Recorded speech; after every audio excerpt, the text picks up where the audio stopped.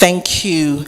Tell me, I will forget. Show me, I will remember. Involve me, and I will learn. Since the 1960s, the Chartered Institute of Bankers Ghana has carried out the mandate of preparing and promoting trusted professionals in the banking profession. Today, we're here to extend this mandate to the next generation of banking and finance professionals through this initiative, the National Banking and Ethics Challenge. And we are doing so by learning and being more aware of financial illiteracy, developing and enhancing critical thinking, as well as bridging the gap between academia and industry. Once again, I warmly welcome you to this great initiative, which is going to re-enhance and re-strengthen the belief and trust and confidence in the financial sector. My name is Kali Meto Tutu. I'm honored to be your moderator for this occasion. This is brought to us by CIB Ghana and partnered by Joy Business as our major media partner. Please give Joy Business a resounding round of applause. I would also like to acknowledge the Bank of Ghana for supporting us on this initiative. Let's appreciate the Bank of Ghana, our regulator. And of course, this event would not have been possible without the benevolence of the First Bank of Ghana. Please let's appreciate First Bank of Ghana. Thank you so much for coming on board. Participating in this edition, we have 5 solid universities. I would like to call them out, and I would like to receive some excitement from them as well. So if you're here, University of Ghana, the premier university. Wow. Thank you. They said we should watch out for them. So we are watching out for you, University of Ghana. UPSA, where are you? Okay, they said we are here to win. We'll see if they will win. All right. The next one will be Academic City. Where are you? Academic City, give us a wave. I understand you were late. Okay, that will be a discussion between the quiz mistress and I. But I'm sure she'll be very kind to you anyway. Pentecost University, Team A+. Where are you? Can we have more excitement, Pentecost? Great. Wow. Okay, and finally, Wisconsin International University. Great. They said, we will not take this lightly at all. I'm quoting them. We will not take this lightly at all. We are here for you. So they are here for us. Give it up for Wisconsin University. Great, great, great. At this juncture, we would have our keynote address, and this is going to be given by the Vice President of CIB Ghana. He's in the person of Togbe Esiama Krakani V. Please let's receive him upstage with a resounding round of applause. Togbe. Can we please appreciate Togbe the more as he comes up?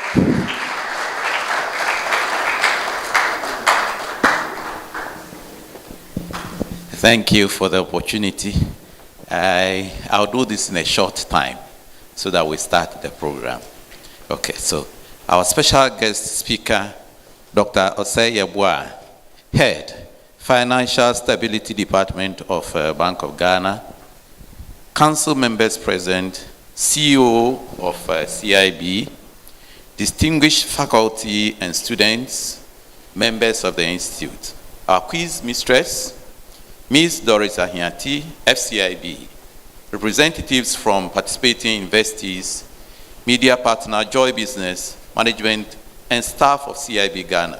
Ladies and gentlemen, good morning. It is with great honor and excitement that I welcome you all to this historic occasion, the maiden edition of the National Banking and Ethics Challenge, which is proudly organized and hosted by the Chartered Institute of Bankers Ghana, CIB. Today, we witness the beginning of a bold initiative that seeks to reshape the future of banking in Ghana. This innovative initiative aligns with our mandate, which is enshrined in Chartered Institute of Bankers Ghana Act 2019, Act 991. Our mandate is to promote the study of banking and regulate the practice of the profession. The National Banking and Ethics Challenge is more than a competition. It is a call to action to embed ethics at the core banking practice, identify the future banking professionals, and to strengthen public trust in our financial institutions. To the faculty heads of the participating universities, the University of Ghana, University of Professional Studies, Academic City, Wisconsin International University College, and Pentecost University, I say thank you for preparing the next generation of ethical bankers for this all-important competition. The contestants, you are all winners. Your courage to rise to this challenge, your brilliance, which will be on display, and your commitment to learning are a source of inspiration to the eventual competitions, to the eventual champions and finalists. Congratulations in advance. Your success will be rewarded. To our corporate members and sponsors, including our media partner Joy Business, we thank you. May I use this opportunity to call on all banks and corporate Ghana to support the National Banking and Ethics Challenge. It will be bigger. Join now. It's a good initiative to account for in your sustainability reporting. God bless Ghana. God bless our homeland Ghana. And God makes it and make us great and strong. I thank you.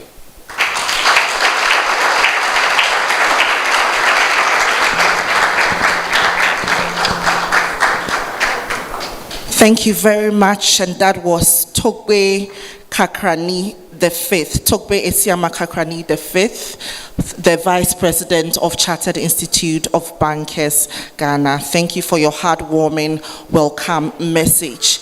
I believe that this initiative is for God and for country, and so I would kindly crave our indulgence to be upstanding for the national anthem of Ghana. Please let's be upstanding.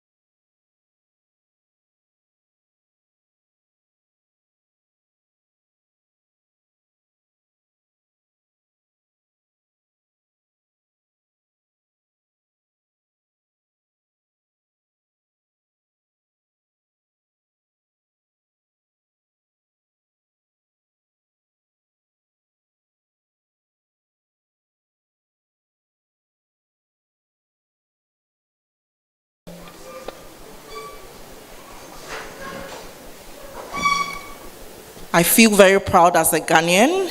At least we don't always get to be in person when we are watching football matches, but we are here in person to witness this match, not a football match, but a banking match. And I feel proud as a Ghanaian, and I trust that it will be a match that will not bring us palpitations. Yes, but it will be one that will be exciting and very keen, and at the end of the day, the winner would make us all proud. Thank you very much. It's time for us to receive an overview of the challenge, and the landlord of Chartered Institute of Bankers is here. He's the CEO, and he's here to give us a good insight as to what to expect of this challenge. Please let's receive Mr. Robert Jato to do that.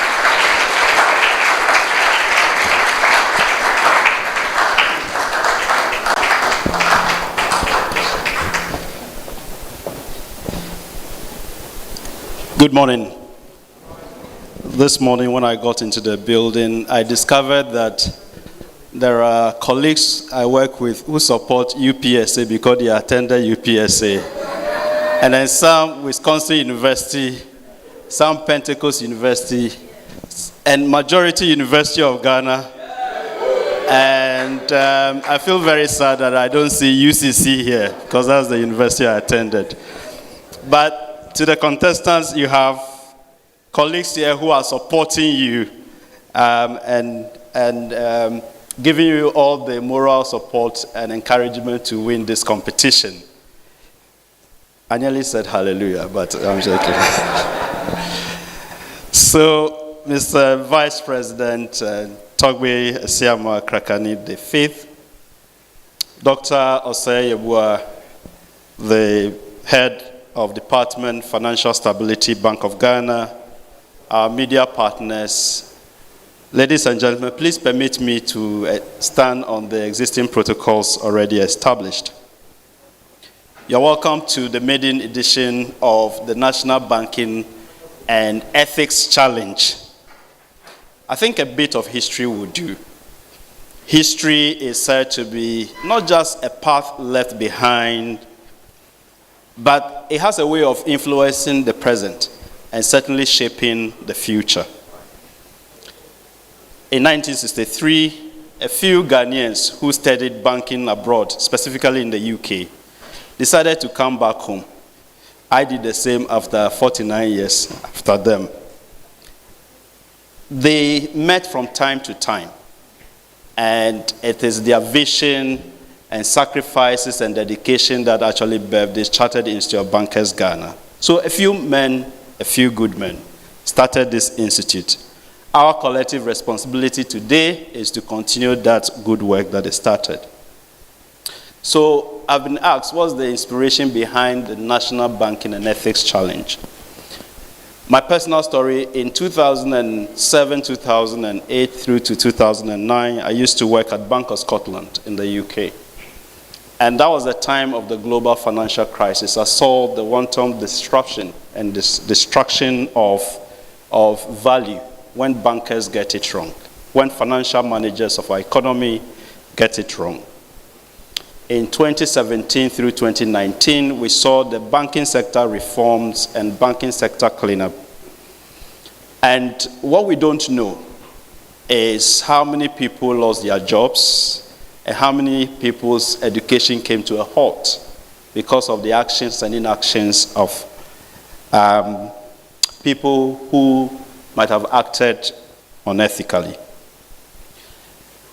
In the last 2 years, Chartered Institute of Bankers Ghana, we've been going to a number of secondary schools to do financial literacy. So we did Ashanti region, Volta region, Eastern region, Greater Accra. And we discovered very rudely that a number of our brothers and sisters, younger brothers and sisters, are betting. If that's not bad enough, they actually think that betting is an investment, so they've coded it investment. I had a discussion with a professor in the University of Ghana Business School, and he said, my son kept calling me regularly for money. So one day I decided to go to the school. When I went, my son was not in school because he has borrowed money from a number of friends such that he can't pay and use the money to bet and can't sit in the classroom. So you and I may be sitting here thinking that our brothers and sisters are in school, but actually something is eating them up. Whose responsibility is it to tell them, to educate, and ensure that they understand financial literacy, what investment is and what it is not? That, for me, goes to the heart of our mandate. And that mandate is enshrined in the Chartered Institute of Bankers Act 2019, Act 991, which is to promote banking education, but also regulate the practice of the banking profession in Ghana. If you ask me in simple terms, what do? We are here to solve Africa's human capital needs with trusted professionals. I mean chartered bankers. If you don't clap, you don't get lunch. I'm joking. You know, one may ask, what is Africa's problem? I'm told Kofi Annan of blessed memory told the story, And that story is when God was creating the world, he created all the other parts of the world and left a big hole in the center of the world. And when he finished, he started putting the leftover of resources from all the other parts into this big hole in the center of the world. The angels who were working with God were very surprised at what God was doing. So they approached God and said, "We've been working with you for a while. Why are you leaving so much resources in this big hole in the center of the world?" Guess what God's response was? He said, "Wait until you see the people I'll put there." Where is Africa? In the center of the world. Where is Ghana in that center? In the center of that center. What resources don't we have? What aren't we blessed with? But look at us. And therefore, if we can tackle that with ethical leaders, financially literate people, people who can act responsibly, whether it's in mining or in our everyday work, then we can move forward as a country.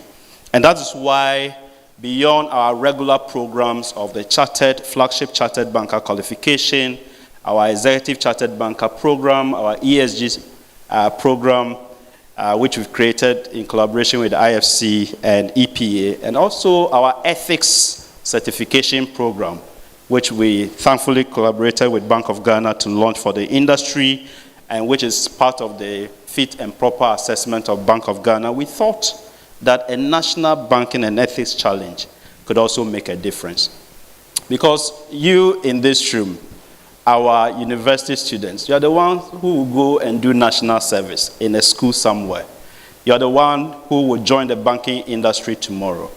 If we can get all of us collectively knowing what is right and determined in our minds and hearts to make a difference, then we can move forward. And that's why we put this program together, and it's designed to be a quiz competition. But for us, it's an investment into the future of our economy and our country and into your own future. And that's why we are excited that we have 5 universities participating: University of Ghana Business School, UPSA, Academic City, Wisconsin, and Pentecost University. We call on other universities to join. This is going to get bigger and better. And for us, we also call on our corporate Ghana, as Mr. Vice President has said, to join in this effort to reprofessionalize banking through ethics, through financial literacy. There are 4 or 5 core areas in the National Banking and Ethics Challenge. Everyday banking, so there will be quiz questions around everyday banking, but also banking operations. Now, what happens behind the scenes when you go to a bank? You see the front end, but what happens behind the scene? Our contestants will help us understand that. But even more importantly, ethics and sustainability. How do we ensure that the financial sector is sustainable? So this is about ethics, this is about banking operations, everyday banking, but it's also about sustainability and digital finance. We welcome all of you. I promise you there will be prizes, cash prizes, certificates, and of course a trophy. But even more importantly, I was speaking with GCB this morning and a number of others. They are willing to take some of you on internship program. So your performance in this program would actually help that.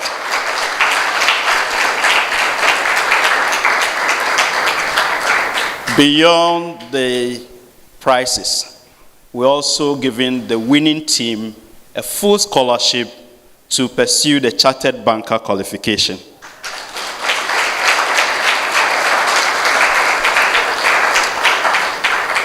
So for me, this is exciting. And before I take my seat, we have a fantastic quiz mistress, and that is Mrs. Doris Anyati. I think you can give us a wave. To our media partners, Joy Business, and to our sponsors and those who have indicated interest in sponsoring. Of course, Bank of Ghana, Zenith Bank, First Bank Ghana, among others.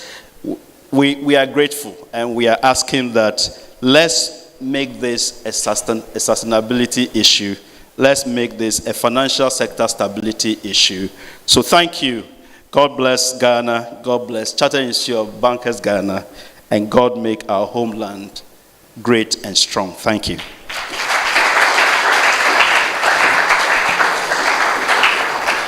Thank you very much, Mr. Robert Jato, the CEO of CIB Ghana. We really appreciate your words. Let's give it up for him one more time. Now, Alice Rivlin, who was a former director of the United States Office of Management and Budget, once said that the job of the central bank is to worry. And so I believe that today having a representative of the central bank here is because they worry about the practice of banking and the ethics of professionalism in the banking industry. And so they are here to show how concerned they are and to lend a supporting hand to this practice and industry. So today we have the head of financial sustainability, head of financial stability of Bank of Ghana. He's in the person of Dr. Osei Yeboah. He's given us the keynote address for the day. Let's receive him off the podium, please.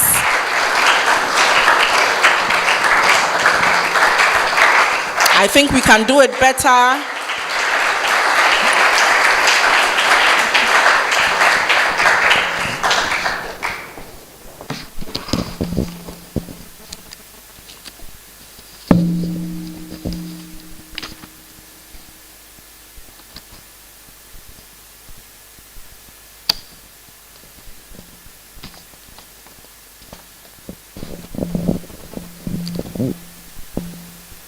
The Chief Executive Officer of the Chartered Institute of Bankers, Mr. Jato, the Vice President of the Institute, Togbe Esiama,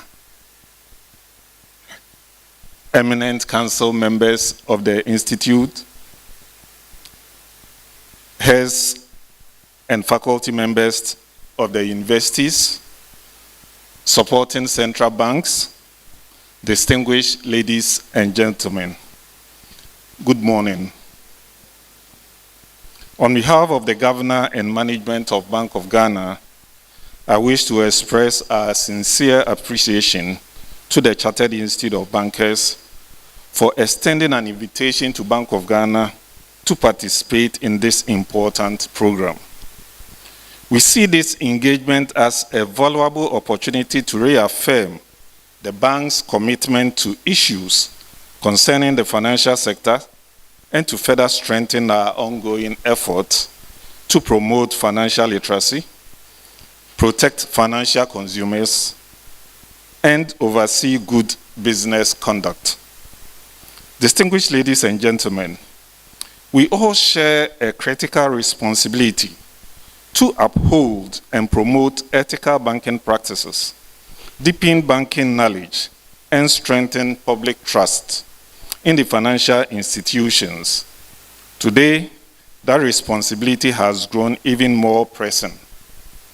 We are witnessing a troubling rise in fraud cases across the banking ecosystem, an issue that demands our immediate attention, collaboration, and unwavering commitment to integrity and transparency. The recently published 2024 Bank Fraud Report by Bank of Ghana confirms that while there has been an appreciable decline in the number of reported fraud cases within the bank and SDI sector, the overall incidence of fraud remains alarmingly high. Even more alarming is the increase in cases involving the direct participation of bank staff in fraudulent activities. According to the 2024 fraud report, the number of bank staff implicated rose sharply from 274 to 365 in 2024, representing a significant 33% increase. This troubling trend underscores the urgent need for stronger internal controls, ethical training, and a culture of accountability within our institutions. It is welcoming to note that some banks are reintroducing lifestyle audit as part of staff KYC to validate the employees live within their means and are not subject to profligate expenditures. Permit me to cite this example. A customer walks to his banker and complains of unauthorized debit into his account. The response the customer gets is, "Oh, you have compromised your password credentials, so it is your fault," without even looking at the case or making an attempt to find out what really are the underlying issues. For us, this is really not okay. And this certainly demonstrates the ineptitude of the bank staff and flies in the face of our fiduciary responsibility to customers. The very few instances that some of the customers have mustered courage enough to approach Bank of Ghana to look into the case, when we go in, we realize that their story is completely different. So this disturbing trend sharply contrasts the mental picture of the model banker that we have. One that is characterized by respectability, conservativeness, and exuding a thoughtful demeanor when relating to a customer. These negative traits, if allowed to continue, the financial intermediation process would be seriously threatened, public confidence eroded, and financial stability undermined. There is therefore the urgent need for all stakeholders to come on board and to nip this problem in the bud. Distinguished ladies and gentlemen, in the light of the above, it is indeed gratifying that in fulfilling its regulatory and professional mandate, the Chartered Institute of Bankers continues to organize events such as this. These initiatives play a vital role in reinforcing ethical standards, ensuring the continued competency and integrity of its members across the banking space.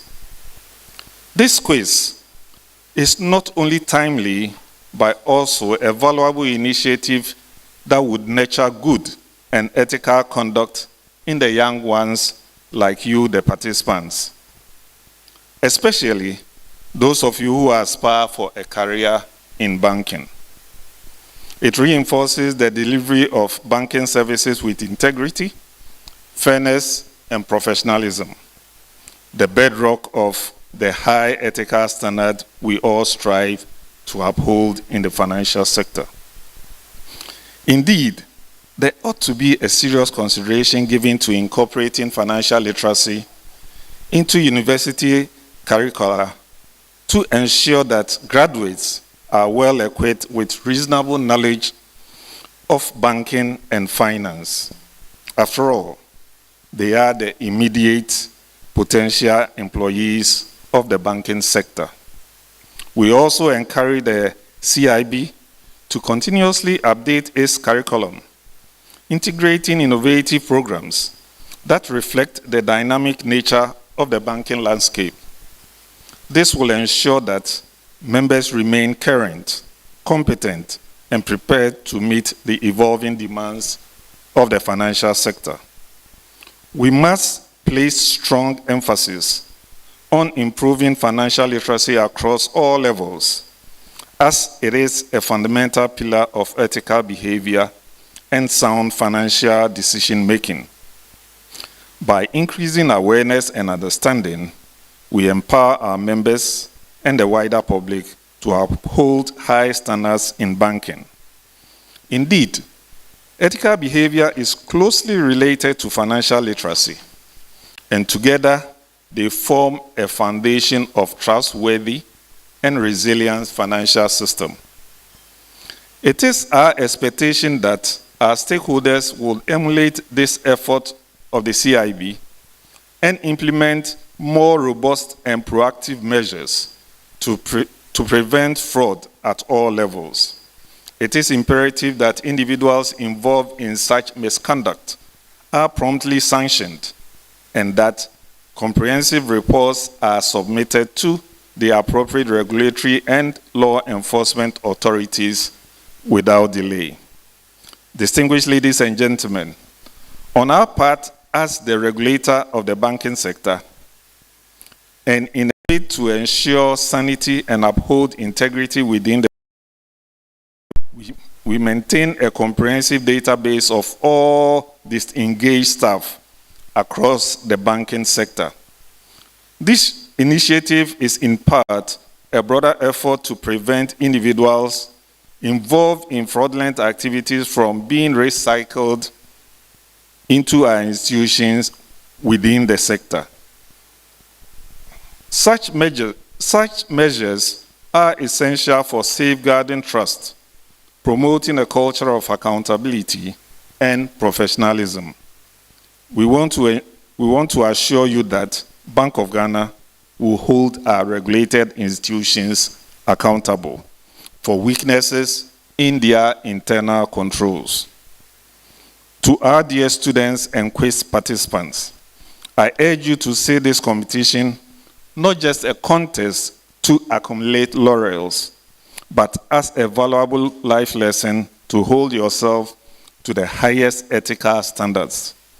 Embrace this opportunity to grow into ethically responsible professionals or individuals who will contribute meaningfully to the integrity, stability, and progress of Ghana's banking sector.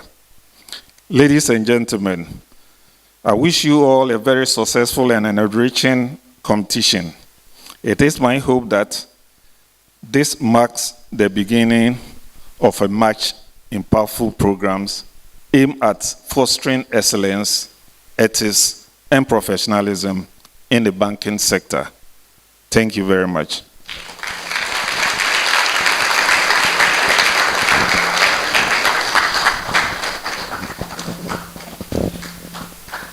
Thank you so much. Let's give it up one more time for Dr. Osei-Yeboah. And he's the head of financial stability at the Bank of Ghana. Thank you so much for reiterating the commitment of the central bank to reinstating and enhancing the confidence in the industry. Thank you so much. Just for us to note one more time that we are streaming live on Facebook at CIB Ghana Pitch. Facebook at CIB Ghana Pitch. So please kindly take up your phones. I'll kindly crave your indulgence. Take up your phones, go to Facebook, look for CIB Ghana Pitch. Click on the link, share, like the Niger man will say, share the link, share the link. Yes, please share, share, share, and let everyone come on board and watch you participate, especially the schools. Let all your colleagues from school come and join and support you as you embark on this all-important journey of the National Banking and Ethics Challenge. Once again, I would like to acknowledge and appreciate our sponsors and partners, Bank of Ghana, the central bank. Thank you so much for coming on board. Would also like to appreciate and acknowledge First Bank of Ghana, as well as Joy Business, our media partner. Let's do it better for them, please.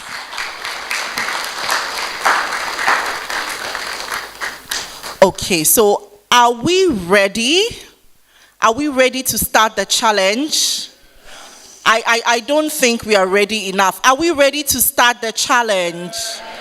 Okay, before we even start, I would like to acknowledge some members and fellows of the Institute, senior members and chapter reps. Mr. Francis Owusu, he's a fellow of the Chartered Institute of Bankers. Please give us a wave. Good to have you, sir. Madam Anita Anan Ashite, Give us a wave. Good to see you. Mr. Elvis Ejapon, ACIB Republic Bank. Good to have you. And then Madame Rosemond Amo, a council member. Good to have you. I'll do well to acknowledge all other council members and members here once I'm notified with your information. Okay, so are we ready for the challenge? Are we ready? Okay, if we are ready, Academic City University, are you ready? Can we see the contestants of Academic City University up on stage, please? Let's give it up for them. Come and take your seats to my extreme right.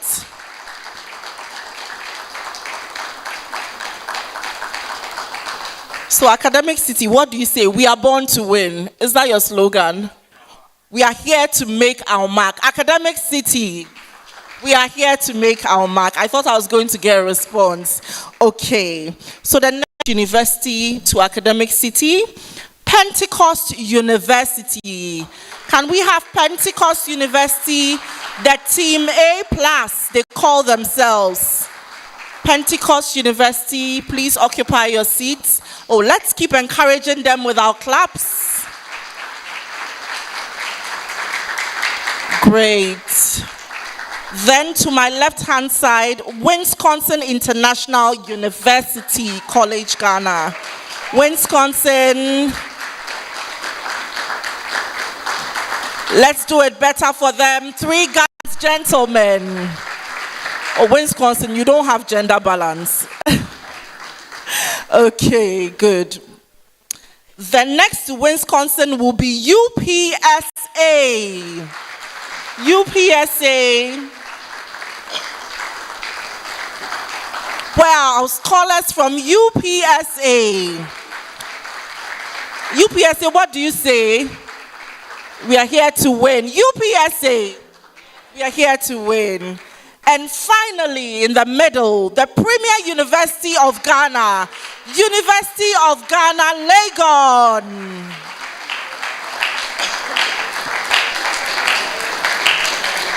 And they said we should watch out for them.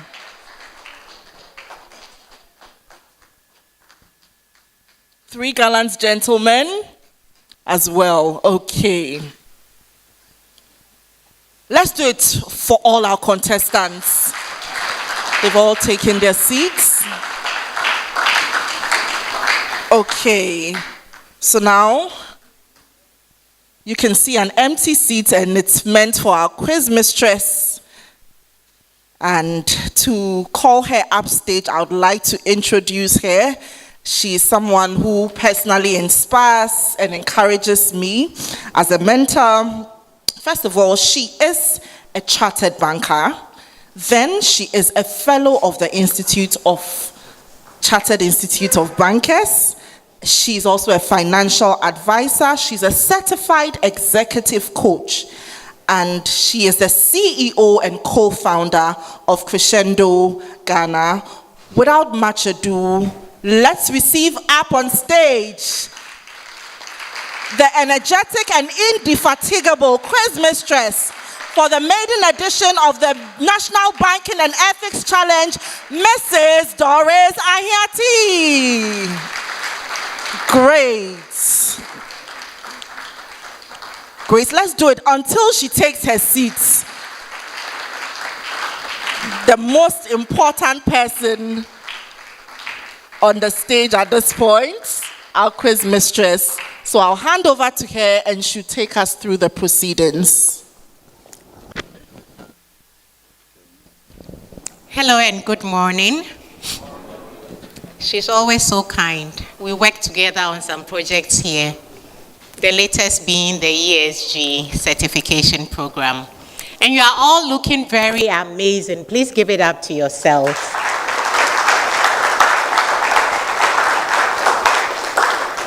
For me, it's always a privilege and it's always humbling to be given the opportunity to serve in an industry that I'm extremely passionate about. You may notice that I'm lisping a bit. It's because of my dental treatment. And you might also see me using tissue for my nose because I happen to have the flu this morning. But that should not stand in the way. Just take note that if I sneeze, I'm not wishing you good luck. So here are a few protocols to pay attention to for those of you online, those of you who are in the room, and particularly to our contestants. I sat in the vehicle outside and I saw you disembarking from your respective buses, and it was an amazing sight to behold. You are all clad very beautifully and professionally. For a moment, I wished I was back in the university. So let's clap for our contestants.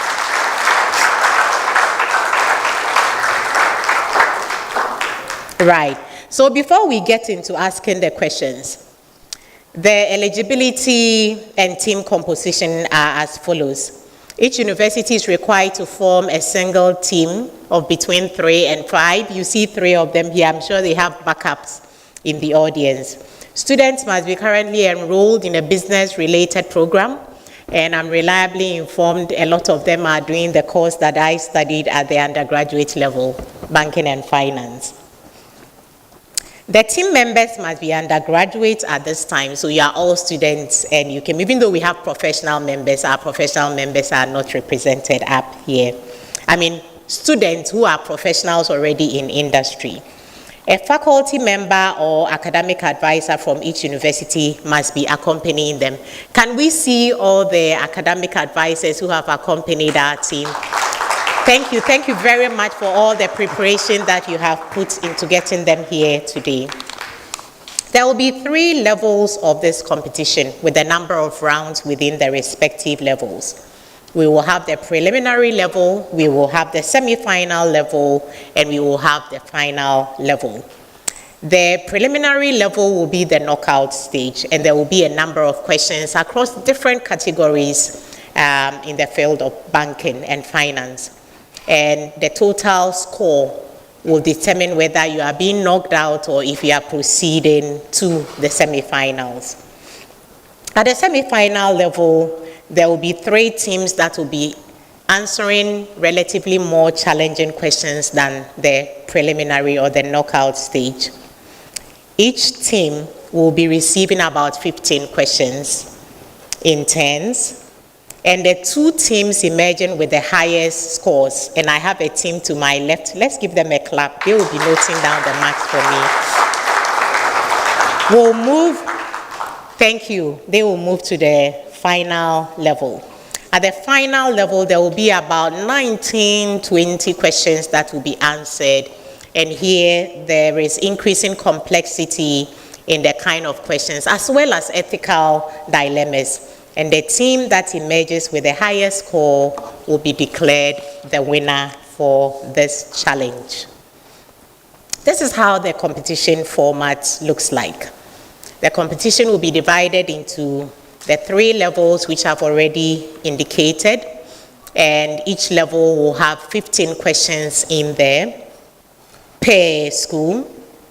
And then we have the top 3 that will be in the semi-final, and 2 teams that will go and determine who is who at the final.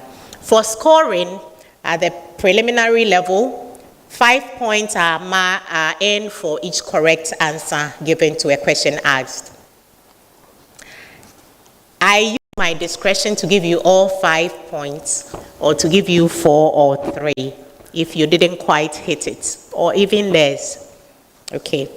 And then there will be 10 points for a correct answer in the semi-finals, and there are 15 points to be earned for the finals. Because we are a professional body and we want to ensure that your mistakes don't lead to somebody having heart attacks and dying because you've made mistakes with their money, there are penalties that will be attracted for incorrect answers.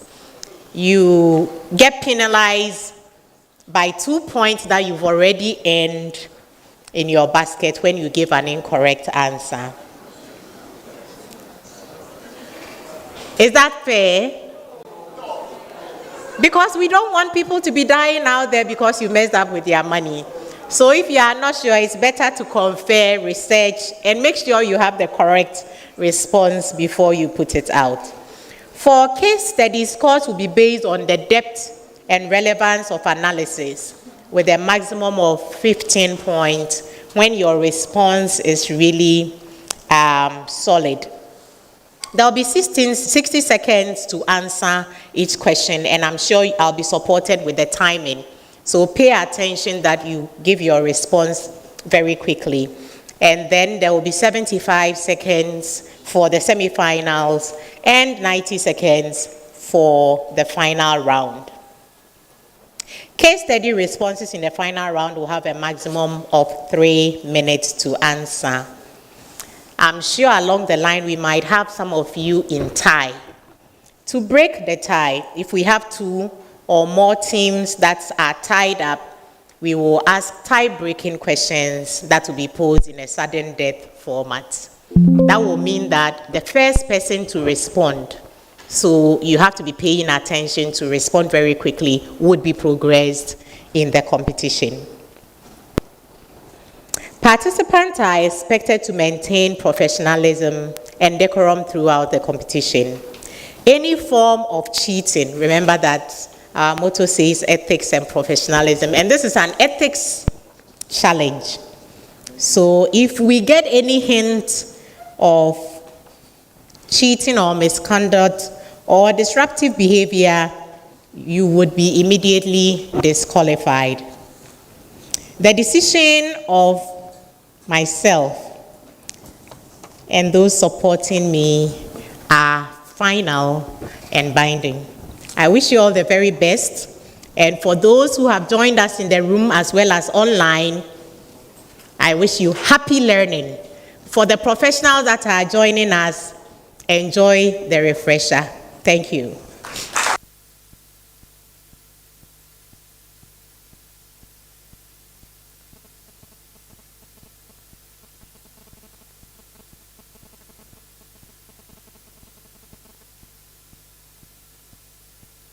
Feeling, contestant.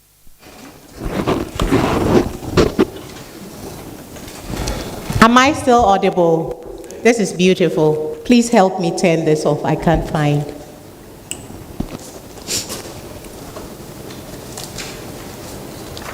Right.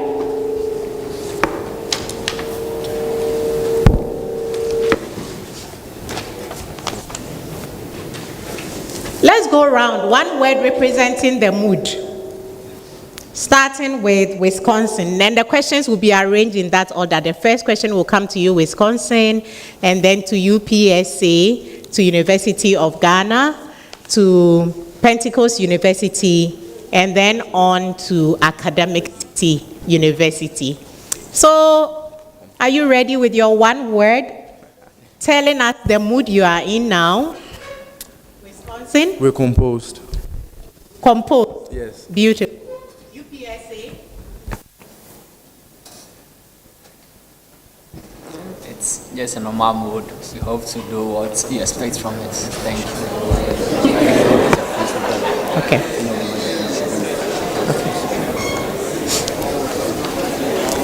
I'm sorry, I missed the word. Everything is normal. Everything is normal. Okay. University of Ghana?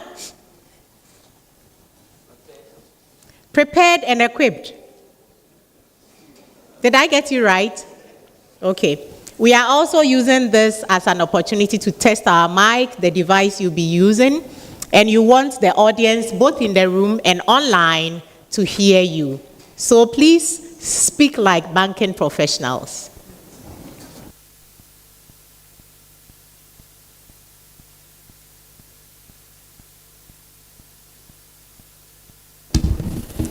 We are prepared and ready. Yes, prepared and ready. Thank you very much.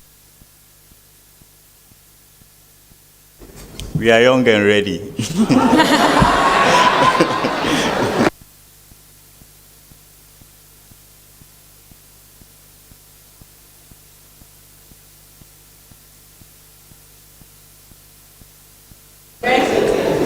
Excited.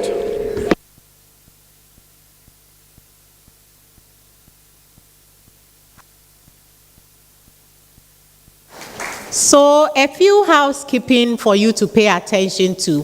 When you are not responding to a question, if it's not your turn to respond to a question, put off the microphone so give us feedback. The second thing is that we want to collect all your electronic devices. If you have your phone on you right now, do you have a box to collect them? Okay.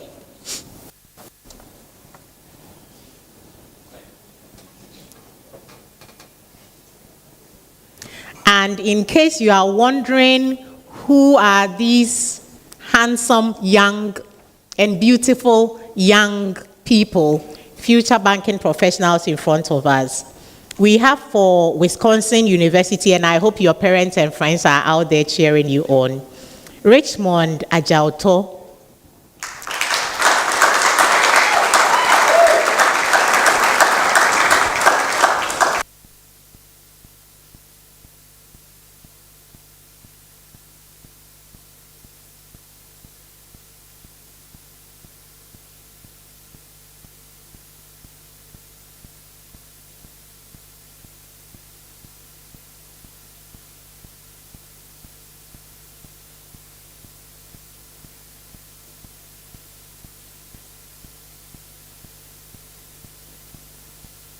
We have Sedem Denyigba Bejra.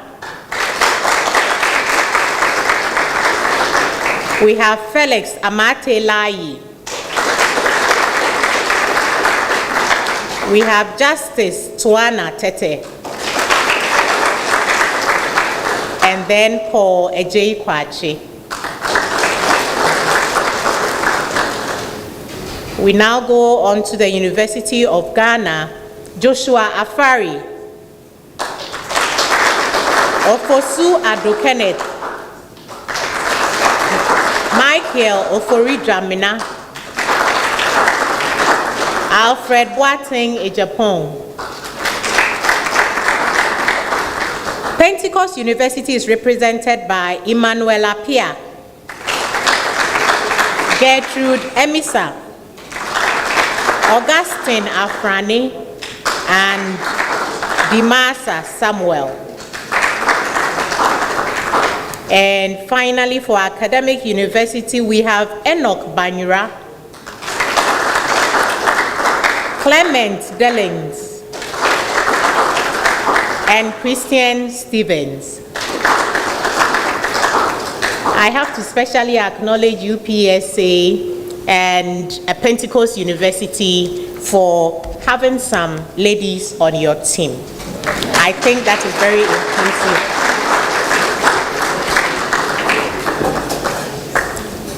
Let me also say that from the introduction and CEO's remarks, there is quite some biases in the audience, and I'm mindful of my own bias, so I'm going to be very conscious not to let that lead me in how I conduct myself here as somebody who is also bound by the ethical principles and requirements for integrity.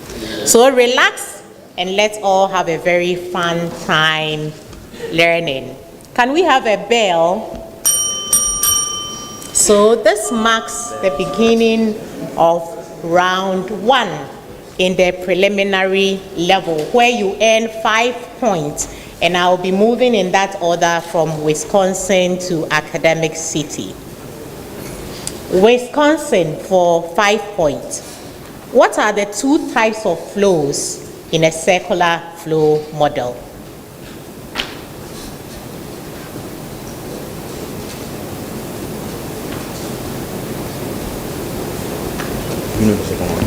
You have 60 seconds. Investment loans and personal loans. I'm sorry, I can't give that to you. I believe we can pass that on for bonus points. Okay. Can I share the answer? For the purposes of learning, it is the real flow and the monetary flow.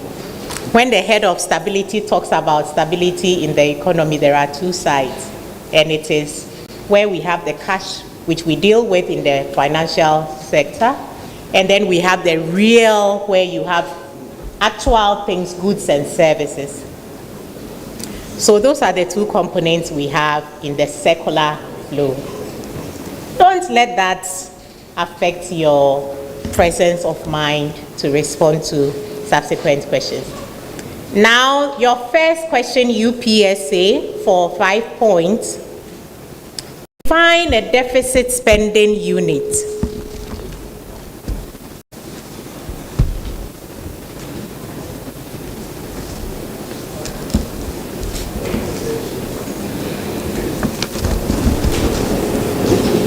So a deficit spending unit refers to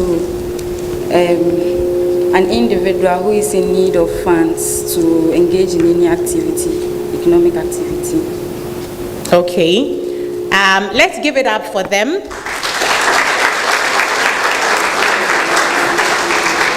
Except to say that I can award you 3 points instead of 5.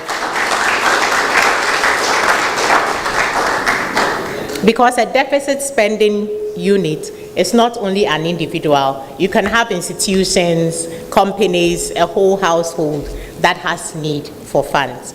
Now to University of Ghana, your very first question. For 5 points, define what a surplus spending unit is. Surplus spending unit.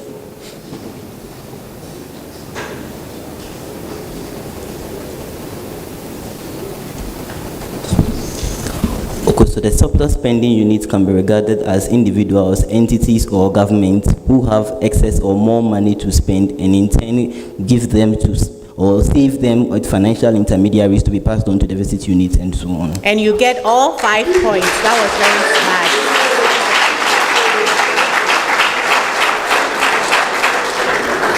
smart. Pentecost University.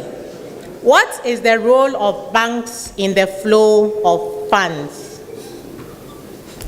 What is the role of banks in the flow of funds? Bank serves as an intermediary unit in the flow of funds in the economy.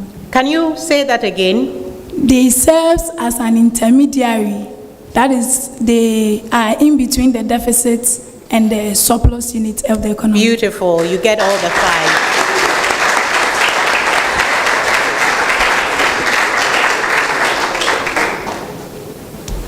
Academic city. Name one way government participates in the financial system. Just one way that the government participates in the financial system. The government participates by distributing bonds into the banking system, into the industry. I'll give you that for 4 points.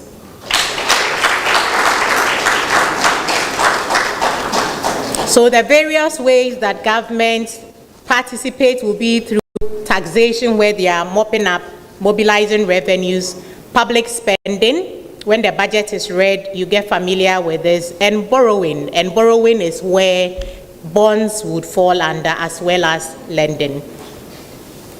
Now we come back to you, Wisconsin University.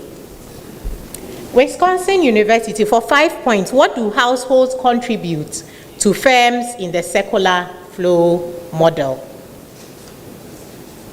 What do households contribute to firms in the circular flow model? It looks like the circular flow model loves you. They contribute to the flow model through savings and deposits.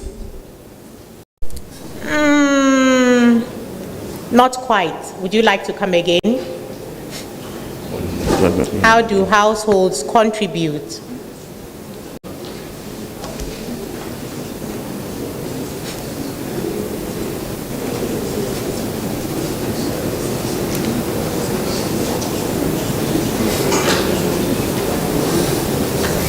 The household contributes to the financial flow system by making demand deposits, savings, and investments. Okay, I'll give that to you for 4 points.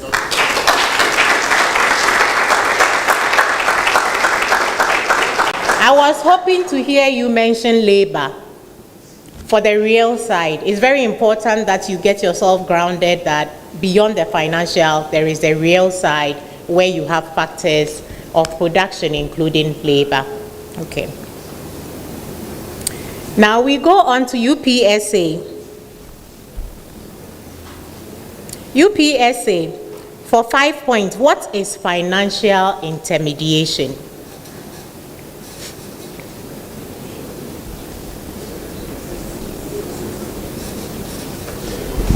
Financial intermediation refers to the process by which an institution serves as the mediator or the link between the deficit spending unit and the surplus spending unit. Please come again. So the financial intermediation is the process by which a financial institution moves funds from the surplus spending units to the deficit spending unit. Now you get all your 5.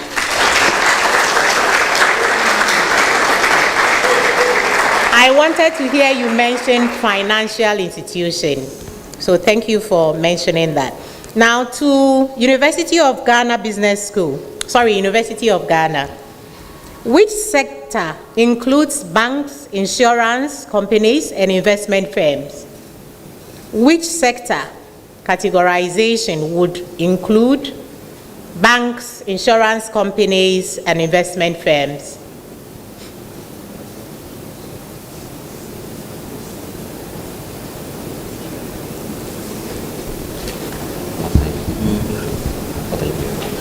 You have 60 seconds. The financial sector. Thank you very much for 5 points. Maybe I should reduce your marks for taking so long to respond to that.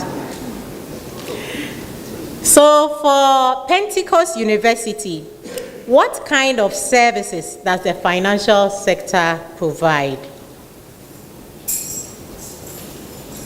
Name as many as come to your mind. Services provided by the financial sector.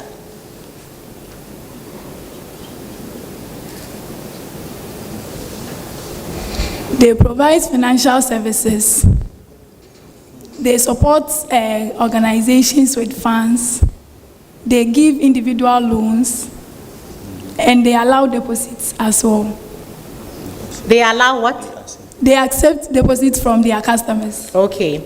I will give that to you for 4 points.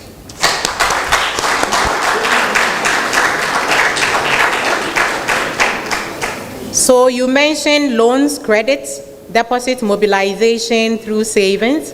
They also provide investment services and very importantly, payment services, which I didn't get from what you had shared.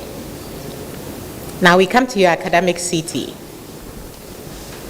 Academic city, what does the product market deal with? What does the product market deal with?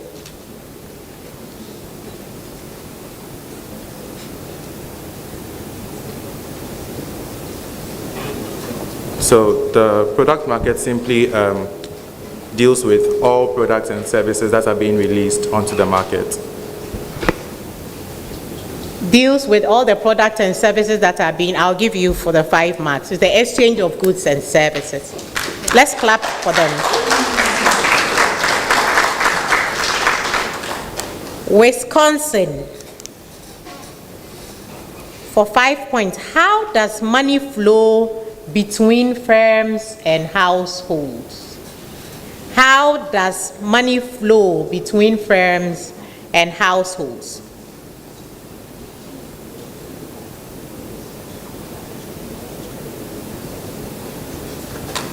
Okay. Funds are first deposited by members of the household to the banks. The banks now put together these funds and now loan them to businesses, individuals, and possible the government. The borrowers of these funds now repay the loans with interest bearing on them. Then deposits also being made to the bank by members of the household are being paid interest on, which the bank can also use the rest to cover for cost and operational expenses. Okay, thank you very much. I'll give you 4 points.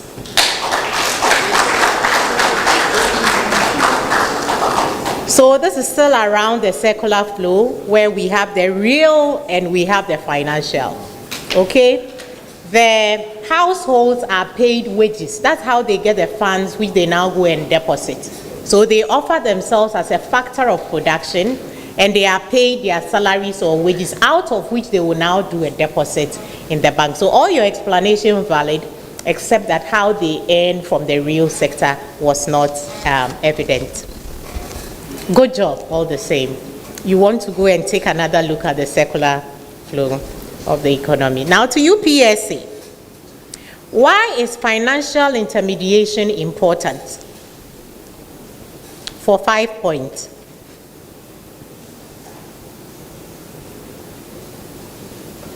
Financial intermediation is important because it bridges the gaps between the deficit spending unit and the surplus spending unit, linking them, reducing borrowing cost, and making it easier for funds to flow. I'll give it to you for 5 points.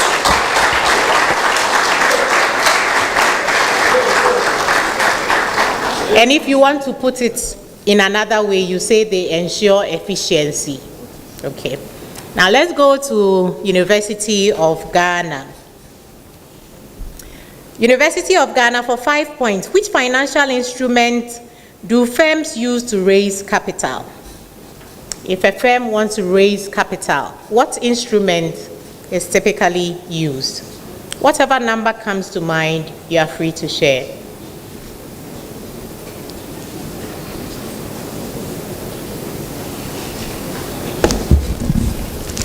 So the issuance of shares and bonds.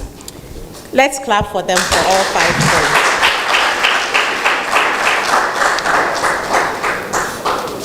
points. We often refer to shares as equity issue, which falls under the purview of the Ghana Stock Exchange. Now let's look at University of Ghana. University of Ghana. It's rather Pentecost University. Thank you very much for supporting me this way. Pentecost University, what is the function of the factor market? What is the function of the factor market?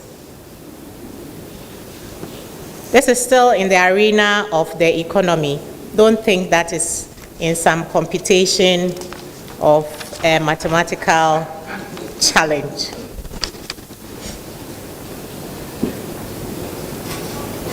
They facilitate transaction between buyers and sellers. Okay. Come again. I'm not sure I even want to give you 2 for that. So please come again. What is the function of the factor market?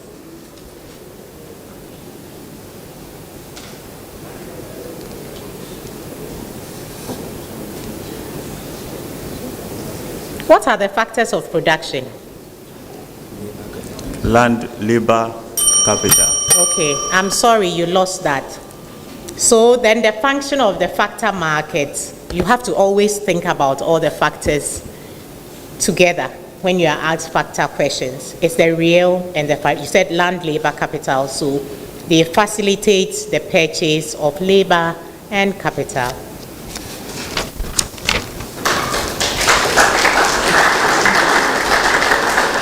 I'm sorry, you earned no points for that. You went out of time. Now we go to academic city. Academic city, which flows represent the movement of goods and services?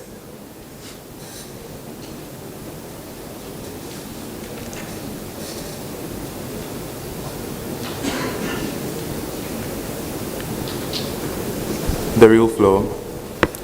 Let's give it up to them for 5 points. Let me feel the energy like you are confident about your answer. And even if you are wrong as well, I want to see you demonstrate confidence, okay? Right. So we've come to the end of the first round under the preliminary session. Well done to all of you contestants. Thank you.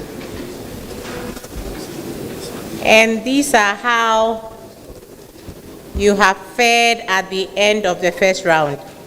Wisconsin, you have 8 points. Pentecost University, you have 9 points. University for Professional Studies, 13 points. Academic City University, 14 points. And the University of Ghana has 15 points.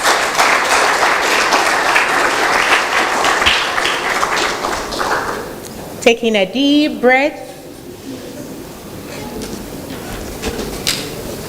and get ready for the next round. In the first round, we focus on the flow of funds in the banking sector. For this round, we are going to be focused on the different types of accounts.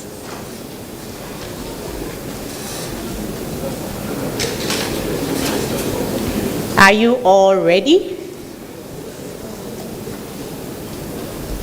Can I have the bell to signal the start of this round?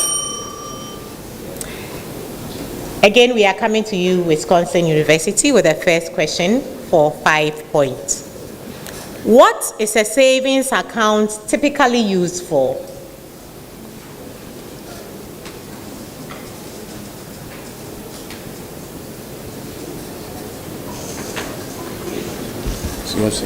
So savings accounts basically accept more deposits from labor or whoever made the account, and it also attracts interest.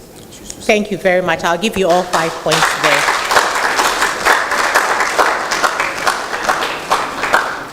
So it's for storing your money safely. Those of you in the room or out there online who have been keeping your money under your bed or digging holes and keeping or in polytanks, you should rather place them in savings accounts and it will earn interest for you. UPSA, name any 2 characteristics of a fixed deposit account. Any 2 characteristics of a fixed deposit account. Fixed deposit account. I'm not sure our colleagues online can hear you, and those at the back. Fixed deposit account. You can move the mic closer to you. It has a specific amount or fixed amount that should be deposited into the account. And then the amount should be deposited at a fixed period of time. Would you like to come again? Okay, so there is a fixed amount of money, and also there is a fixed period of time for the amount to mature. Is that all? And then there is a fixed interest on the amount as well. Okay, so I'll give you 3 out of 5 points because I gave you ample time to come back with a very strong answer. Please note that a fixed term deposit doesn't have a specified amount. It can be any amount at all. It is the tenure, how long, the period over which you invest that is fixed, and then it earns an interest. To you, University of Ghana, what type of commercial bank account offers the highest interest rate? What type of commercial bank account? So please don't go to Gold Coin and the others. Commercial bank account gives you the highest interest rate.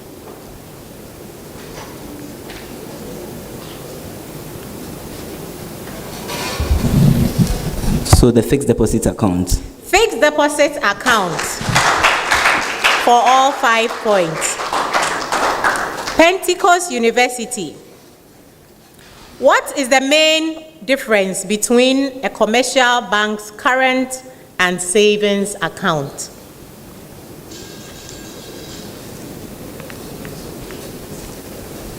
Right, so current accounts are accounts that allows seamless transactions, and it helps businesses and individuals to perform day-to-day business transactions.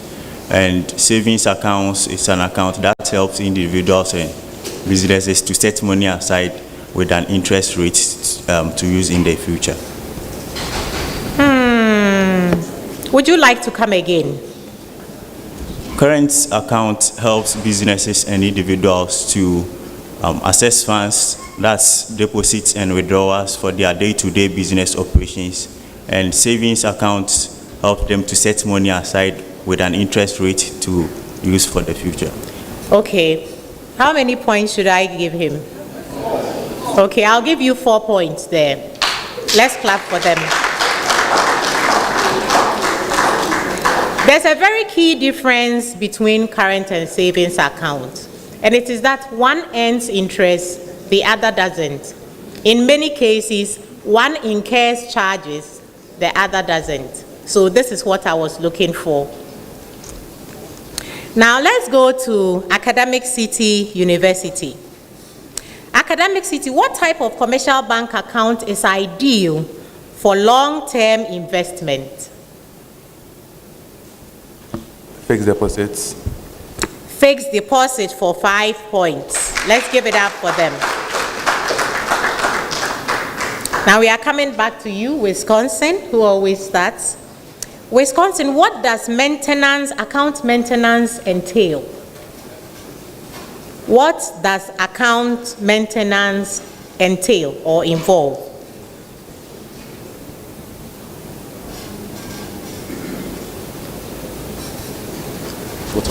Okay, so it has to do with system upgrades to ensure that your account is safe from any money laundering or fraudulent activity. And keep up with minimum. And it also has to do with keep up with minimum deposit in the account. Okay. I'll give you 4 points out of 5 there. You make reference to keeping account records, but you also start by saying system upgrade. This is not material to the question that was asked. Okay. So let's go to you, UPSA. UPSA, what is the role of internal control in a bank's operation in account handling? What's the role of internal control in a bank's operation in account handling?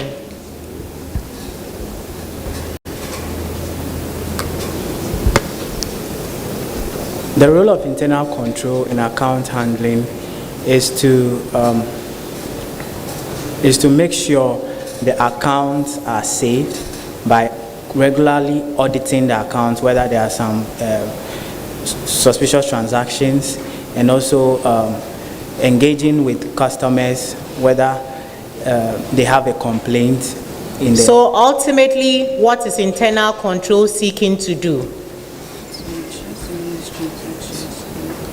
Ultimately, they ensure seamless and safe, reliable accounts within. I'll give you 2.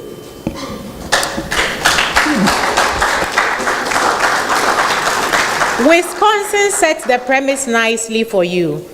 And what internal control seeks to do is to prevent fraud and errors. That didn't stand out in the response which you gave me. So it is to prevent ultimately fraud and errors. When they are checking that there is nothing suspicious going on, the goal is that we want to prevent some fraud or errors going on. Now let's go to University of Ghana. University of Ghana, what documents are required to open a company account in a commercial bank? Mention as many as you are able to.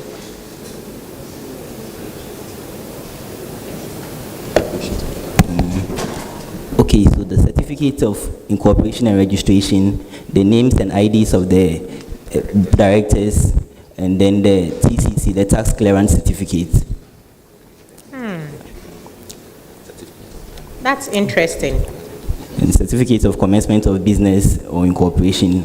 So then the company's regulation or the IDs of the various shareholders to confirm ownership. Okay, I'll give you the 5 points.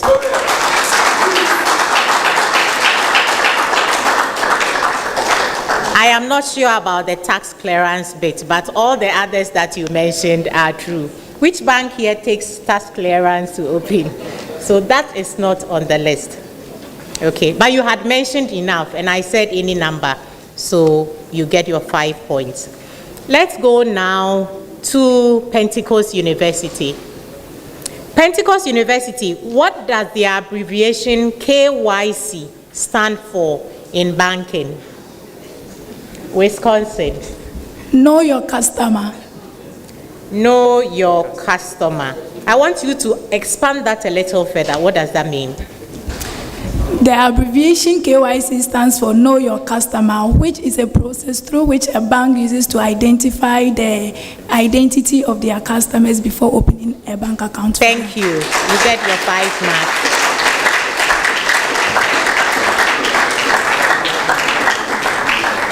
Wisconsin University, sorry, Academic City, Wisconsin, because you are sitting close to me, I keep calling your name. Academic City University. What are standing orders used for?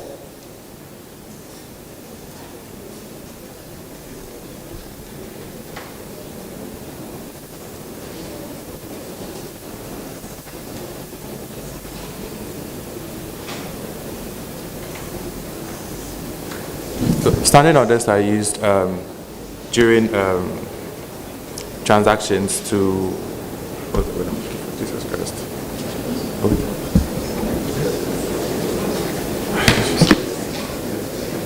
Your time is running.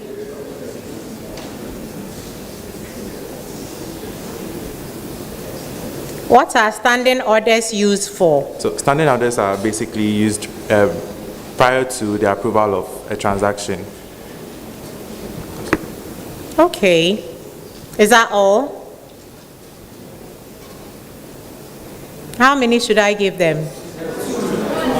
I'm thinking of 2. So let's clap for them.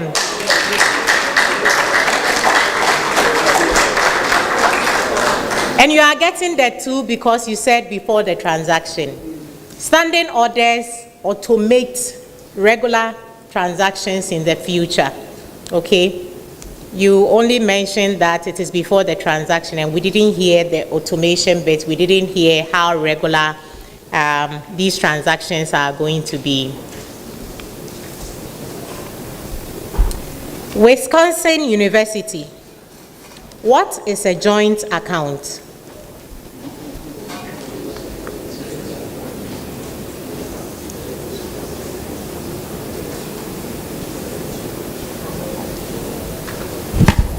A joint account is an account created by 2 or more individuals or businesses which have the same amount of authorization access. I'll give you your 5 points.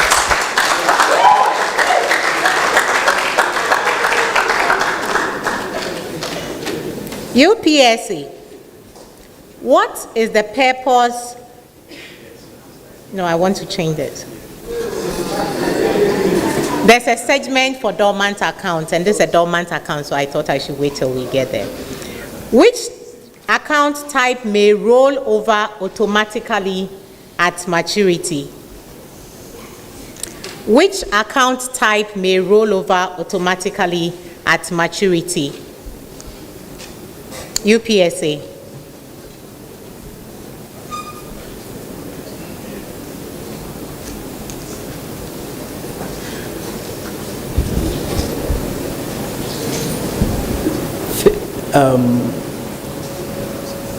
Fixed deposit account. Yes, fixed deposit account is correct.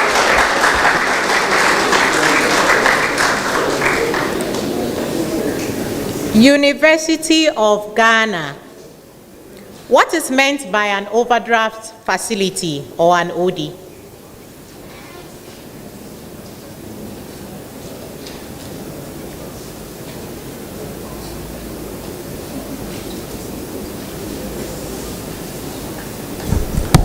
An overdraft facility is an agreement between a bank and their customer, which allows the customer in question to overdraw or to withdraw more than the amount they have in question in their particular account. And I'll give you your 5 points.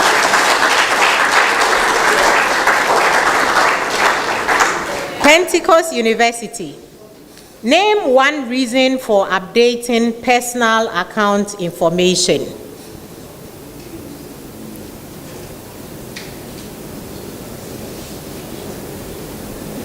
What will give rise to a need to update the personal account information on any account? To prevent fraud. Okay, so what will give rise, what will create the need for you to update? Come from the perspective of the customer. What grounds will necessitate that you go and update your information? A change of next of kin. A change of next of kin. Let's give that to him. So your address for communication may have changed.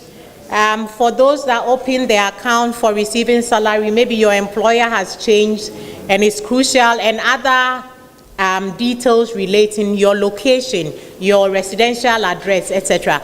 These information are necessary to be kept up to date so that we can serve you very well. And if any one of them changes, it gives rise to a need to update the bank. You don't have to only wait for the bank or the financial institution to announce that they are doing a wholesale updating. You yourself should go to the bank and make sure that you've supported and partnered to get your information up to date always. Now we're coming to you, Academic City University. And this will be the last question in this round. Academic City, which financial regulation governs account classification in Ghana?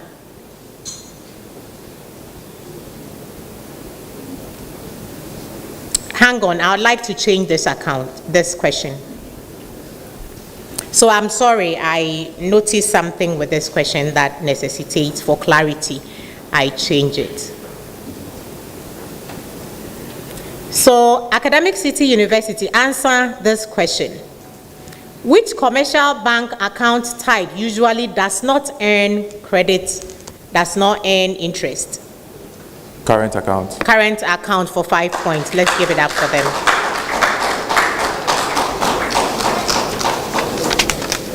I would like us to go through savings accounts before we declare the scores for this particular round. So I'm giving you a different set of questions and expect for us to go round thrice like we've been doing. And the theme or the thematic area for this segment will be savings and investment.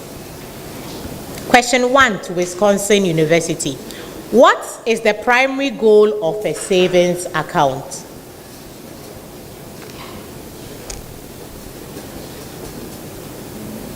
To save for future purposes or investments. Come again. To store money securely in a bank account through deposits for future purposes, personal usage, or potential investments by the depositor.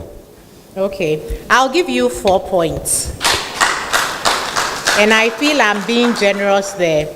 You focus a lot on the security that is being provided for the money. There's an interest earning side that didn't come out. And you actually use the word investment. And because when we talk about banking and the financial system, we have the unique role of investment. This would not have been a very appropriate submission under savings account. Now let's go to UPSA. UPSA, give one example of a low risk investment. Treasury bills. Treasury bills. Let's give it up for them for 5 points. Some people are laughing. I'm sure they are reliving some memories of about 2 years ago. So fixed deposits tend to be also relatively low risk. And when we say low risk, take note that we didn't say zero risk. University of Ghana, which is more liquid, Savings or investment? Wisconsin, I hope you take note. Which is more liquid, savings or investments? Savings. Savings for 5 points.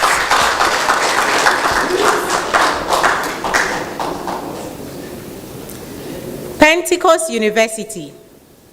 What does high yield mean in savings accounts?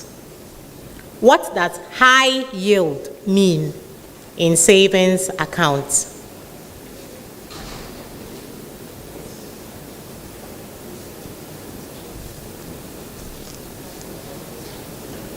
It's a savings account that has high interest rates. I'll give that to you for 5 points. So relatively, this type of savings account is earning a higher interest. There may be terms to it that make it so. Oftentimes, regulating how often you are accessing the savings account. Okay. Now let's come to your academic city. What is diversification in investment? It's simply spreading your investments across a broad portfolio. Yes, that is correct for 5 points. Wisconsin University. Name one type of investment that earns a fixed return.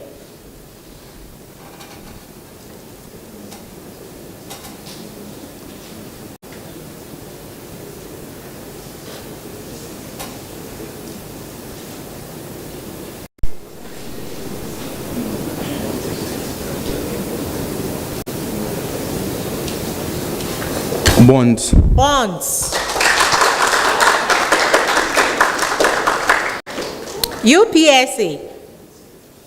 What do we mean by capital appreciation?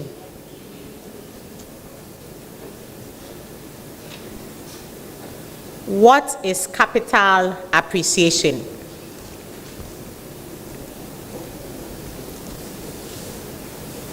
Capital appreciation is when the capital of a bank increases by retaining some of their earnings and adding up to their capital. Come again. Capital appreciation is when banks or institutions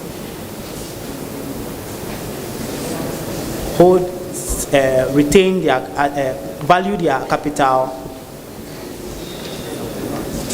Okay, I'll give you 3 points using my discretion. And I hope my colleagues here, this sounds fair. Okay, I'm told that 3 is too generous, but I'll hold it at 3.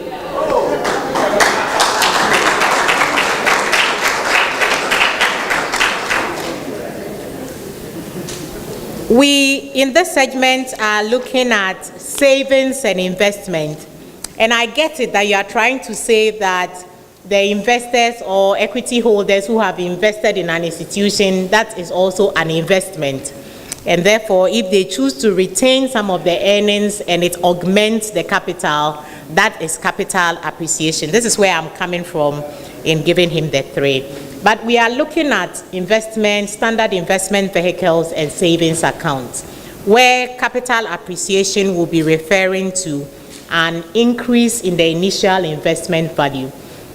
For example, if you purchase equities in one of the banks from the stock exchange at a unit price of 1 cedi, and over time the unit price increased to say 1.5 cedis, your total investment has appreciated. There's a capital gain of this 5 pesos, 50 pesos or 30 pesos. Okay, so that's how we would like for you to talk about capital gains or capital appreciation and not go all the way to the firm's capital. Haven't I been very generous with you?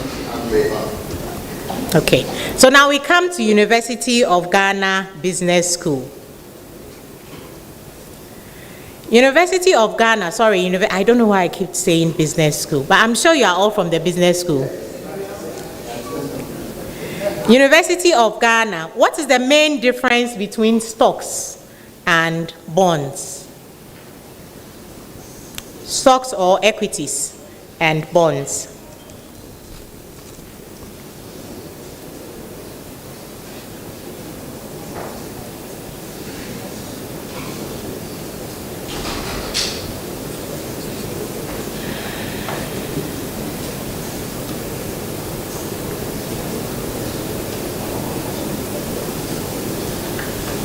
So we'll talk of the main difference between bonds and stocks. Yes. Bonds are fixed deposit, fixed interest and fixed interest bearing assets, while stocks looks at so whilst stocks bonds are equity instruments, whilst debt instruments, whilst stocks are equity instruments. That could be one main difference between the two of them. And whilst bonds have fixed interest bearings, stocks have dividend, or stocks bears dividends or earns dividends. I'll give you 3.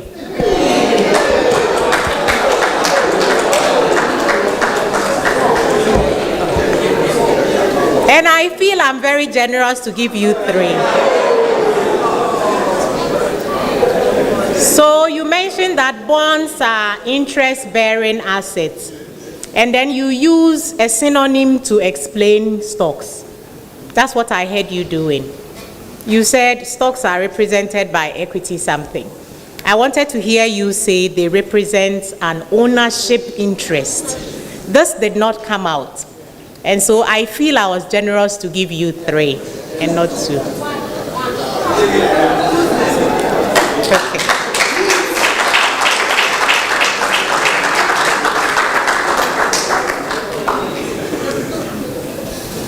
Pentecost University.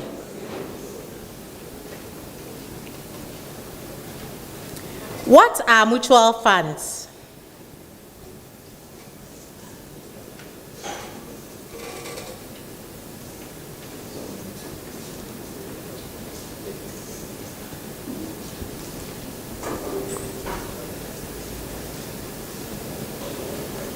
Mutual funds are funds that are raised by multiple, 2 or more people to support a project.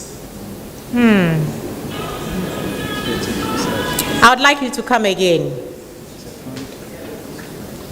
Mutual funds are funds that are raised by 1 or 2 or more organizations to support a project. I'm not satisfied with your answer, and I'll give you 1.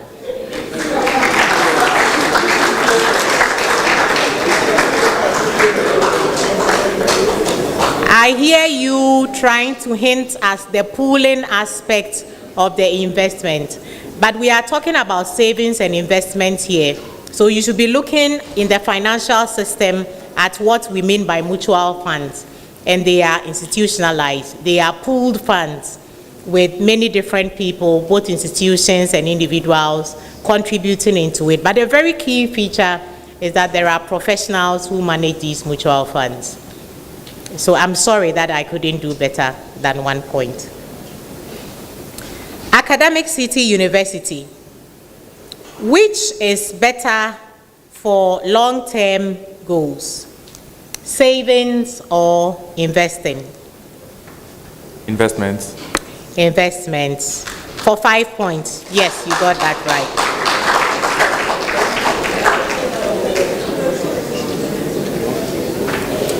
So I'm coming to you with a final set of questions. Wisconsin University all the way to Academic City University. Wisconsin. How does inflation impact savings?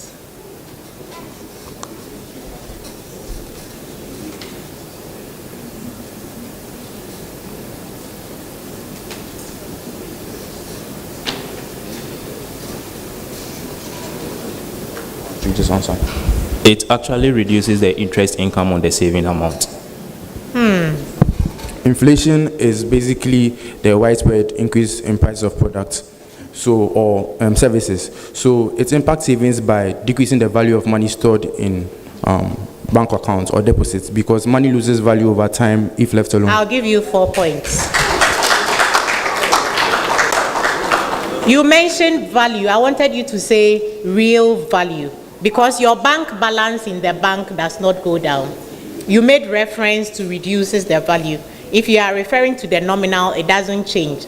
It's the real side. When you bring the money out into the economy to use it, that you will see that I could buy 10 loaves of bread. Now I can't buy 10 loaves of bread. So that's why I gave you 4.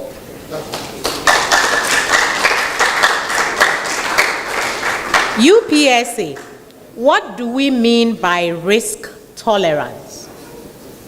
This is a requirement before we sign somebody up to a particular financial product. We want to check their risk tolerance level. What do we mean by risk tolerance? Risk tolerance is the ability of a customer to lose, to either the ability of a customer or to either lose the funds without worrying, or to be able to invest in high risk assets. Risk tolerance is the level at which an investor is willing to invest in risky investments. Okay, I will give you 3 points for that.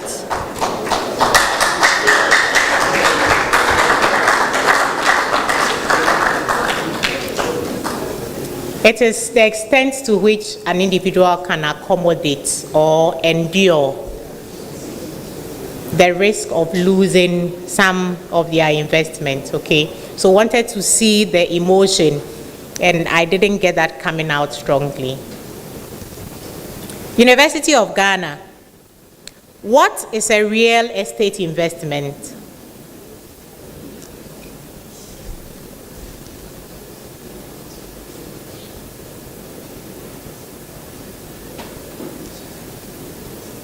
What is a real estate investment?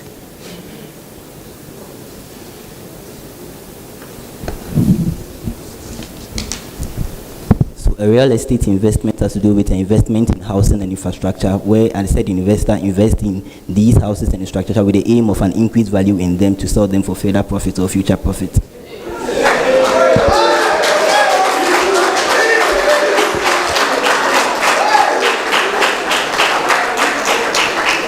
Let me add that, and you get all your 5 points. You rattled that on without allowing our learners to hear what you were saying. You mentioned all the real properties there. That is the direct side. There is also an indirect side where you may invest into a real estate fund or portfolio, and that will go and do the onward investment. That also qualifies as investing in real estate. Pentecost University. What's the benefit of a high yield savings account?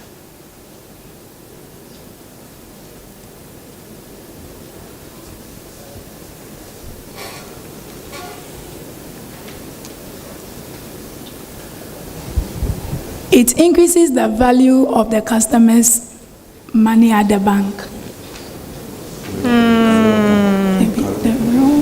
What's the benefit of a high yield savings account? Would you like to try that again?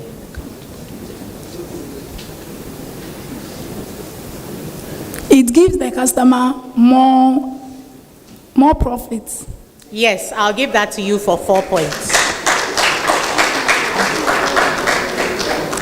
Now, because you are professional bankers, we don't want to hear you talking about investing in a bank account for profit. We want to hear you talking about earning interest. And if it's an investment product, you want to hear you not talking about earning interest, but returns. Speak like professionals. Okay. So we come to you now, Academic City. What does liquidity mean in finance? What does liquidity mean in finance? So liquidity is simply readily available cash that can be used for transactions with customers or with other institutions. I'm not very persuaded by that. Like the money in my pocket, that is liquidity. I want you to come again like a professional of the banking and financial sector.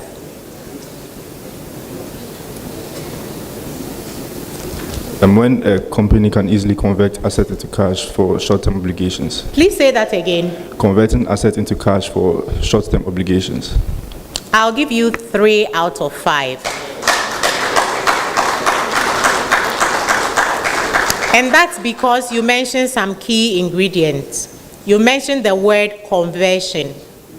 You also mentioned short-term. I'm not sure that that's even, it's an indicator of time. But what I was looking for you to say is how quickly an asset can be converted into cash. So I may have treasury bill, I may have a fixed deposit, I may have a commercial paper. How quickly am I able to discount it and have cash in my hands? That is what we mean by liquidity. Okay.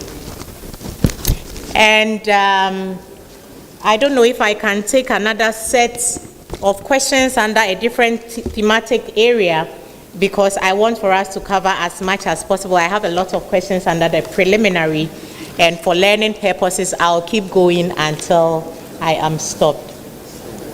Each round is up to 10 questions, but should we file all of this on round 2? How many rounds are we having? We have 3 rounds.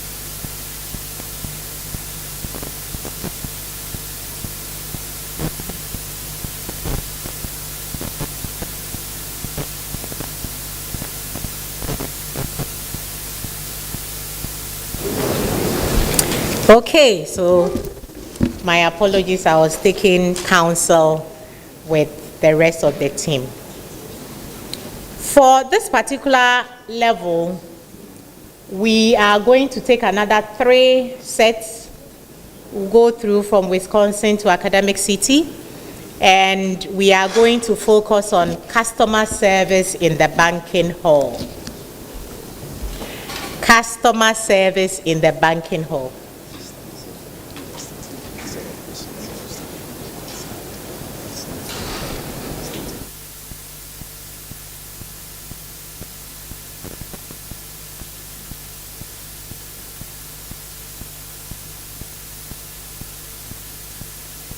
There's a suggestion, and before I start executing on that suggestion, I want to check with the initial guidelines that I was given so that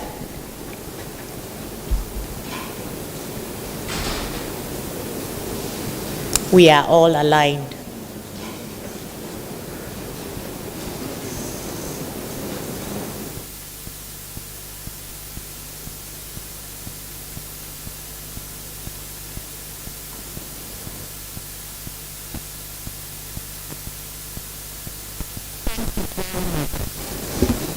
So just so you know, Wisconsin, that there are some people in our audience here and online who are really empathizing with you, that there seems to be a heavy pressure on you when we start with you. And then again, as we had agreed to start with you, while we are going through the others, that's also respite period for you. So it should not make too much difference that we start with you, okay? The questions are random. I want to assure you that we love all of you equally. So relax and let's get through with this amazing learning experience. Wisconsin, are you ready?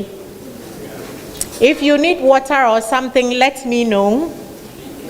If you need for us to, do you have water there? Yes. Yeah. Okay, so you are all good. Wonderful. Can we have the bell signal me for this level of questions under customer service in banking? And here we are looking at handling inquiries and also complaint resolution. So your first question, Wisconsin University. Name 2 channels that banks use for inquiries. A customer wants to make inquiries. Any 2 channels that may be used. Through Through online channels and calls. Through phone calls and online channels.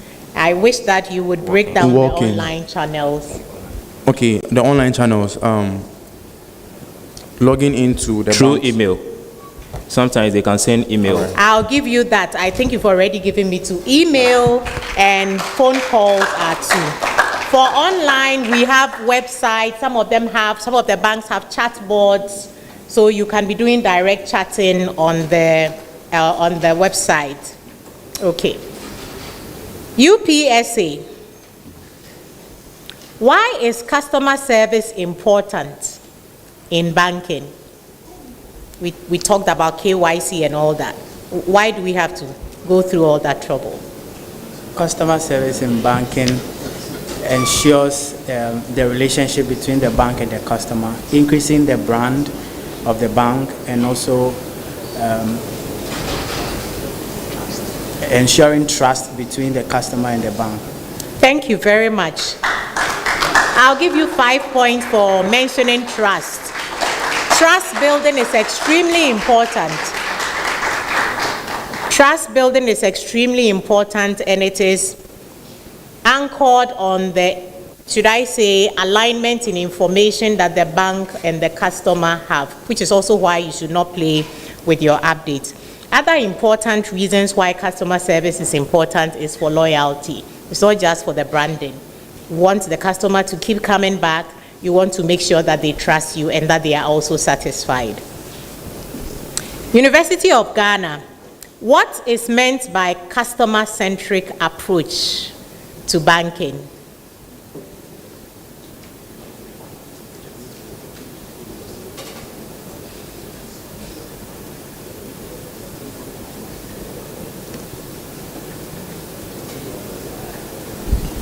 A customer-centric approach is an approach by a bank where the full focus is on the customer's needs and services, where we try to settle or we try to satisfy all the needs and services of the customer, to build brand trust, to build relationship, and then to also ensure that the relationship between the customer and then the particular bank is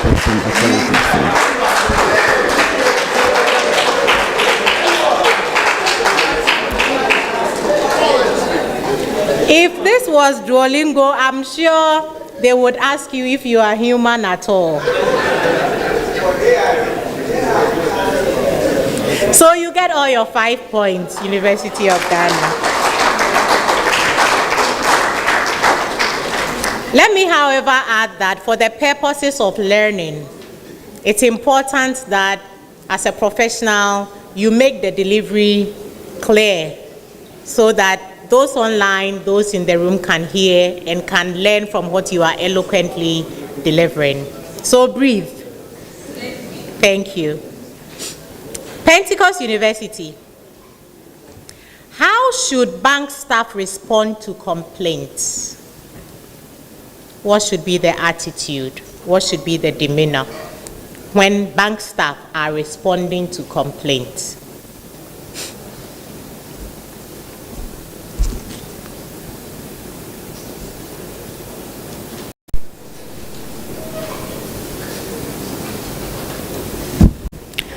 Bank staff should first be welcoming.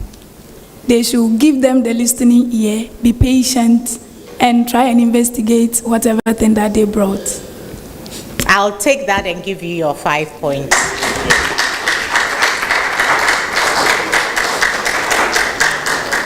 So it's important that bank staff respond swiftly. Time is of the essence when bank staff are responding to complaints. And then it's also important that you are professional. I guess professional can encapsulate all the other words that you try to put across, that they should have the listening ear and be patient. And of course, they should demonstrate professional competence when they are responding. And then they should be empathetic, okay?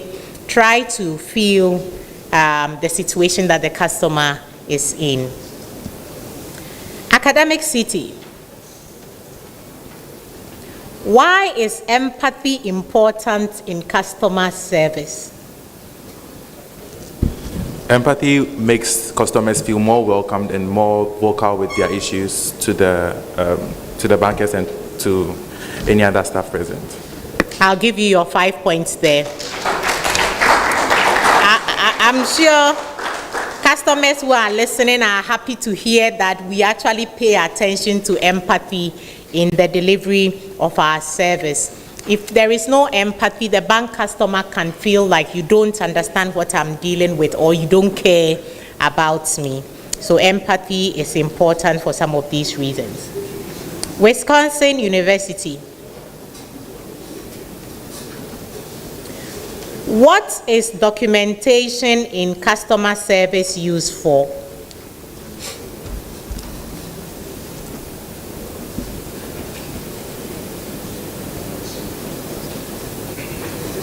It's used for identification purposes. To assess the character of the individual, their address, their marital status, their profession. I'll give you your 5 points. It's basically for keeping records. Okay, this is not a loan assessment. So let's give it up for them. Documentation tracks and records the interactions, all of the interactions going on between the customer and the bank, and particularly on issues that need to be addressed. UPSA. How can complaint trends help a bank? How can complaint trends help a bank?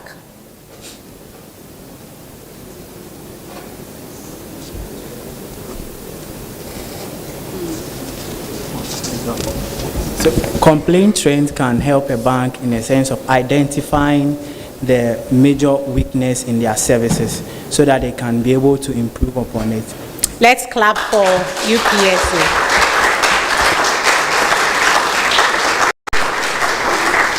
So it's important that we don't just take the complaints. It's important that we track, tally them, and we see the emerging trends so that we can use that to address weaknesses in the institution. University of Ghana. What will be the impact of delayed responses to complaints?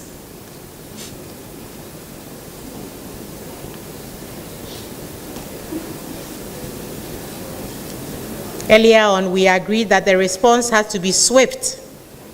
What is the effect of delayed responses to complaints?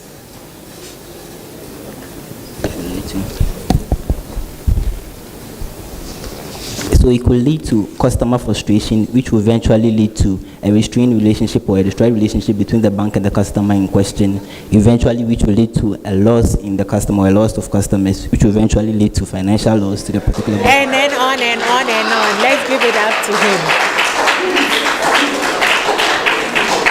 Our customers feel frustrated and dissatisfied if it takes us too long to respond. And a response can be that we are still processing it and in X time period we will get back to you, rather than long silence. Pentecost University. What makes communication effective with a customer?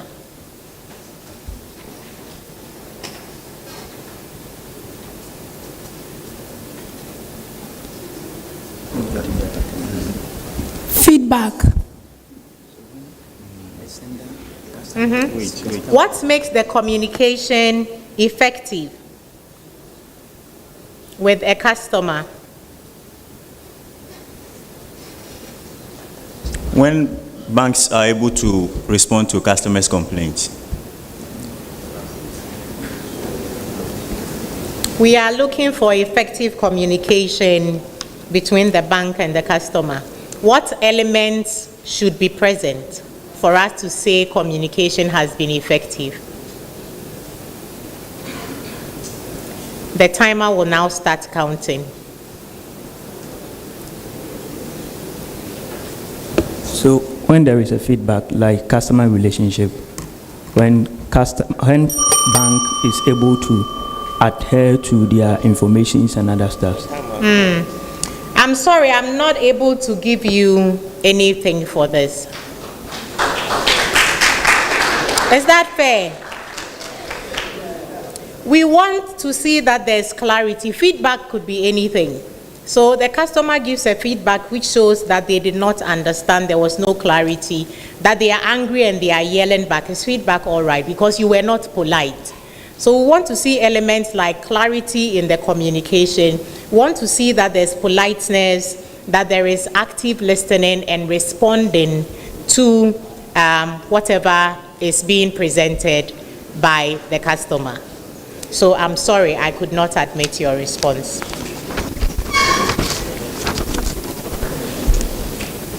Academic City.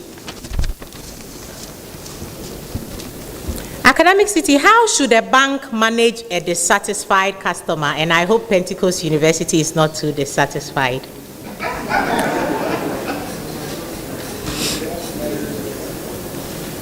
How should a bank manage a dissatisfied customer?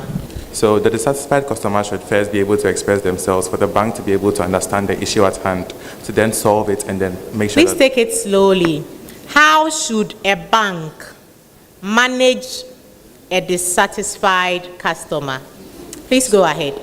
All right, so the bank should be able to understand the issue the customer is having and then find ways to mitigate or take care of the issue to make sure that the customer becomes satisfied after the issue has been made clear to the bank. I'll give you 4 out of 5. Let's give it up to them.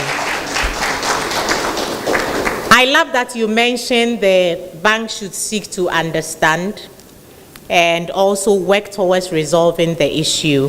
I wanted you to touch on the demeanor, that there should be that calmness, there should be an environment of trust, okay? These were missing, and that's why I took your 1 mark. Wisconsin, I love how you've leaned forward.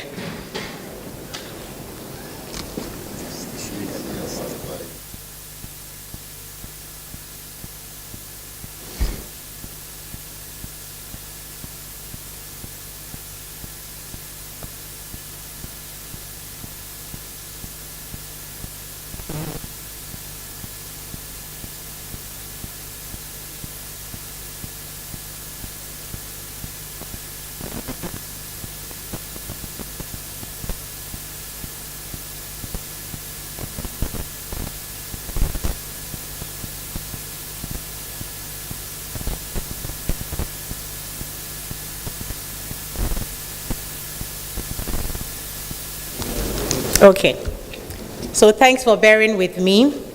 We have a number of thematic areas we needed to cover. Time is not our friend, and so we are skipping some of the areas, and now we are going to focus on this set of 15 questions, going round, each university answering 3 in turns. We'll focus on ethical principles in banking and the role of ethics in financial industry. I hope that the beginning part has really equipped our listeners who are bank customers that we're seeking to understand how we serve them, their roles and responsibilities, and what happens at the back office by way of operations. Ethical principles in banking and the role of ethics in financial industry. In the financial industry. Wisconsin University, what is integrity in banking ethics?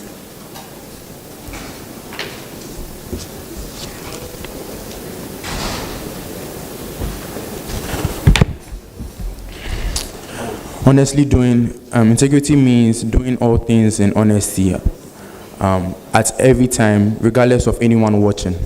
I'll give you your 5 points, Wisconsin University.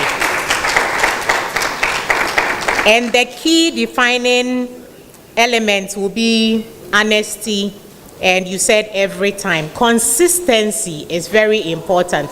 If you do it some of the time and not all of the time, we cannot capture it under integrity. So take note of that. UPSA. Why is ethics important in banking? It helps to promote best practices. Did you all hear her from the back? It helps to promote best practices in the banking sector. Ethics helps to promote best practices in the banking sector. What else? And then it ensures integrity, confidentiality, and duty of care and transparency. Okay, I'll give you your 5 points.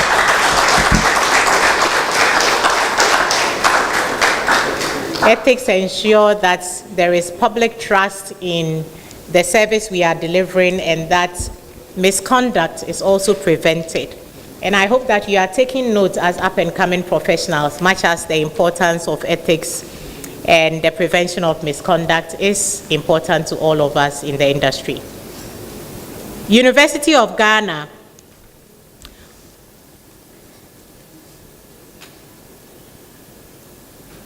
What was one cause of the 2017 to 2019 Ghana banking sector cleanup? The Bank of Ghana staff are listening to you.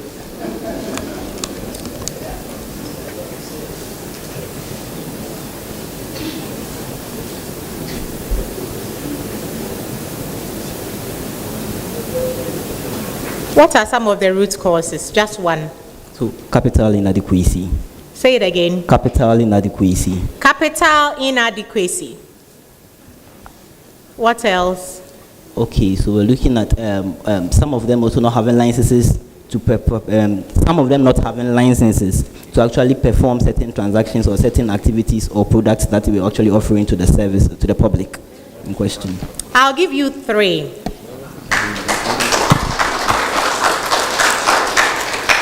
Bank of Ghana, is that fair?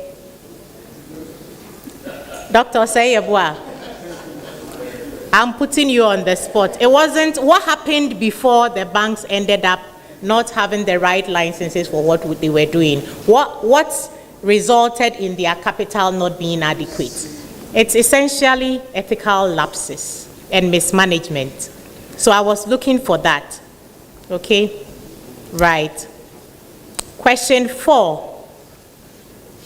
And it's going to Pentecost University. What does transparency mean in banking? What does transparency mean in banking?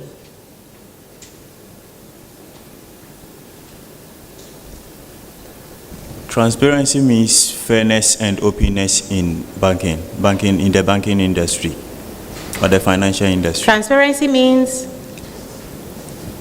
I'm listening to you, please repeat yourself. Performing customers' transaction with fairness and not being biased. That is transparency. Okay. Performing customers' transaction with fairness and with clarity. I'll give you 2. Because you introduced the word clarity. When I think about transparency, I think about something that you see through.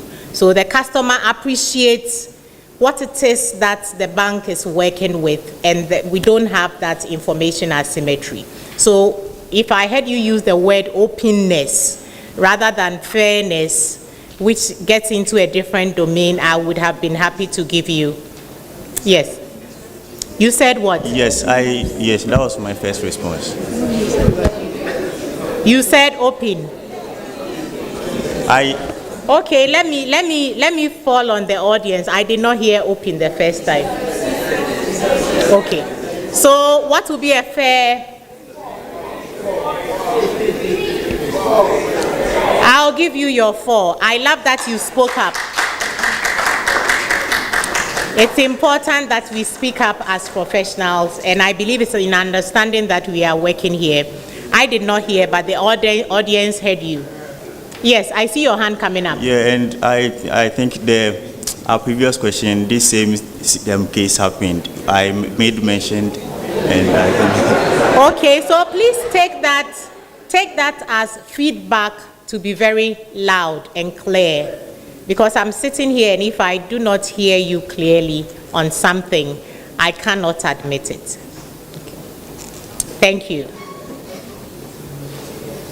Academic City University. What is an ethical dilemma? I think I just went through a dilemma, even if I may not call it an ethical one. And the audience was generous to help me resolve that. What is an ethical dilemma?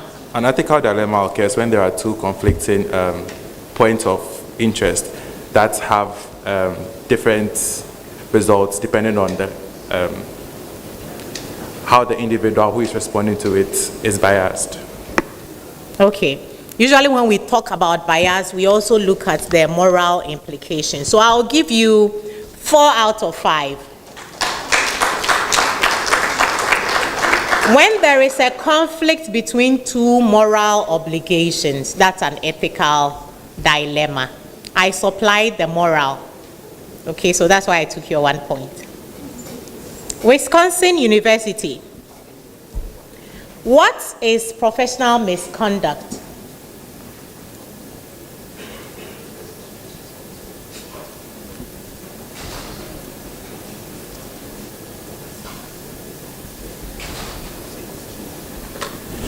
Professional misconduct means not acting in the prescribed ethical manner according to the ethical code of one's profession. Yes, I'll give you that for 5 points. Any behavior that is not aligned with the industry standards and ethics is a professional misconduct. UPSA. What is ethical lending?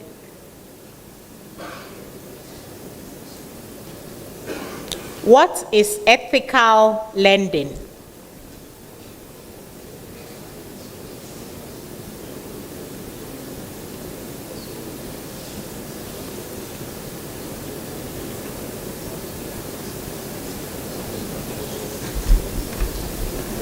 Ethical lending is acting in the ethical lending is acting in a manner according to the standards and ethics of the banking sector, transparent to other individuals. Breathe and take this question again. I'll read it one more time to you, and this time the timer will start counting. What is ethical lending?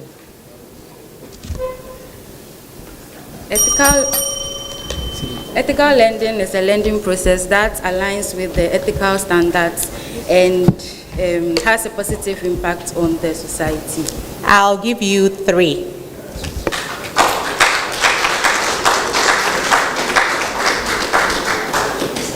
So essentially, it is lending that pays attention to the project being funded, such that that project does not adversely affect the society. Yes.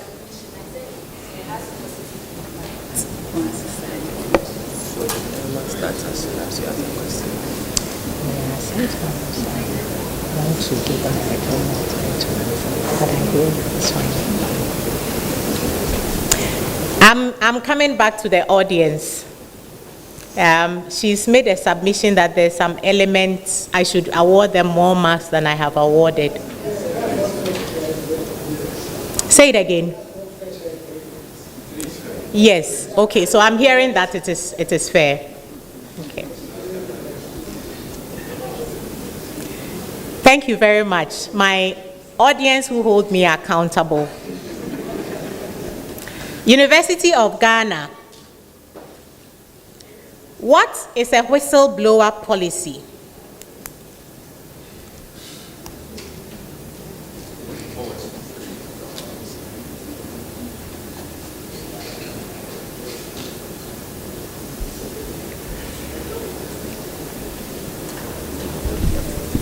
So whistleblowing has to do with when entities allow or put in place structures which allow staff or customers to anonymously report unethical or illegal or I think you've earned your marks.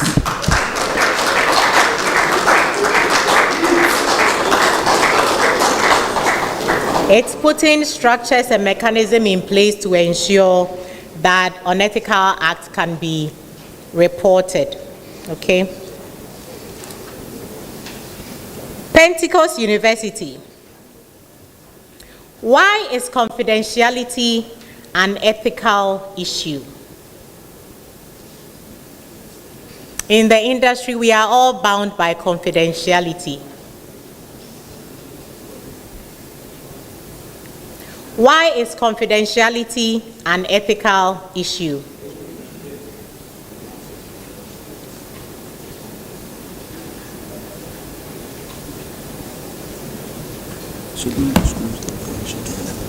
Duty of confidentiality is an ethical issue because it's an implied duty a bank owed to its customers to keep their information private without letting any other third party.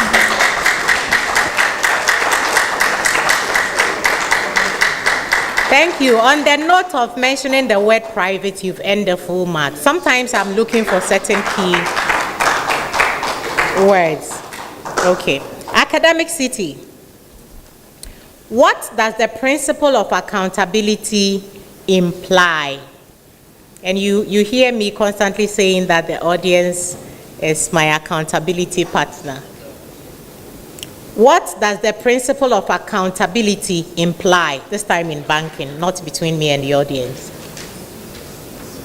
So the principle of accountability simply allows for your actions to be held accountable for your actions. So, sorry. So in my English lesson, they said I shouldn't use the same word to define. Explain, yes. So meaning that you have someone to report to for anything that you have done in regards to the customer. I'll give you your 5 points. It's being answerable, okay? And it's important that we all have someone we are answerable to, and in the industry as well, confidential accountability will be being answerable for our actions as professionals of the industry. Are you ready for the final set of questions in this round? And then we'll show you how you are doing with your scores so far. So take a deep breath and give us a real good showing. You have the support of the audience who have been applauding you.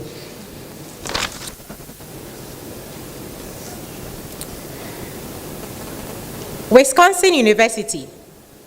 Name an industry where ethics is crucial. The financial industry. Thank you.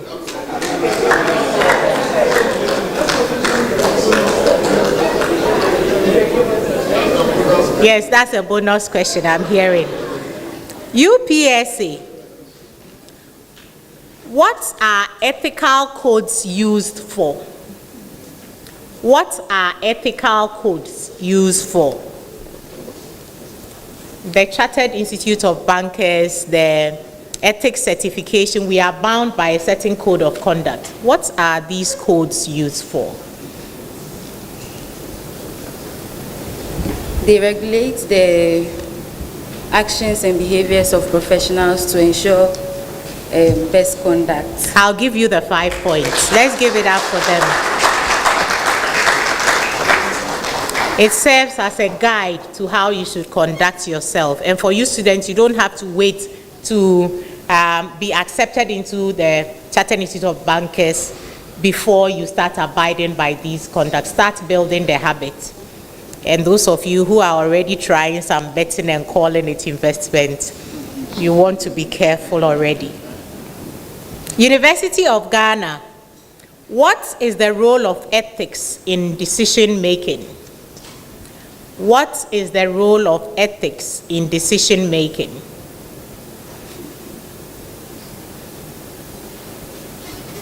Why is it ethical? Why is it important to be ethical in our decision making?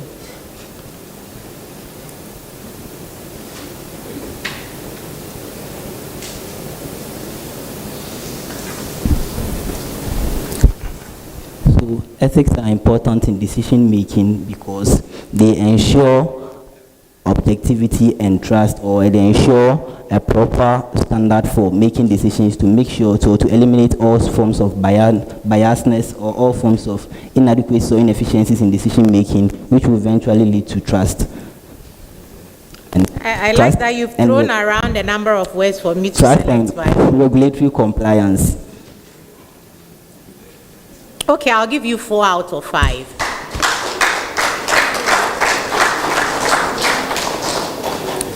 I was looking for you to say that it ensures that the choices that are made during decisions, they are fair. Fair is, you use the word bias. So when we are fair, we are not biased. So I give you that. I was looking for you to say that they are legal, they are compliant with a certain regulation. That didn't come out in your answer. Say it again. You mentioned regulation.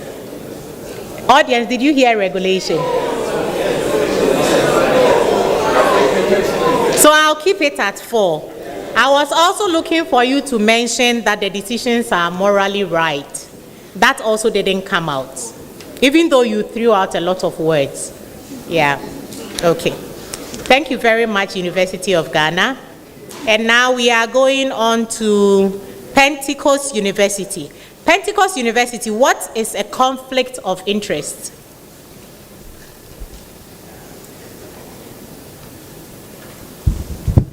Conflict of interest is when the personal interest and the professional interest are conflicting. Yes, I'll give you that for your 5 points. So for conflict of interest, we want to see that you owe a certain professional duty, and the professional duty is at variance or is conflicting with your professional. So personal and professional. Never mind that you use the word conflicting. Academic city. What is integrity's role, or the role of integrity in financial decisions? Why is integrity important when we are making financial decisions? So integrity makes sure that all financial decisions are thoroughly honest, and that they allow for input from various people to make sure that it's completely fair as well. I'll give you the 5 points, academic city. I was looking for the word honesty, and you used the word honesty. I was looking out for operations, you tried to explain that away. So I'll give you your 5 points. And that brings us to the end of the preliminary rounds.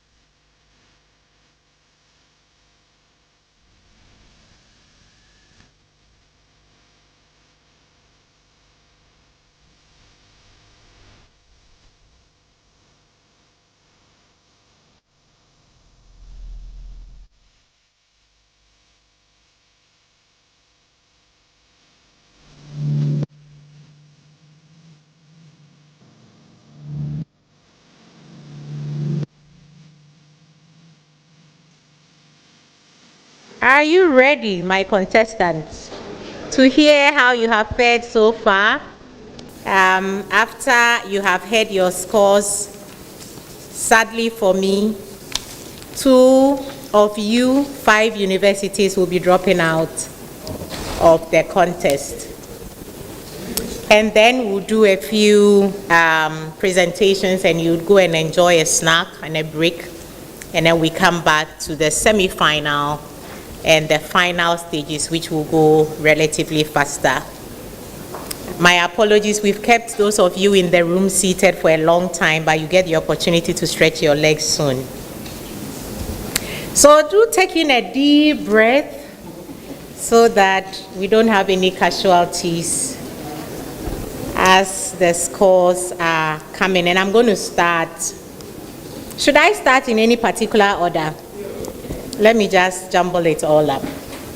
So at the end of the preliminary rounds, it was almost coming out right. Wisconsin University has 60 points. University of Professional Studies has 57 points. 57 points. University of Ghana has 65 points. 65 points. Pentecost University has 52 points. 52 points. I see one university lean back, as if to heave a sigh of relief. And we have Academic City in with 62 points.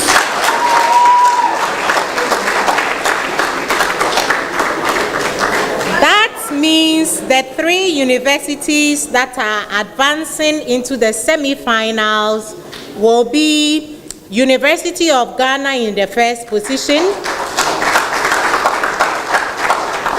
Academic City University in the second position, and Wisconsin University in the third position.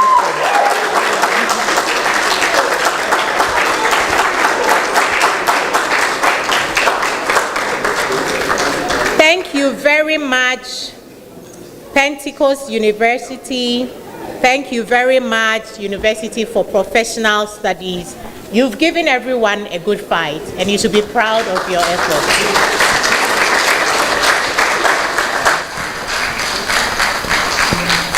I think we can do it better for them. Wow. Wow, excellent job. Excellent job. It's been a very impressive and keenly contested round so far, and well done to you, all contestants. Even if you didn't proceed further to the next stage, I think you've done an amazing job, and you deserve to be celebrated. All right. Great, great. So once again, we would like to acknowledge and appreciate our sponsors and partners, Bank of Ghana, as well as First Bank Ghana. Thank you so much for coming on board. We've been streaming live on Facebook since the beginning of this competition, and I must say that it's been very active online, and so please continue to share the information, the link, and let's have our online community with us until the end. At this point, I would like to ask the schools to kindly resume your seats down the stage, and then we can have a presentation. Congratulations. Congratulations, Academic City, University of Ghana, and Wisconsin University for making it to the next round. And let's celebrate our quiz mistress, Mrs. Doris Ahiati, for an amazing job done. It couldn't have been any better. All right, all right.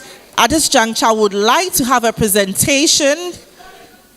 Okay, so a few minutes to congratulate our colleagues, right? Well done. Well done. You fought really hard. Really, really hard. Well done. Well done, well done. All right, at this point, I would like to call on the representative from First Bank Ghana, branch manager of East Legon, Mr. Raphael Sula, to give us a presentation. Let's hear from him.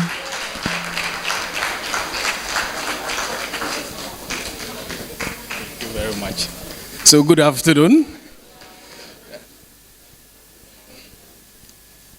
That was a spectacular performance by all the participating schools and their faculty. So thank you very much for that performance. It was exciting for all of us. The CEO of the Chartered Institute of Bankers Ghana and his deputy, the management and fellows of the Chartered Institute of Bankers Ghana, the head of financial stability at Bank of Ghana, participants and faculty of the schools participating in this event, the media, invited guests, ladies and gentlemen, good afternoon. I was just saying good afternoon to remind you that we have crossed from the morning to afternoon. So on behalf of the MD CEO of First Bank Ghana Limited, I want to extend our warm felicitations from First Bank to all of you.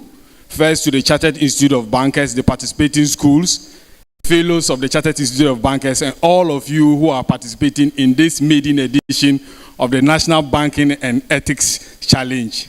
This is indeed a very wonderful occasion for us to imbibe these qualities, not just into the up-and-coming young ones, but also to remind ourselves as professionals in the banking industry of how important ethics is to the fiduciary responsibility we carry out as people in the financial sector. So just a little bit about First Bank Ghana. First Bank Ghana is a subsidiary of First Bank Nigeria. First Bank Nigeria has been in existence for about 130 years.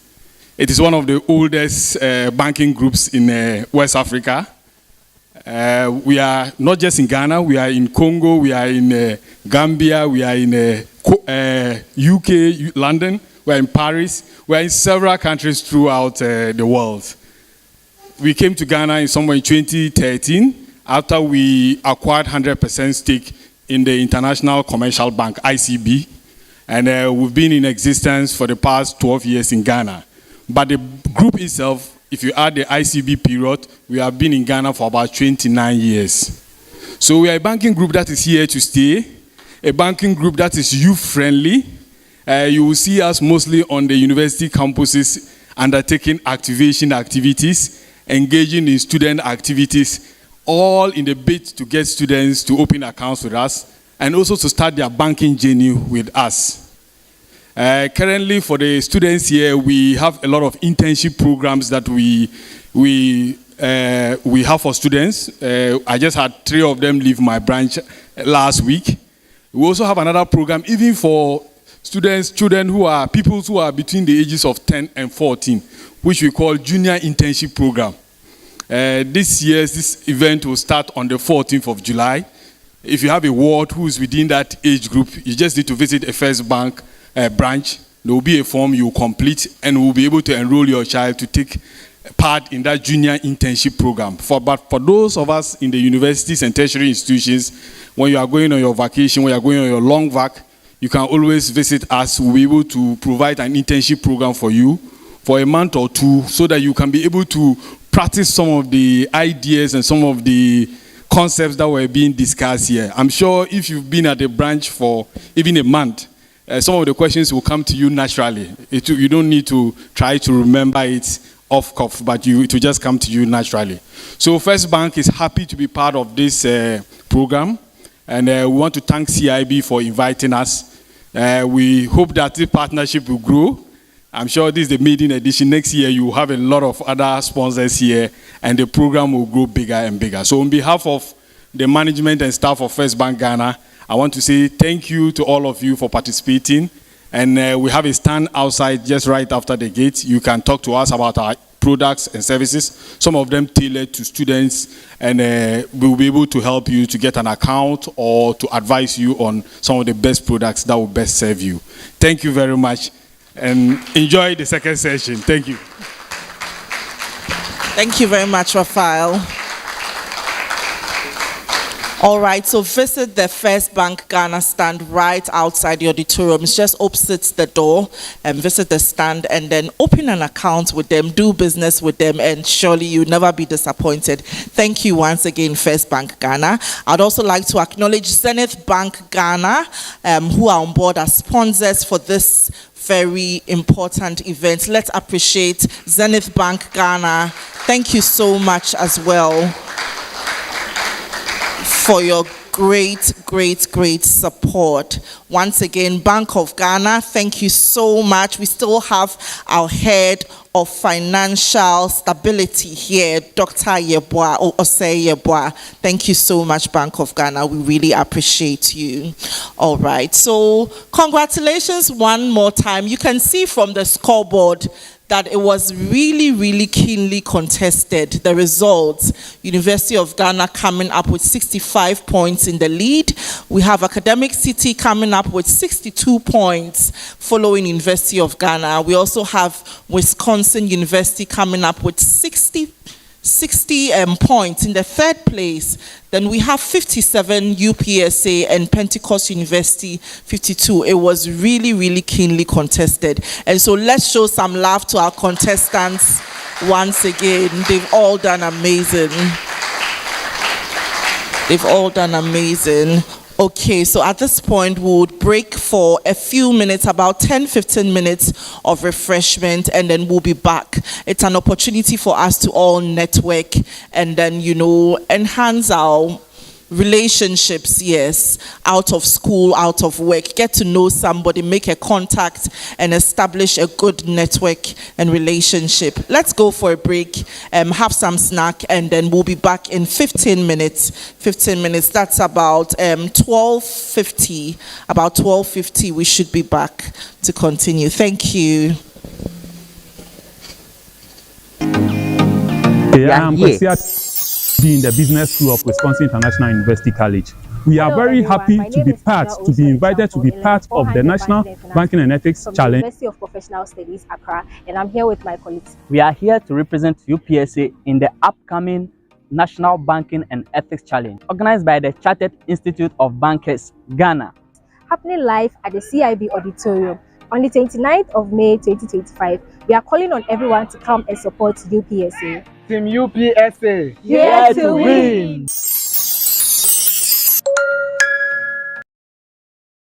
My name is Emanuela Mensah, a third-year banking and finance student of the University of Ghana Business School, and I'm here with my colleagues, and together we are contesting for the maiden edition of the National Banking and Ethics Challenge, organized by the Chartered Institute of Bankers, Ghana. Other universities should watch out for us because we know we are coming for the trophy. The challenge is happening on 29th May 2025. You all should watch out for us. National Banking and Ethics Challenge, Team UG, watch out for us!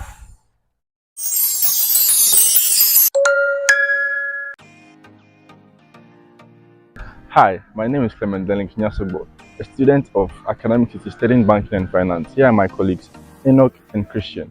We are participating in the first edition of the National Banking and Ethics Challenge. And then she take it from here. Let's give it up for her.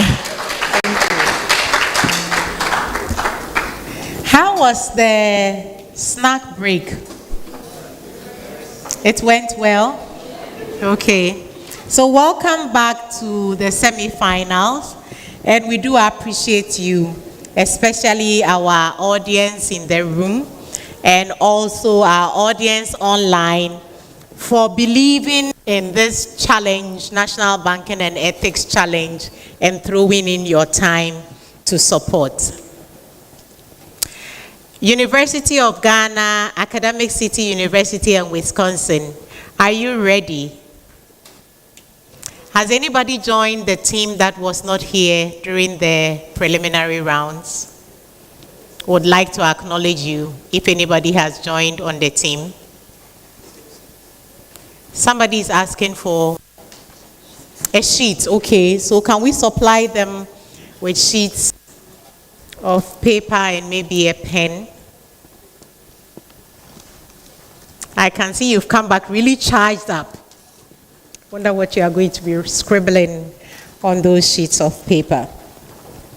So in the semi-final round, where we will be proceeding to the finals round with only 2 universities, and I wish you all the very best. We will have 3 rounds.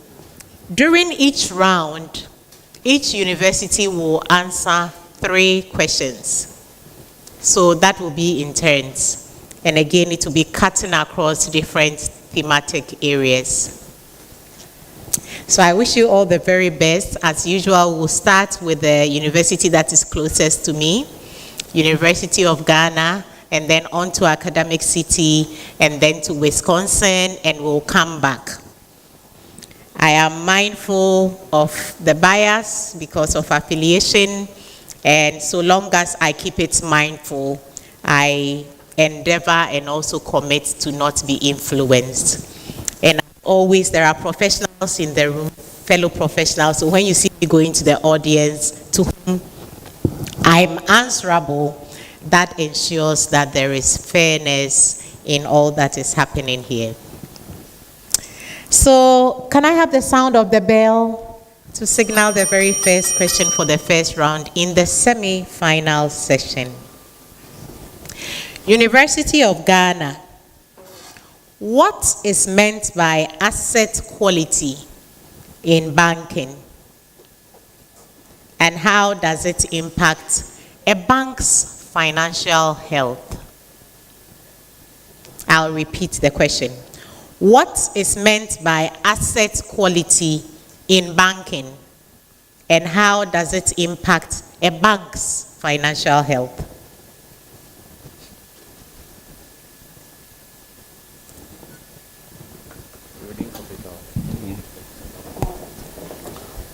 Yes. So, asset quality of a bank is actually how good or bad a bank's assets, really dominated by loans, is performing. So if the bank's loans or a bank's asset is performing well, then we say the bank has a high asset quality.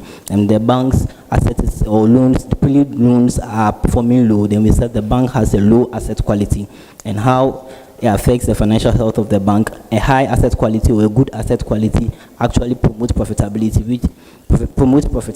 which is good for the bank's look outstanding, whilst vice versa, a bad asset quality or a low asset quality actually erodes capital and is bad for the bank. You are spot on. Congratulations, you get all your 5 points.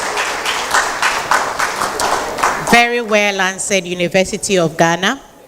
Now we come to Academic City University. Academic City, identify the main components of a bank's income statement.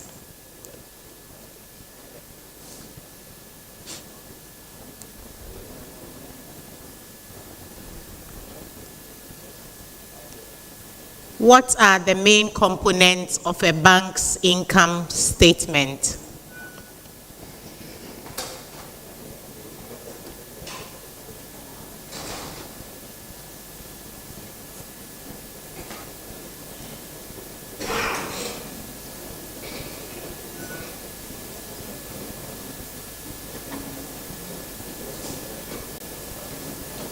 Your 60 seconds is counting down.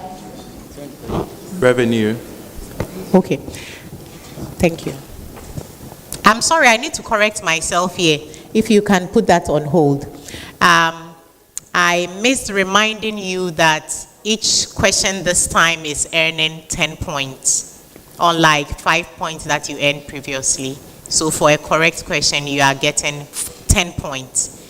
And the time that you have to respond is also 75 seconds, so you have slightly more time. Yes, and the penalties also apply here. When the response is wrong, then you lose 2 points from points you've already earned. My apologies for missing that at the beginning. So now we come back to your Academic City. That has given you a lot of time to think. Revenue, profit, and expenditure. What is the revenue of a bank? So we want you to be specific. We are looking at the income statement of a bank. what are the items that we will see, the line items that we'll see? You can't just present it like the way you present it for other institutions.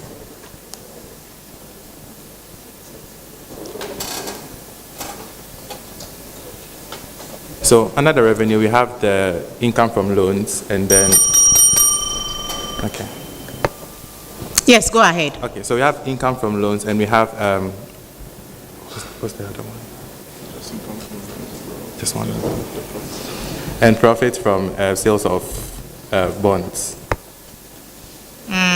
I'll give you 3. Sorry, I'll give you 8 out of 10.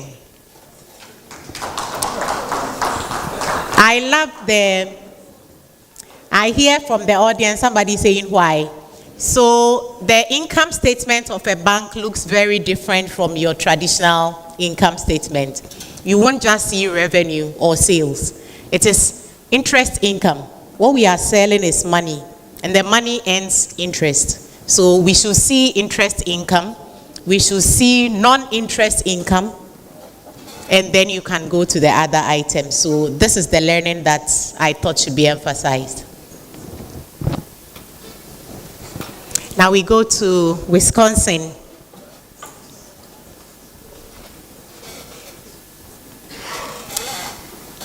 Wisconsin University. What is the significance of the minimum capital requirement for banks?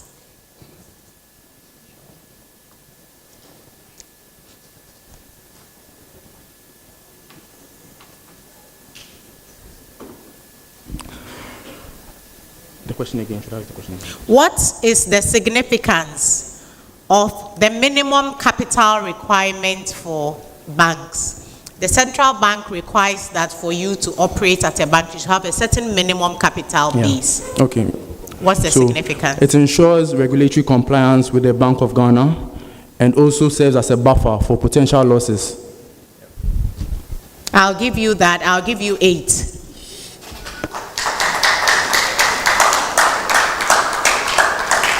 So you mentioned the buffer for losses. You were smart to say that is for regulatory compliance. I wanted to hear you connect it to the safety of depositors' deposits, okay? And also to ensure confidence in the banking system.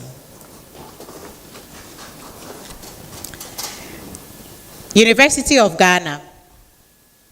Describe the legal nature of the banker-customer relationship.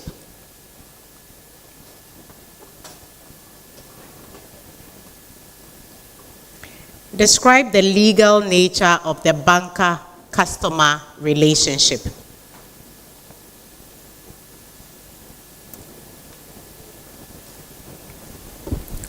So the legal nature of a banker-customer relation is that it's a contract. Once a customer opens an account with a bank, it's a contractual bond between the two of them, which comes with their respective rights and obligations, and also their respective liabilities when there is breaches of this contract in particular question.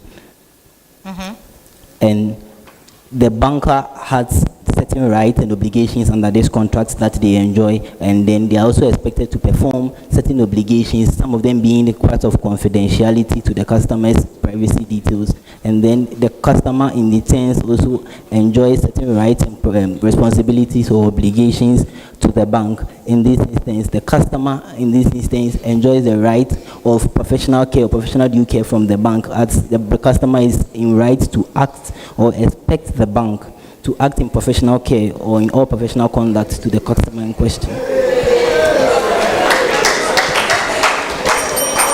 I will give you 9.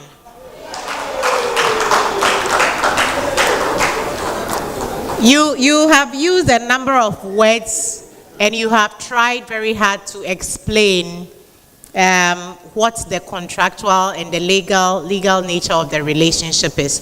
There were words that I was looking out for. I was looking for debtor-creditor relationship. I didn't hear the word debtor, I didn't hear the word creditor. I heard you referencing the bank and the customer. So when we come to the legal aspect, it's important that law and practice, you use the right terminology. I also didn't hear you make reference to agency. There's an agency relationship between the bank and the customer That brings about the fiduciary duty. And also that the trust nature of the relationship. Usually when you stop by the watch joint to buy your watch and go, these things don't come up. But in banking, these are very important features to pay attention to. Academic city.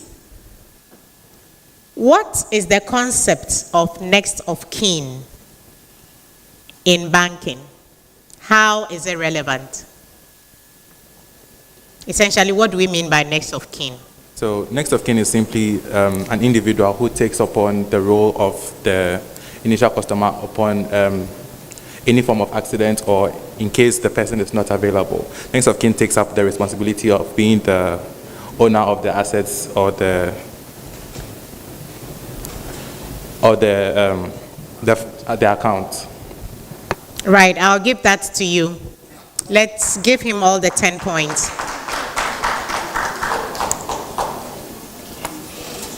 So let me add that the next of kin exists for information purposes only, and they do not have the power to act for the account holder, and they cannot access the deceased customer's account if they are not personal representatives. I see hands in the audience.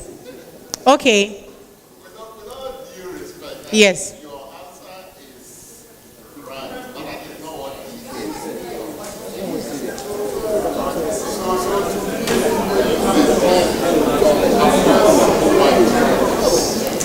Giving 9 is over generous.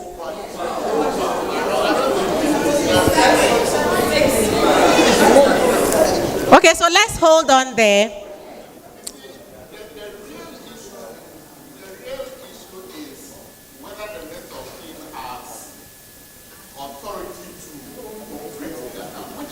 The case. Which is what I'm adding for them. Which is absolutely correct, but that is not what they say. Okay, so your point is that the weight of that, I was expecting two things. The first part is who qualifies, because we've seen people put their children on.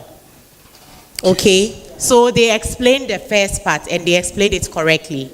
And then they missed out the fact that this person doesn't have authority to act. Which is the most important, and that's why I think you were a bit over generous.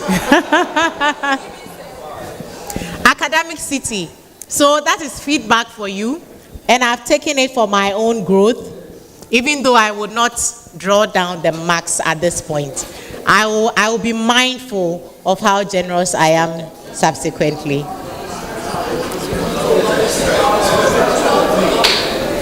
Okay, so we are going on to, it's a 9.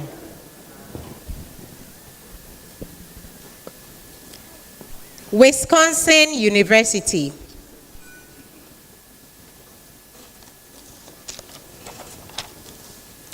What legal protections exist for customers when they are filing complaints against the bank?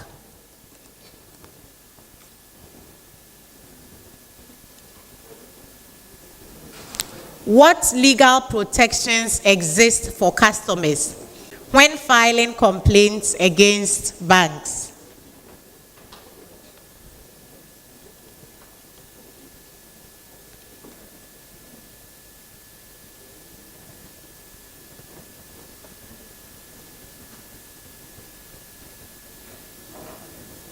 Question one more time. I'm sorry.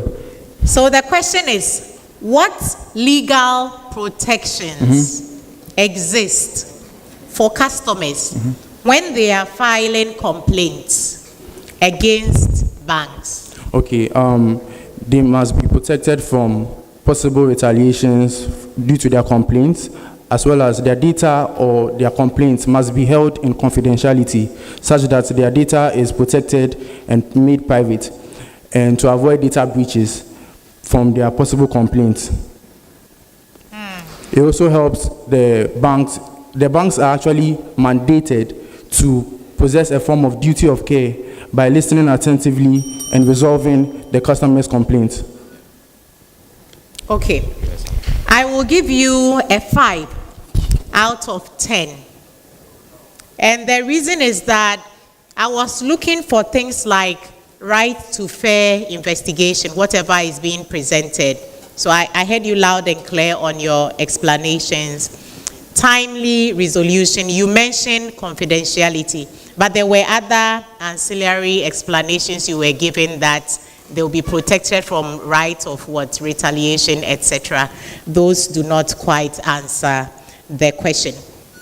Elsewhere, we have the ombudsman. In Ghana, the Bank of Ghana is the one that plays that role. I would have loved to hear these things coming up as far as the protections that the bank customer has when they file a complaint. This will be the final set of questions under round 1 of the semi-final. We are coming to you, University of Ghana. University of Ghana, list and briefly explain the 5 C's of credit. What are the 5 C's? Very briefly explain each one of them.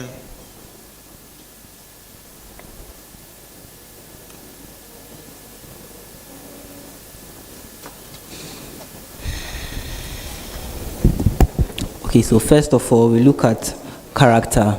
And with character, we are looking at the credit history of the borrower in question or any person who was about to access the loan facility, whether they are creditworthy or not. Secondly, we look at collateral. Collateral in the sense that whether they have assets that they can use to back this loan facility that they are trying to access. Thirdly, we look at condition. We look at the condition or the state of condition or the ability, will they be able to pay the loan or not, or the economic conditions that they find themselves in as well as they are accessing the loan facility. Then lastly, we look at capital. We look at their investment in businesses or businesses that they invested in. What is their investment abilities or investment capabilities in assets or businesses that they've invested in. Then lastly, we look at capacity. Capacity in the sense that we look at capacity in the sense that would they be able to service the loan? How well would they be able to service this loan that they've actually attained, or the loan facility they are trying to access? Would they be able to service it properly? Or what is their their streams of income in order to be able to service these loans properly? Okay. I'll give you all 10.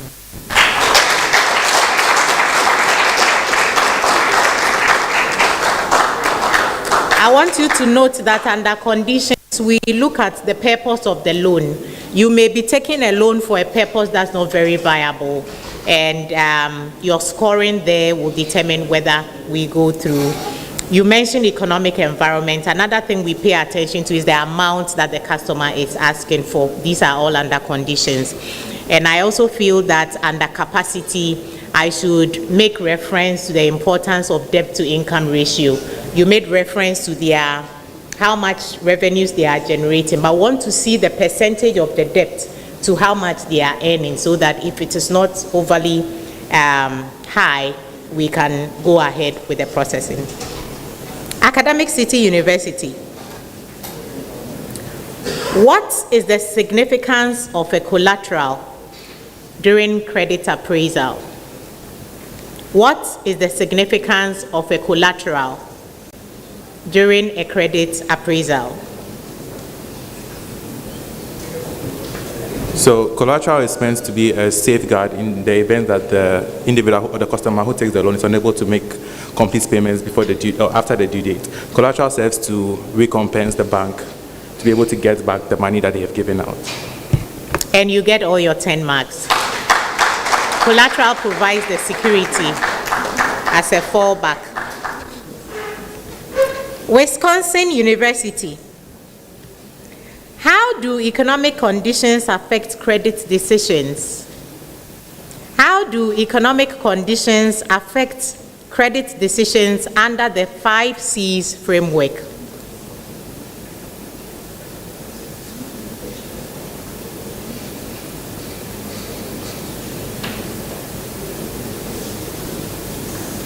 Okay. Economic downturns such as inflation and other factors, which can also lead to high interest rates, can affect the individuals or the borrower's capacity and collateral tendencies to be able to repay the loan, given that the high interest rates might make the borrower default on the loans due to inability to pay back in due time. And then for the for the conditions, when there's economic downturns, banks are usually negligent to give out loans because they fear that it may lead to risk of them not receiving back their full loan payments. Then we have, in the case of character. Okay, so for character, during economic downturns, most people are looking for ways to fund their personal investment choices, and taking these loans might prove to be something which they might get away from without paying. Then for the final part, on the case of, which one? Capital? Collateral? Which one?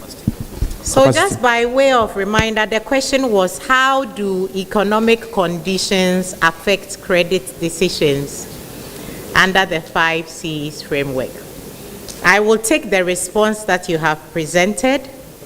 Economic conditions, was mentioned in one of the frameworks, but I think your answer is admissible for all 10 marks. Let's give it up to them.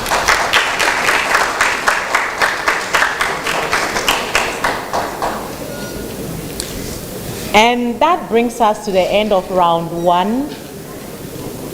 In the semi-finals,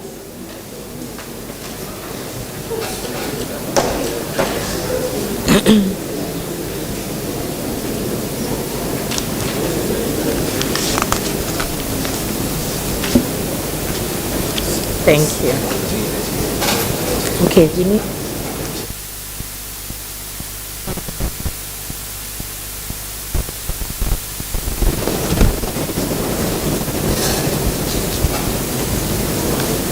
There's an uncomfortable chair that needs to be replaced here.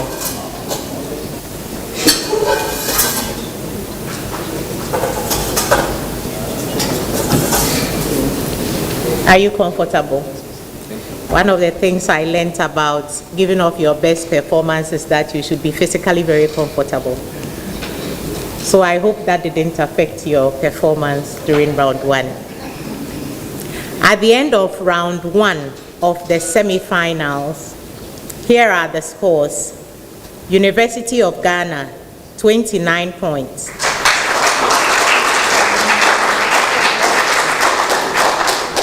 Academic City, 27 points. Wisconsin University, 23 points.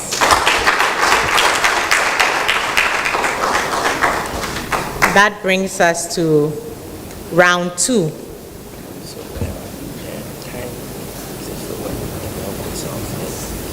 We have to stop it.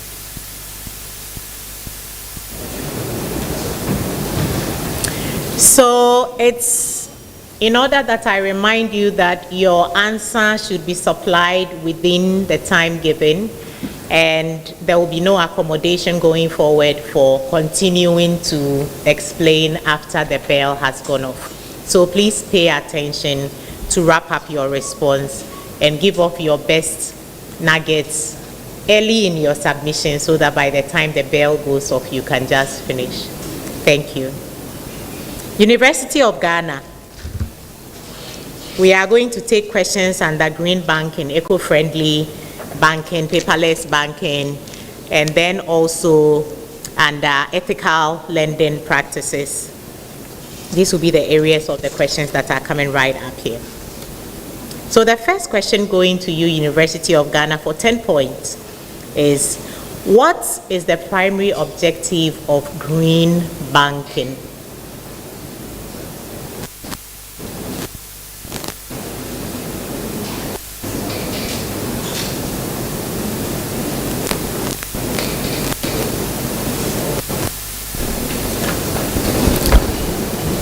So the key to reduce the environmental impact of financial activities on the environment, taking into consideration the environmental, the social, and then the governance factors, by introducing eco-friendly loan facilities available to these particular interested participants. I'll take that and give you all the 10 points. I see that you have a spokesman there. Academic City. Name 2 eco-friendly banking solutions or services that help to reduce paper usage. Name any 2 eco-friendly banking solutions. Mobile banking and e-receipts. Please say that again. Mobile banking and e-receipts. And e-receipts? Yes, these electronic receipts. Okay, I'll give that to you. When we issue you with an electronic receipt instead of printout receipt, that saves the environment. And then we have online banking. You mentioned the mobile banking as well. Wisconsin University, for 10 points. Give an example of an innovative green banking product.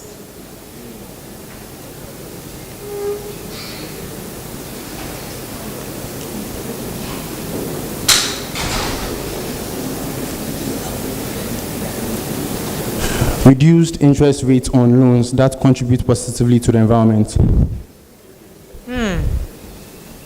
I'll give you that. Okay. I can see that you created this product, but I intentionally admitted it. So we have green loans that are given, for example, if you are applying for a loan for an energy efficient structure home.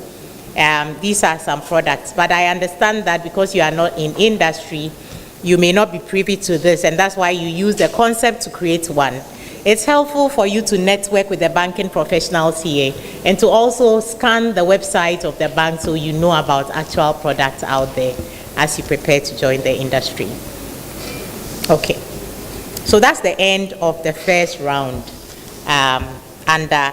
The end of the first set of questions, level of questions, under round 2 of the semi-final contest. And I'm coming back to you, University of Ghana. University of Ghana, how do green and social bonds contribute to sustainable development? How do green and social bonds contribute to sustainable development?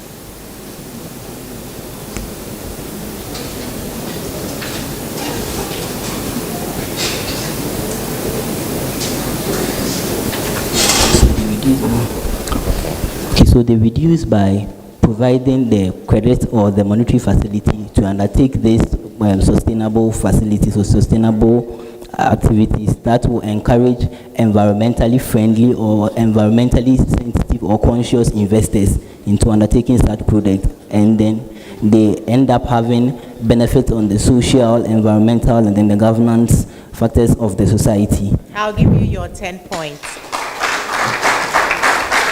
So it does this by channeling funds towards these environmentally friendly projects. Okay.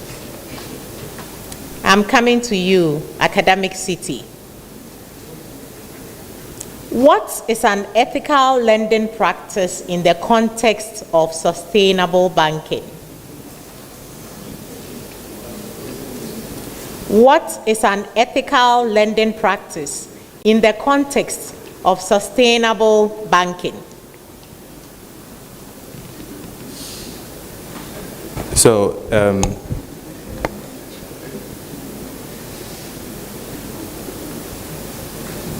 this takes into consideration the ESG goals in the people who we are lending to. So it makes sure that all of the money given is going towards a sustainable development or a green project. Okay, I'll give you the marks for that. It would have been interesting to hear you emphasize that it intentionally avoids those that are harmful. Okay, but I'll give you the marks, 10 points.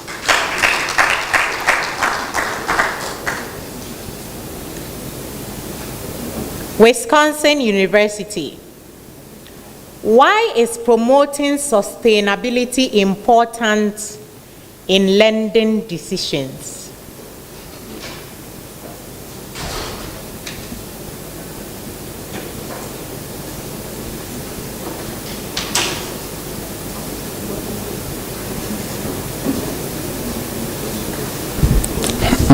Okay, it complies with standing regulations.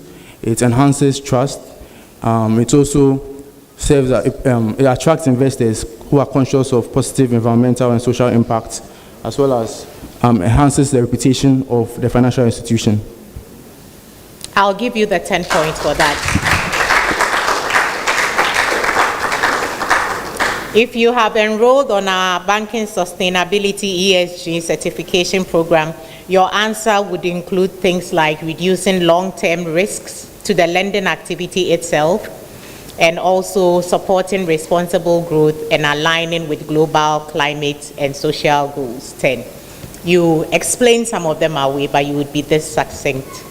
We look forward to seeing you when you are successful. University of Ghana. How can banks balance profitability and ethical lending?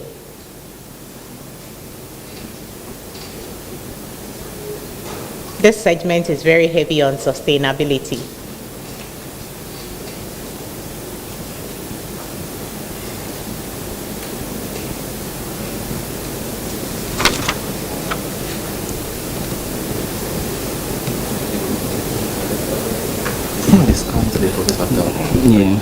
Yeah. So, whilst banks ensure profitability or ensure that they are actually giving out loans to credit-worthy customers, they are making sure that they are also giving out loans to these customers, or they are not giving out loans to people that are engaged in activities that are socially harmful or environmentally harmful to the society. And balancing the tension is showing that looking at profitable but socially or ethical lending. So they are giving out loans to people that are undertaking eco-friendly activities that are profitable, and in turn they will increase their profitability at the same time being sustainable or being ethical in their lending, and balancing the two, or bringing a balance between the two. Okay, this time I want to give you 9 points.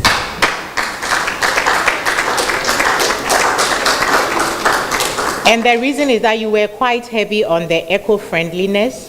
Now there are labor issues under the social side, and there are governance aspects that's also important to factor into in your explanation. So that's why I've taken one of your marks. Okay. Academic City. What types of projects typically qualify for energy efficiency financing? What types of projects typically qualify for energy efficiency financing or energy efficient financing? So energy efficient financing simply encompasses all projects that are aiming at reducing the carbon footprint and also eliminating the use of harmful products in the production process. So it focuses on the use of solar energy and other form of eco-friendly methods in powering the renewable energy, in the use of powering the buildings and other I'll give you the 10 points. So the solar and other sustainable energy sources, we call them the renewable energy, and I hope this is a term that you will carry forward: renewable energy installations and energy efficient building projects, as well as clean technologies. Okay. Wisconsin University. What is the benefit of financing renewable energy projects for banks?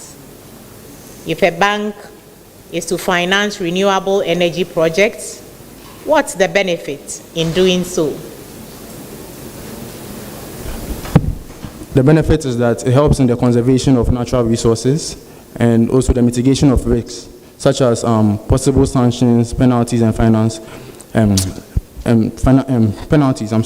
And then another benefit is that it also complies with regulations set by the EPA and Bank of Ghana on environmental protection. You've earned your 10 points.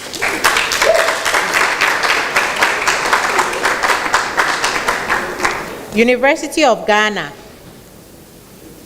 This will be the final set of questions.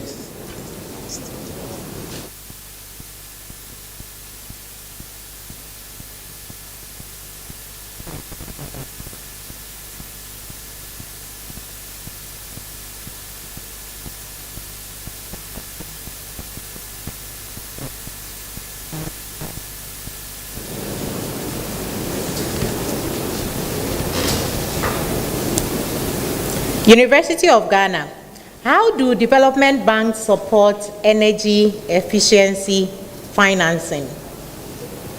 How do development banks support energy efficiency financing?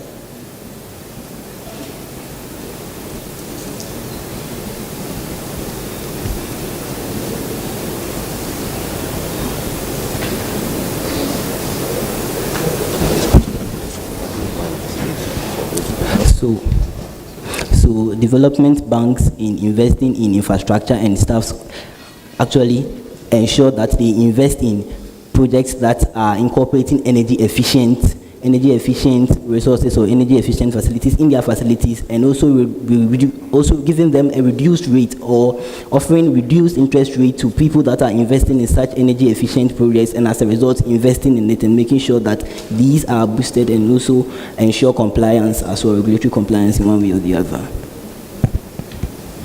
Okay, so I'll give you 7 here. I see that you mentioned reduced interest rates. That's just one, concessional loans. We have guarantees. So the banks help. You were explaining a bit more than what the question required. The question required you to answer how development banks support. One of the ways they support is through concessionary loans. That's reduced interest rate. And another way is that they issue guarantees. And a third way is that they provide technical assistance that de-risk renewable energy investments. So I hope you agree with me. Thank you.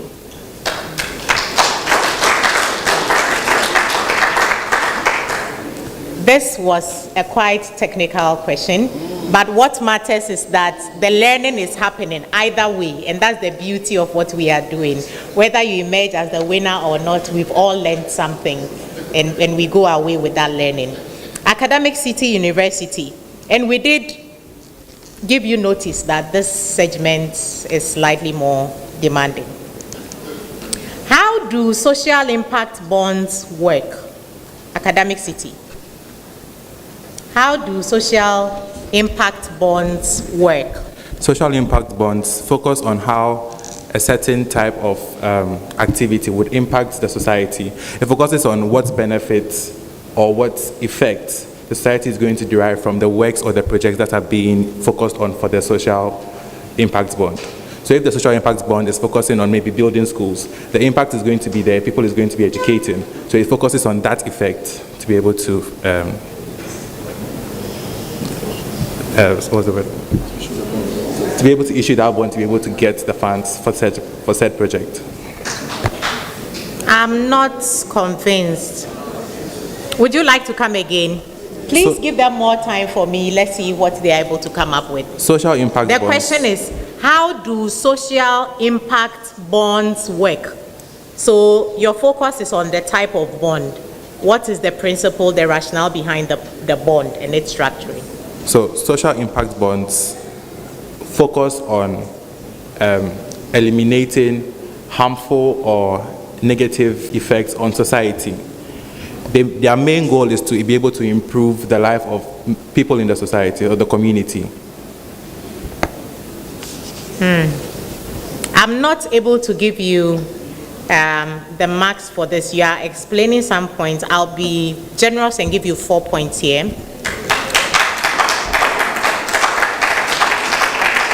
The response I'm looking for should essentially touch on the fact that there's an upfront capitalization towards a project whose impact is yet to be realized.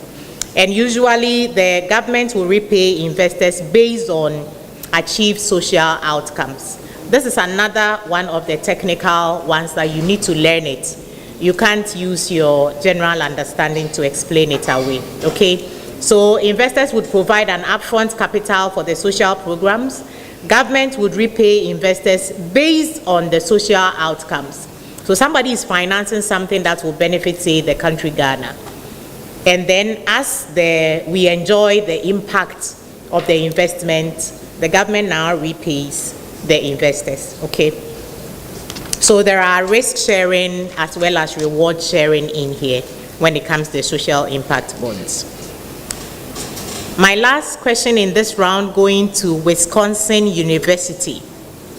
What are the main benefits of social impact bonds to society? What are the main benefits of social impact bonds to society?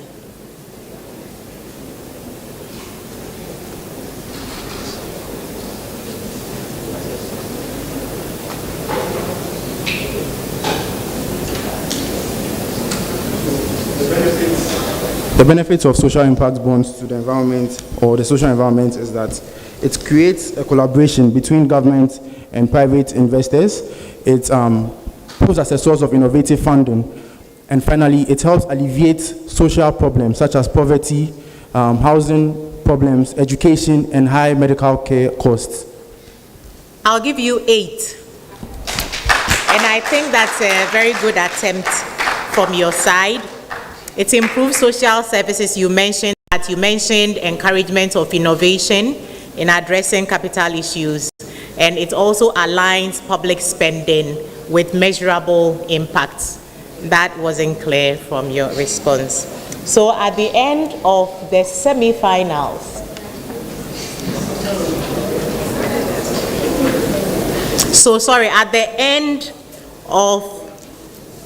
at the end of the third round, this should be the third round. Okay, at the end of the second round of the semi-finals, the scores are coming up here.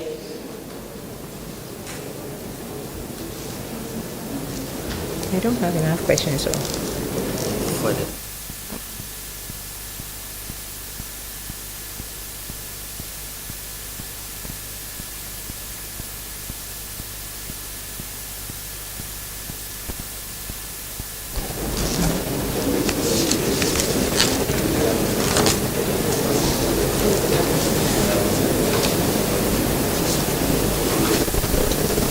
Here are the scores.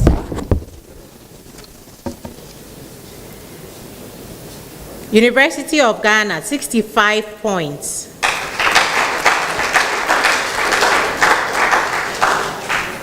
Very interestingly, we have the first tie in the contest between Academic City and Wisconsin University with 61 points each.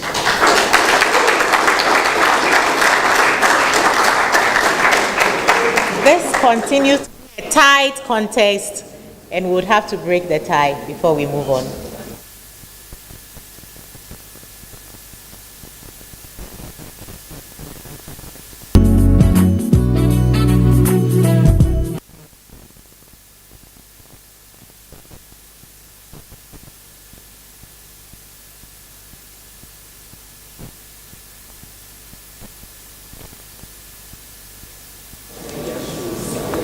Okay, so we don't have to break the tie now.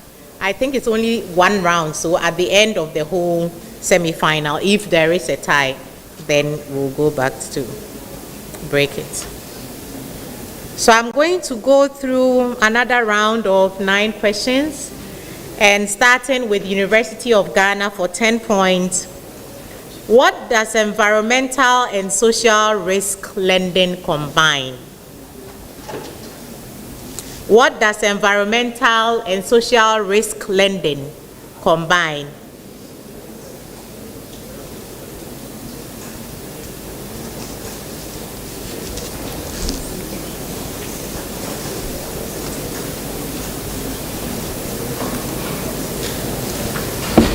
Environmental with the environment and people and then the society. So environmental and social risk lending actually looks at providing loan facilities to activities or initiatives that are environmentally friendly or that are friendly to the society and then the environment at large. Then it could also look at not or denying loan facilities to activities that looks running loan facilities to activities that are harmful to the environment or to the society and to the one considering the social aspect and then the being human, and then the society, and then the other considering the environmental aspect being the environment aspect of it as well. I'll give you 5 points. And I will explain why.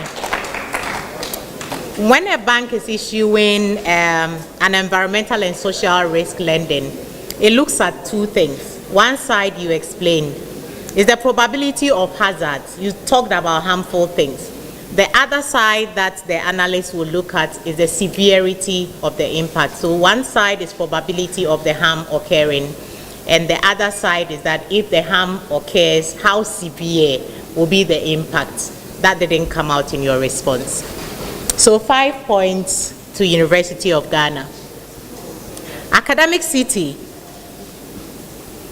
Why must banks evaluate environmental risks before lending to projects?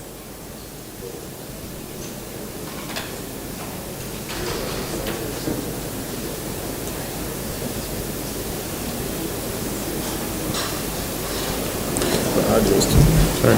Please, can the question come again? Why must banks evaluate environmental risks before lending to projects? So banks evaluate environmental risk before lending to projects to make sure that any project that they are lending towards, or the loan is being given towards, shouldn't be harmful to the society or to the environment. And also have to make sure that the impact or the severity of the potential risk is not a category A risk. It should be able to be something that can be managed easily without harm being done to members of the society or community. I'll give you 7 out of 10.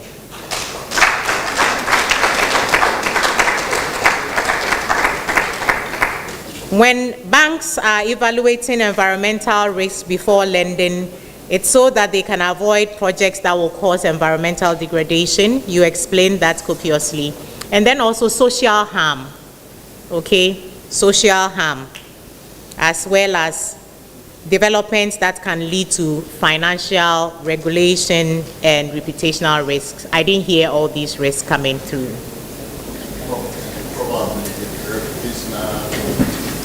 Reputational risk. Okay, was mentioned. Oh, I just ran through that. I just mentioned those.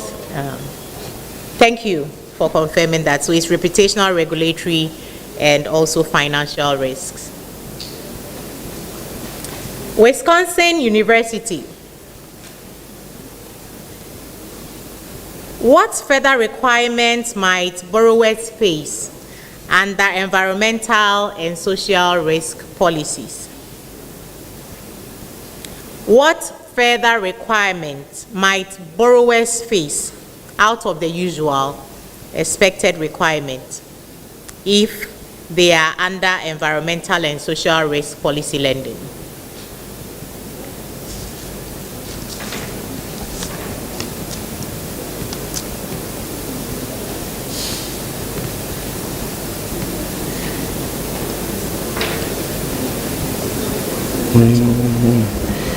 They must provide their environmental and social risk assessments to show that their project has a very minimal negative impact on the environment.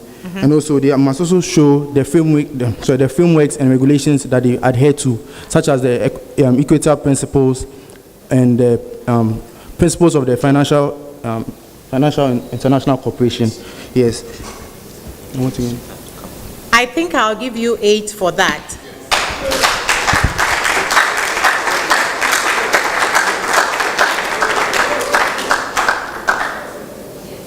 So there is a need to have conducted the environmental assessment, impact assessment, which you mentioned. You explained away mitigation measures and also how they intend to comply with monitoring and reporting requirements. I wondered if that was an area you punched.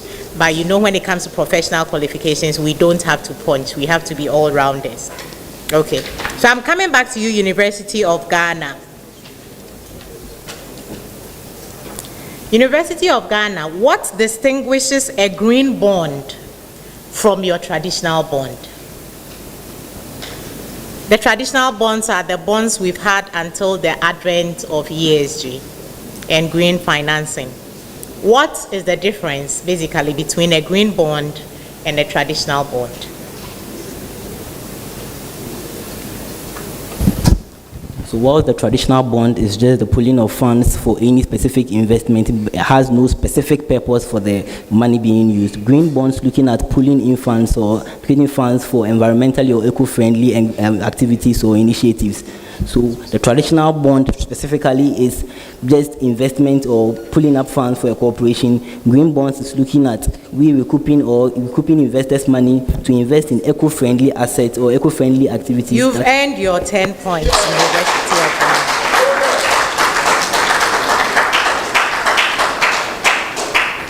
Academic City University. This is your question for 10 points. What are social bonds designed to finance?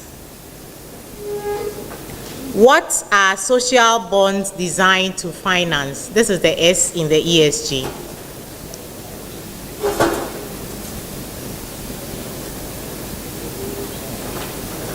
So social bonds focus on financing projects that improve the society and the people in the society. So like I mentioned earlier, building a school would fall under a social bond where we are looking at educating people and measuring the impact it's going to have for the society. Okay, so that's one. You mentioned education.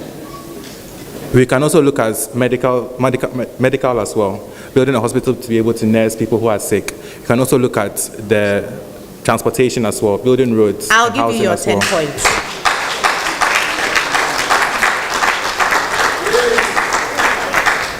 So that's looking at all that makes society and quality of life better. You mentioned education, and when I pushed you, you added healthcare, and now you brought in transportation, housing, and the like, okay? So that's what the social does. Wisconsin University.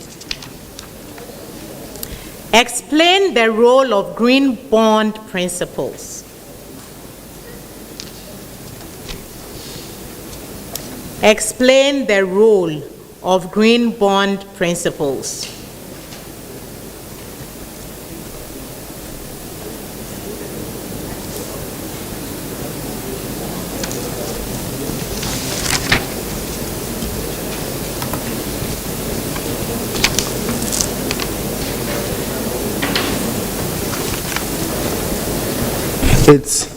It ensures adherence to regulations set by regulatory bodies, and also it also helps to reduce risks such as penalties, sanctions, and revocations of license. It helps as well to to merge ESG principles with investment decisions and operations. And finally, it also helps to positively impact the social environment. Environment. So it's one of the principles is that it also helps to encourage projects that provide positive environmental impact. And ensure transparency. So I want to give you 8 points. Let's clap for them.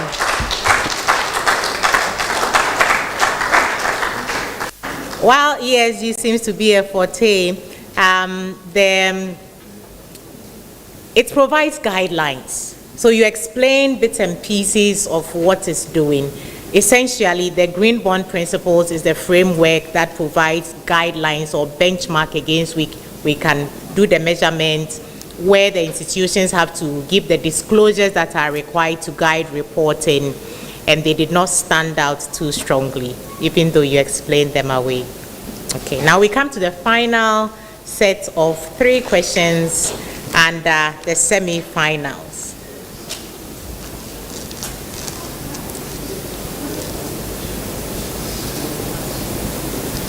University of Ghana. I like the way you are looking at me. How does unprofessional behavior impact the banking sector?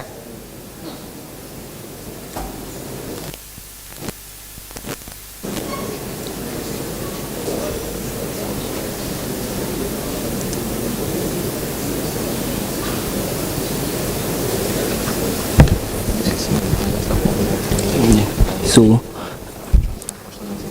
unprofessional conduct impacts the banking sector in the sense that, one, customers loses trust in the banking sector because they hold the banking sector to a very high standard of performance. And then, two, it shuns investor or it sacks investors away. So people that will want actually to invest in the sector will in turn lose trust and in turn not invest in this sector in particular. It could even come with legal implications as in breaching of ethical or professional conduct or standards that are expected from these bankers to act out. I think you've earned your 10.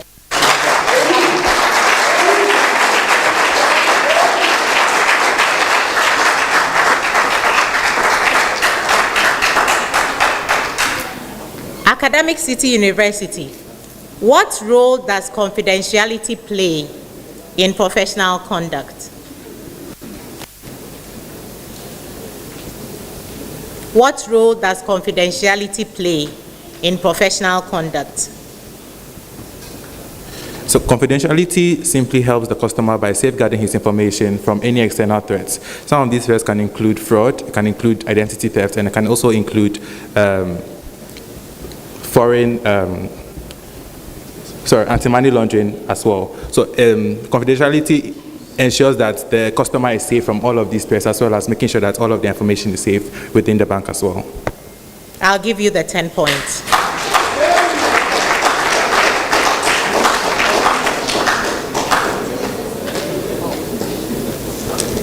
Wisconsin University.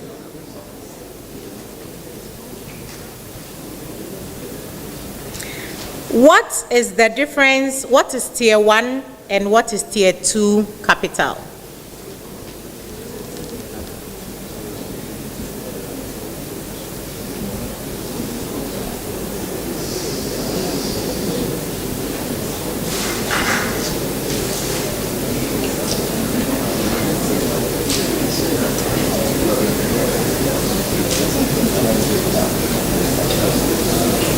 I crave the indulgence of our audience and all contestants to change this question.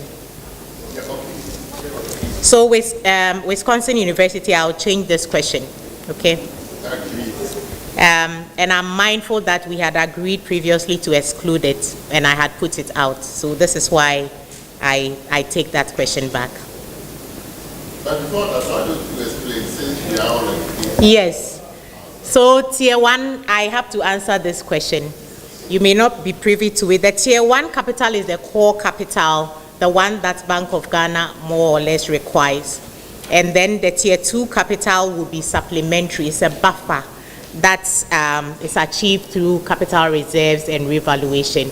Earlier on, when somebody spoke about capital gains, all those will add to the tier 2 capital. Okay. So at least for your learning, I hope you've all taken that away with you. or external loans that meet certain criteria. Right. Like an IHG Thank you very much for that addition. So I'm coming back to you, Wisconsin University. Wisconsin University for 10 points.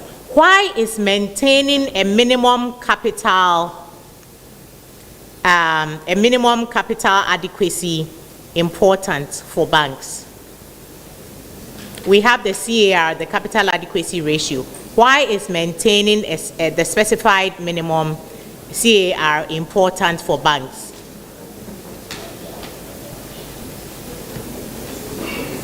Why can't I just start my bank if I choose with 100 million and another person with, why should we all start from a certain minimum?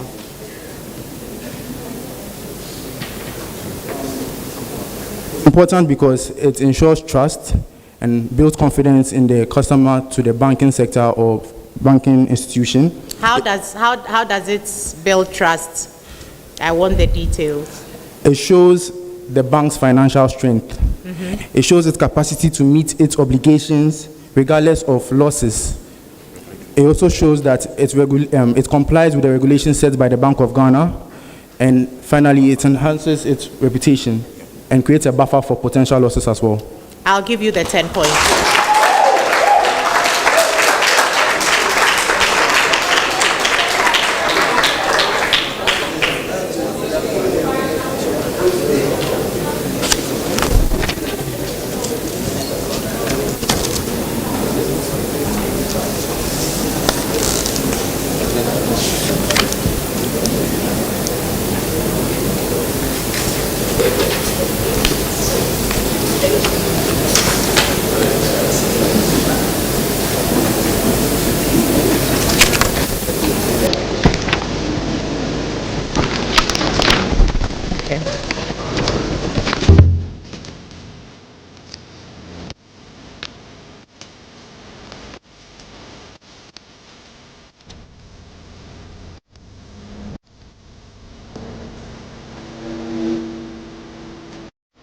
Please soak in that beautiful and soulful music in the background.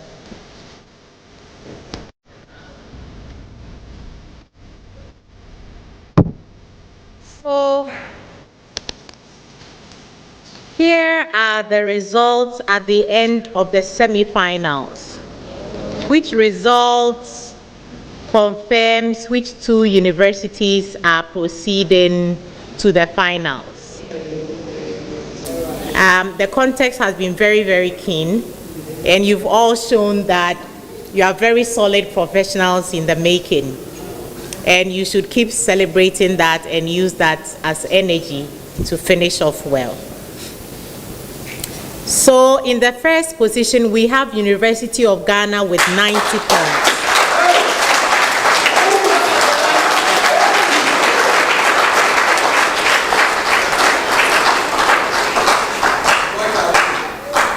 We have Academic City University with 88 points in the second place.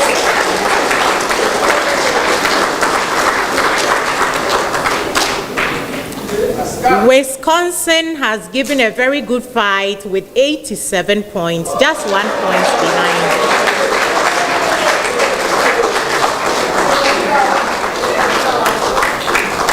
Very well done. Congratulations to all of you. And as we bid goodbye for now to Wisconsin University. Thank you.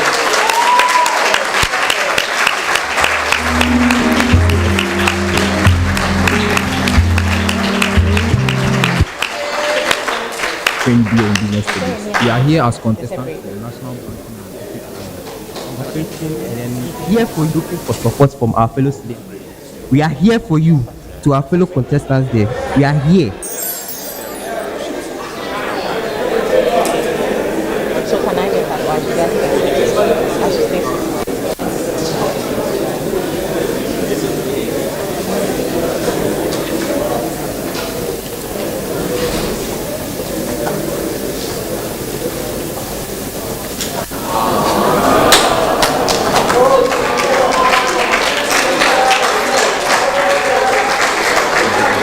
We are here as contestants for National Banking and Ethics Challenge, organized by the CIB Ghana.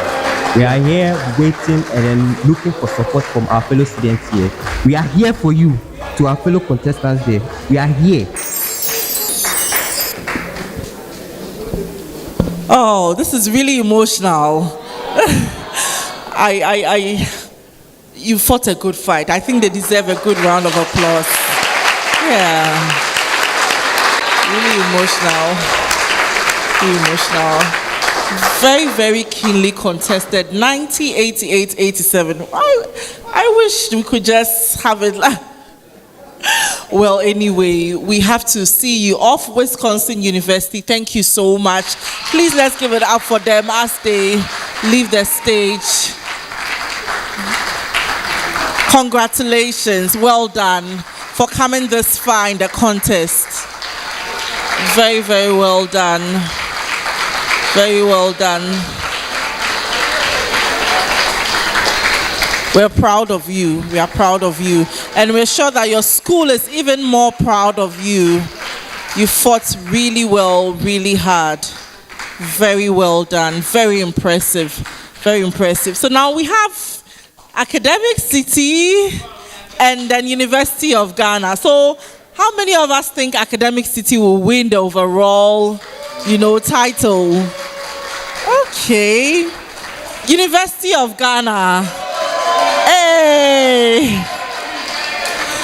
Okay, so this is the finals. I'd like to ask our quiz mistress, do they have an opportunity to do like a swap or something? What we can give them is a quick dash to the washroom. Okay. We know that at this stage the body's under a lot of pressure as they go into the final. We can give them that. Okay, so you have the opportunity to use the bathroom briefly and return. Let's give it up for them, our gallant soldiers and soon to be ethical professionals in the banking and finance industry. Well done. Well done. can imagine the chemistry and biology happening in their bodies right now. And we know that they'll emerge as winners, all of them, by the end of the day. All right, at this juncture, I would like to acknowledge one more time. I'd like to acknowledge one more time our sponsors and partners. So Bank of Ghana, thank you so much, Bank of Ghana, Zenith Bank, and then First Bank Ghana. Thank you to all three of you for supporting us through this journey. We'd also like to acknowledge our media partners, Joy Business for powering this event. And we're streaming live on Facebook. We've been streaming live from beginning to now. So tell a friend to tell a friend, share the good news happening on Facebook, and let's continue to promote ethical banking in Ghana. Once again, I'd like to acknowledge our faculty members as they put together the stage. Would like to acknowledge Senior Lecturer of University of Ghana Business School, Department of Finance, Dr. Ofori Sasu. A round of applause will do.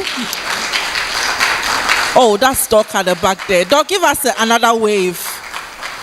Doc, I believe your students are making you proud, are they?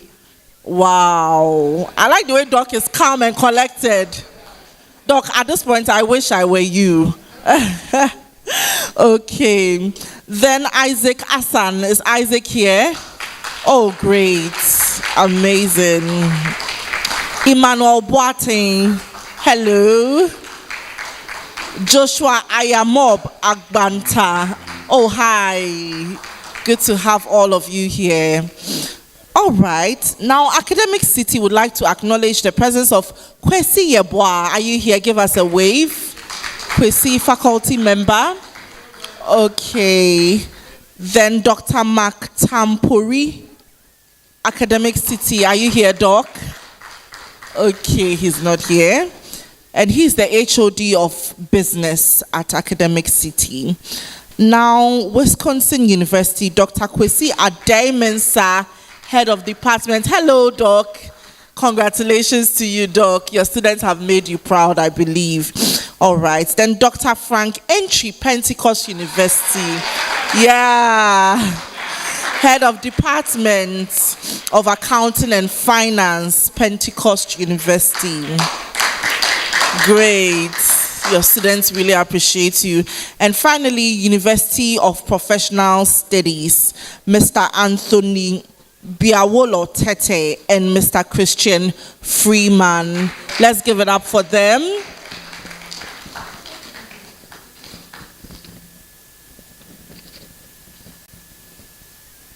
Great. One more time, I'd like to acknowledge some members of CIB and chapter reps. Mr. Francis Owusu Echampon, he's a fellow of CIB. Let's give it up. Then Anita Anan Ashite, also ACIB from Bank of Africa. Thank you, madam. Mr. Elvis Ejepon, ACIB Republic Bank. Let's give it up for him. And of course, Madame Rosemond Amo, she's a council member. Let's give it up for her. Sir, we also acknowledge you. I'm not sure I got the name right yet, but Professor Owusu, Mr. Robert Owusu, nice to have you, sir. All right. And every other member here, we duly acknowledge you. Every stakeholder, we duly acknowledge you for your great work done so far. As we can see, the scores are still up, very keenly contested. Our delegates, our contestants are refreshing and they'll be back very soon. I don't know what to do at this point. Maybe you say a word of prayer for them.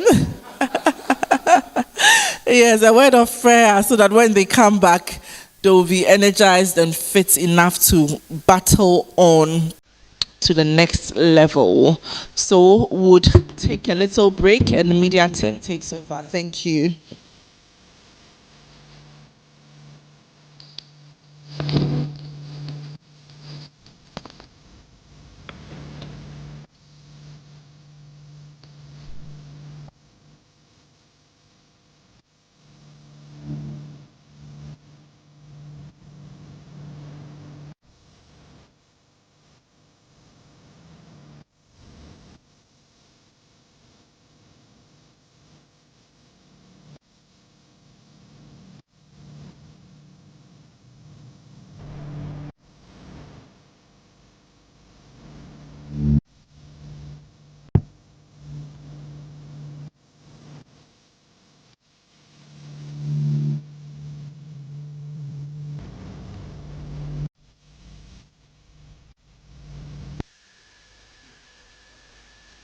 Banking and Finance. Here are my colleagues, Enoch and Christian.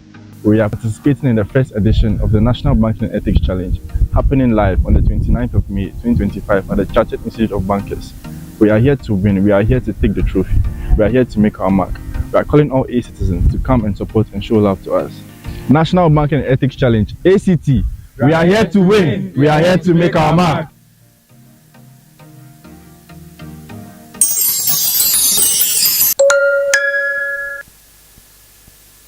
My name is Emanuela Mensah, a third-year banking and finance student of the University of Ghana Business School, and I'm here with my colleagues, and together we are contesting for the maiden edition of the National Banking and Ethics Challenge organized by the Chartered Institute of Bankers Ghana.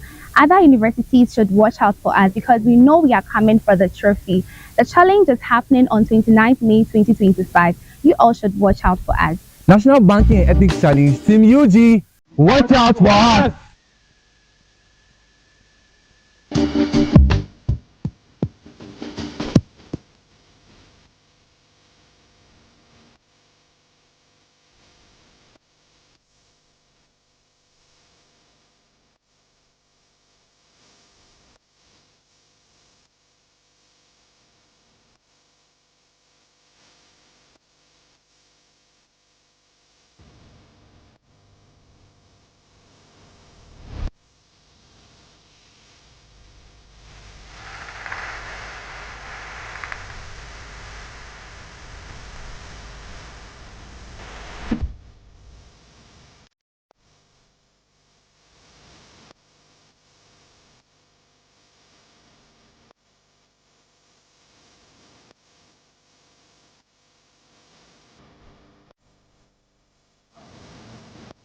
Here for you, to our fellow contestants there, we are here.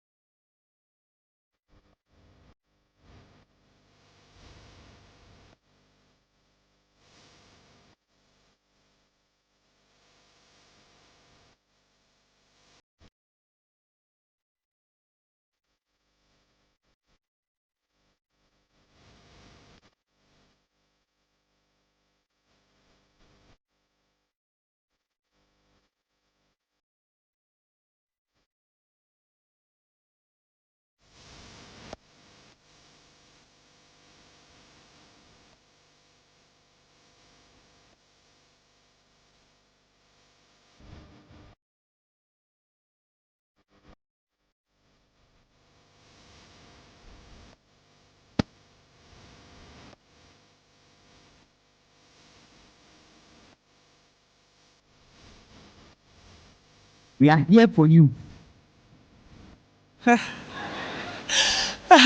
We are here for you. I like that sound bite. Okay, University of Ghana and Academic City contestants, if you are back, kindly come and occupy your seats. Let's give it up for them, our one and only contestants.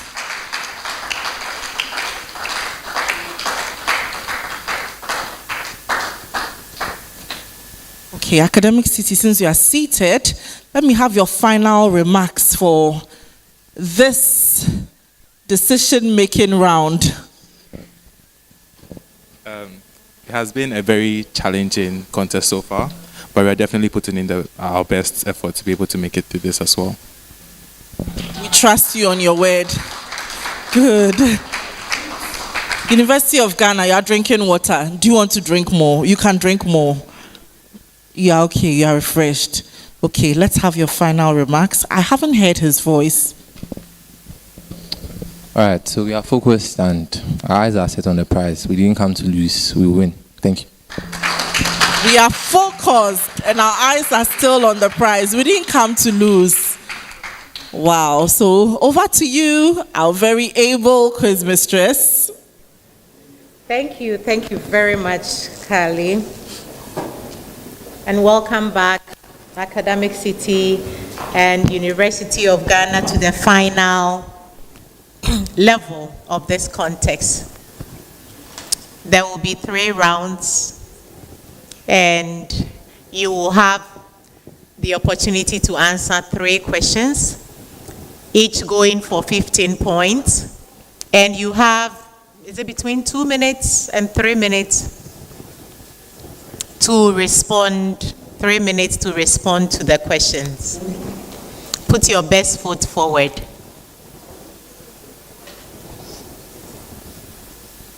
I wish you all the very best in this round. And may the most prepared for this contest emerge the winner. Okay. So can I have the bell? 90 seconds. But if there's a case that it's 3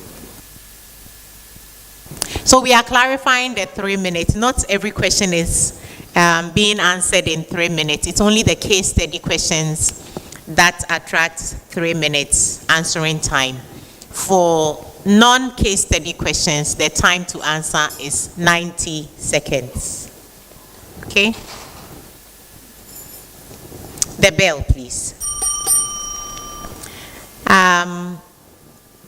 Start from my right-hand side. In this in line with our tradition as a society that introduces starting from the right. Also mindful that in the last leg, University of Ghana was starting. Are we all okay with this? Okay. So Academic City, the first question is coming to you. And over here, we are looking at capital adequacy and liquidity risk, among others. The first question says, explain the concept of capital adequacy and its regulatory minimum in Ghana. Emphasis on the regulatory minimum in Ghana. Why is it critical for banks to have a minimum capital adequacy?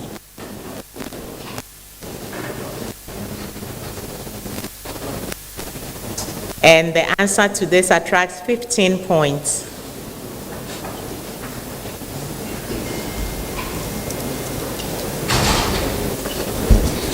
Okay, so the capital adequacy ratio is a measure used to determine the financial health of a bank or company, and then it is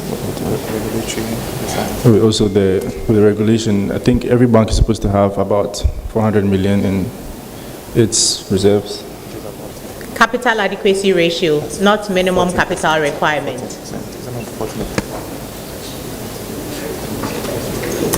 The cue is that this is a percentage. Okay, so the capital adequacy ratio, the minimum percentage is 15%. Okay. Nice try.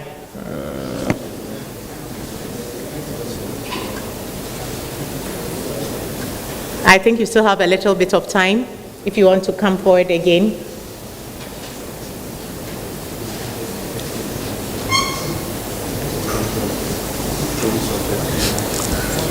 The concept of capital adequacy ratio and the regulatory minimum in Ghana and why it's critical. Okay. So the minimum capital adequacy ratio in Ghana is 13%. That was going to give you some cool 5 points. And then The essence of the minimum capital adequacy ratio is to ensure that the banks have enough capital to absorb losses and to protect depositors and maintain stability. So, with the explanation you gave, I'll give you 5 points out of 15. I'll give you 5 out of 15.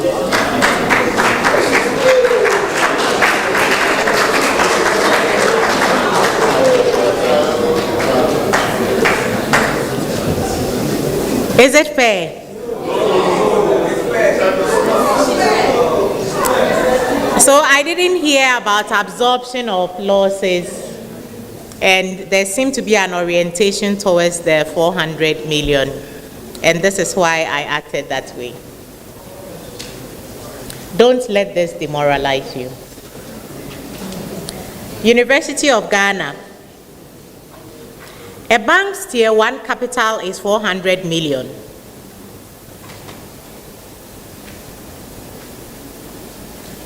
Apologies. Describe 2 implications for a bank operating below the minimum capital adequacy ratio for 15 points. I need to see debts. Describe 2 implications of a bank operating below the minimum capital adequacy ratio. What are the consequences for operating below the capital adequacy ratio?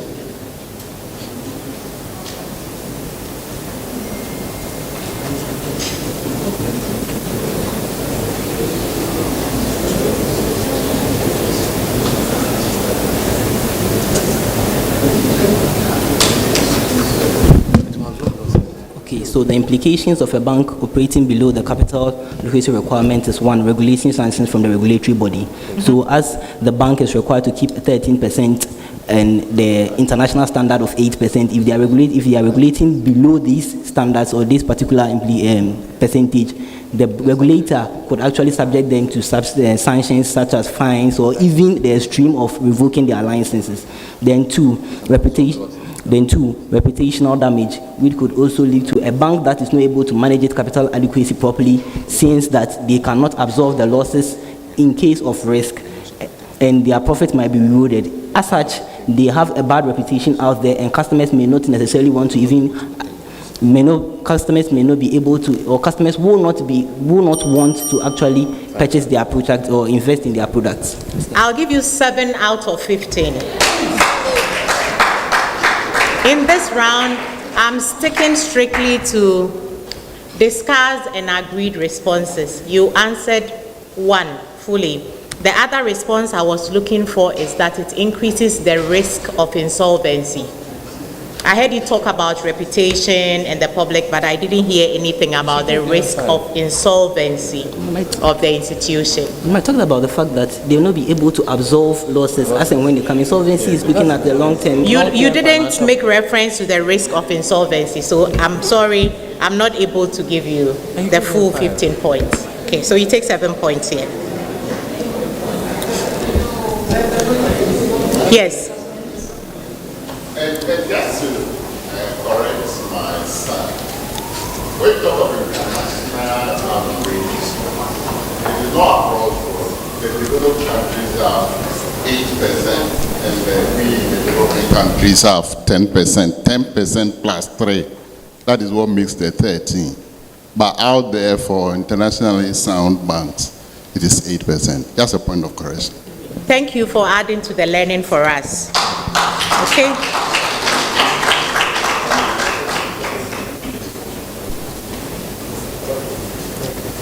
Academic City University. Define liquidity risk and give 1 example of how it can threaten a bank's operations. Please pay attention to the question. Define liquidity risk and give 1 example of how it can threaten a bank's operations.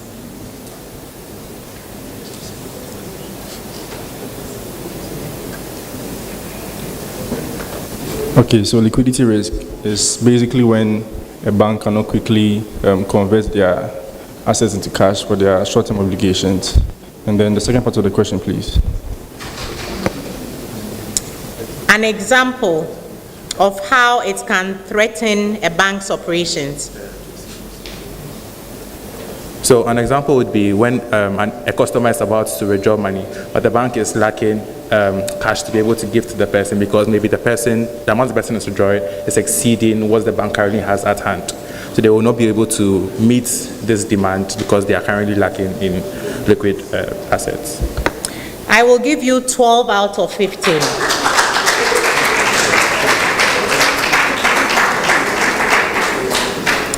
And I want to emphasize your general idea about liquidity risk. What I was expecting you to say is the risk that the bank will not be able to meet short-term obligations.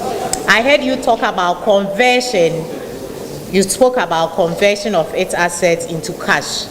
This does not adequately cover it for us. Wanted to hear you say that the risk that they will not be able to meet short-term obligations. Sorry? Sorry, but I did say it when I was explaining what liquidity risk was.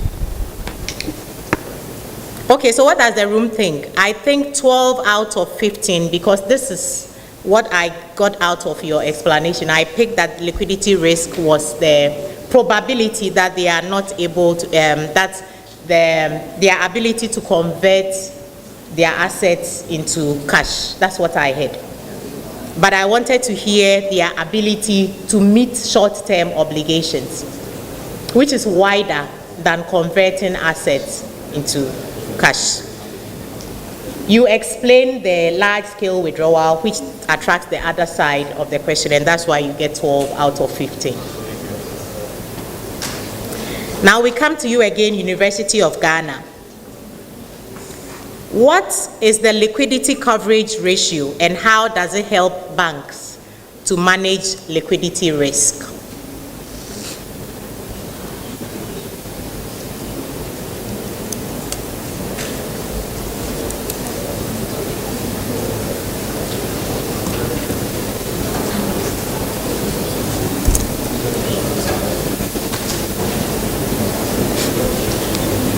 Income. Thank you very much. So, University of Ghana. Okay.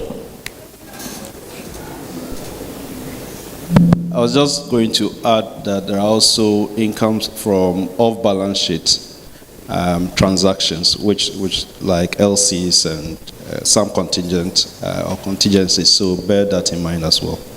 I hope I haven't preempted the next question. Thank you very much for that as well. So if you look at the category of non-interest income, there are a number of items that are there. The income that is generated, but not from as an interest bearing. So thank you for that addition as well. University of Ghana. Why is it important for analysts to consider both net profit as well as other comprehensive income when evaluating a bank's performance?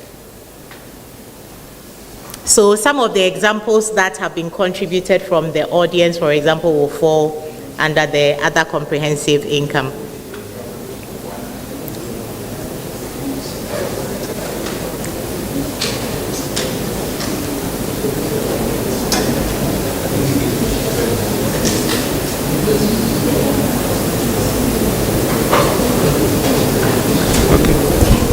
So it is important because in as much as the bank's main operation is loans, that is getting interest from loans, so the bank's main revenue stream comes from loans.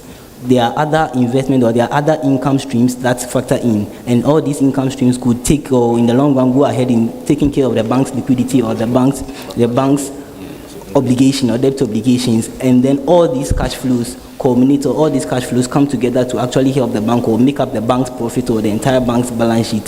So it is important not to just net factor in the net interest income or the net profit of the bank, but all other revenue streams that are important. And I'll give you your 15 points.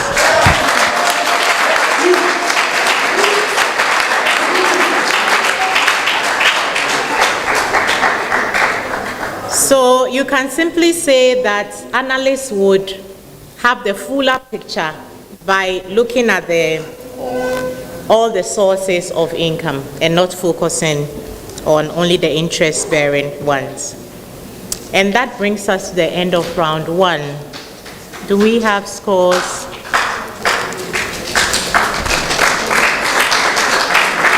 Thank you.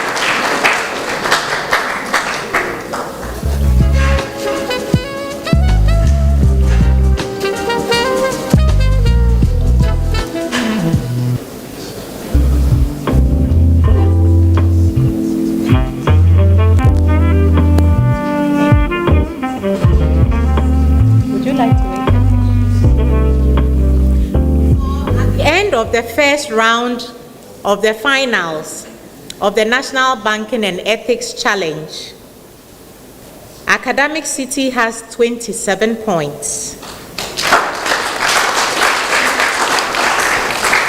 University of Ghana has 35 points.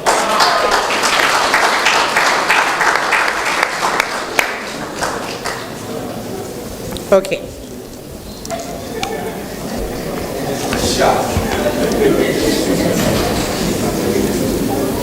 Until you are at the end, never say never. So we will now begin with the round 2, where like round 1, we will take 6 questions, each university answering 3 questions. Now I know that if you focus too much on what has happened in the past, it can deny you of what is in the future. So this is caution to all of us. Neither get too excited nor feel too demoralized. Challenge is not yet over. So the first question goes to Academic City University. And the question is, why is, and we are focusing on e-banking and security measures, why is two-factor authentication more secure than a password alone? Why is a two-factor authentication more secure than a password alone? Two-factor authentication makes sure that the individual who is logging into their account or the owner of the bank re-verifies the fact that he is the one actually logging into the account. Whilst a password simply takes in one input, the two-factor authentication makes sure that the owner of the account also has access to it without the need to log into one device with one password. So the two-factor authentication makes sure that there's further security to make sure that it's secure for the individual. I'll give you the 15 points.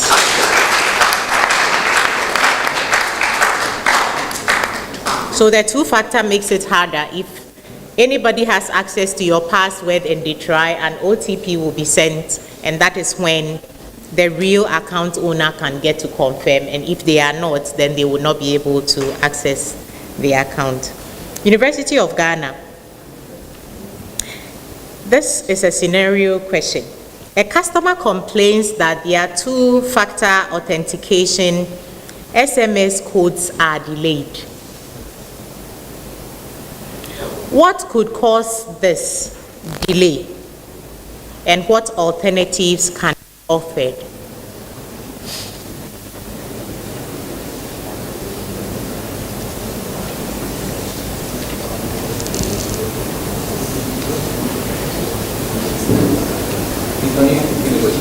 Okay, so the question is, a customer has complained that their two-factor authentication SMS codes are delayed, probably expiring by the time they see the code. The question is, what could cause this delay, and what alternatives can be offered?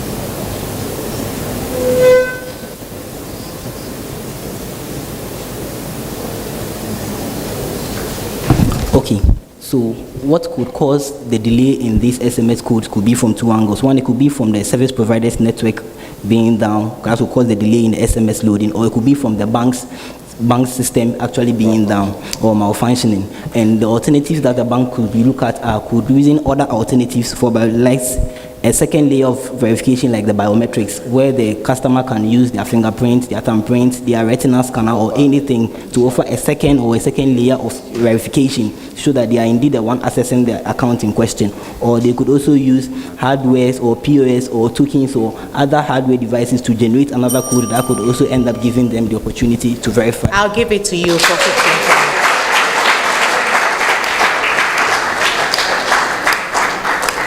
So the other alternatives could be in-app authentication. There could be emails. You didn't mention these, but you mentioned tokens and OTPs. Okay.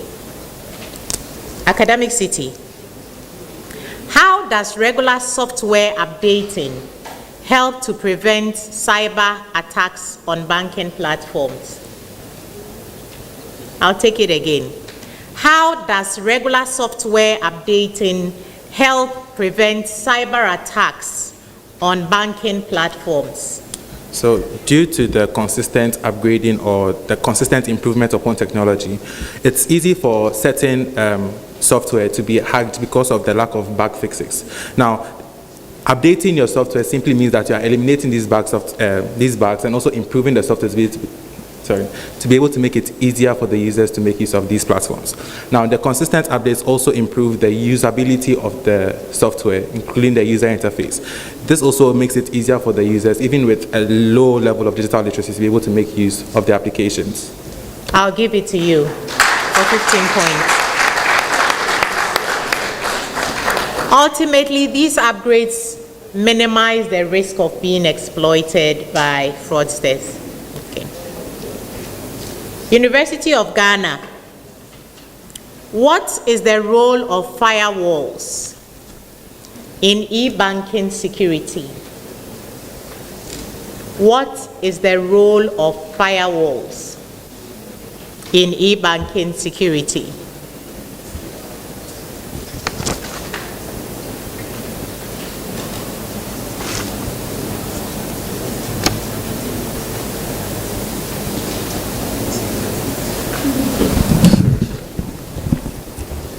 So the role of firewall in e-banking is it serves as an electronic barrier between the bank's internal system and then the external system such as the internet. And what it does is that it prevents unauthorized or cyber threats like cyber attacks, unauthorized access, or penetrating into the bank's inner perimeter to access unauthorized information or confidential information. And what all this does is that it provides a layer of security or a layer of assurance for the bank and also for the customers in question to make sure that their details are safeguarded and then the details of the bank in question are also safeguarded and prevent them from... You've earned your 15 points.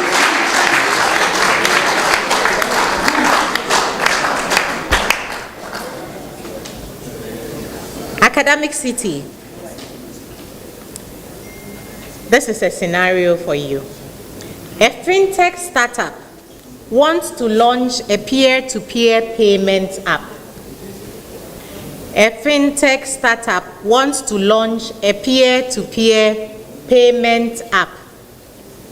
Now the question is, what regulatory and security consideration must they address?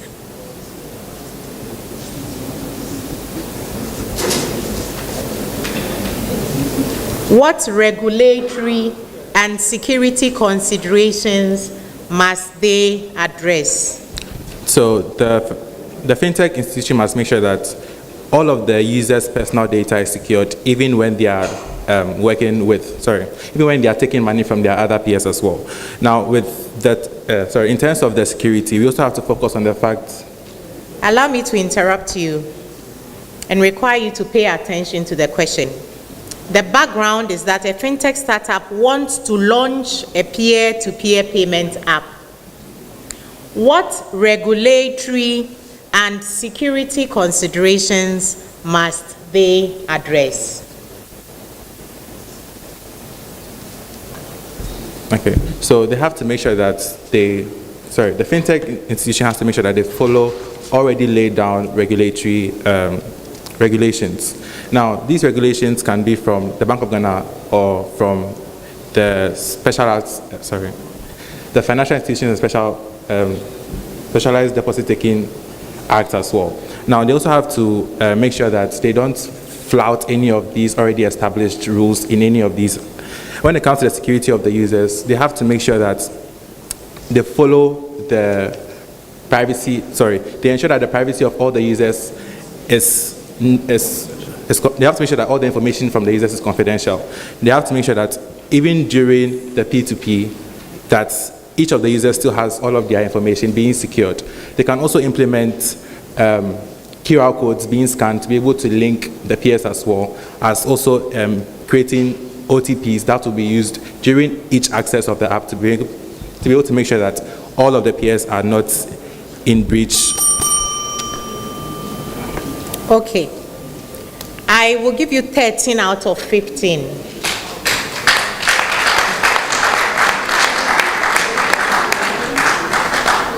So you mentioned Bank of Ghana regulations, which was important, and other regulations.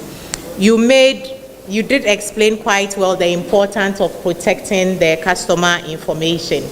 I was looking for you to talk about the need to have data encrypted. I was also looking forward to hear something about AML, because during the transfer on these payment platforms, there could be money laundering happening, and I needed you to have highlighted that. Okay. University of Ghana. How do robo-advisors use artificial intelligence to enhance banking services, and what are the ethical considerations? This is a two-part question. I'll repeat. How do robo-advisors use artificial intelligence to enhance banking services? And what are the ethical considerations? For 15 points, I would expect you to be comprehensive.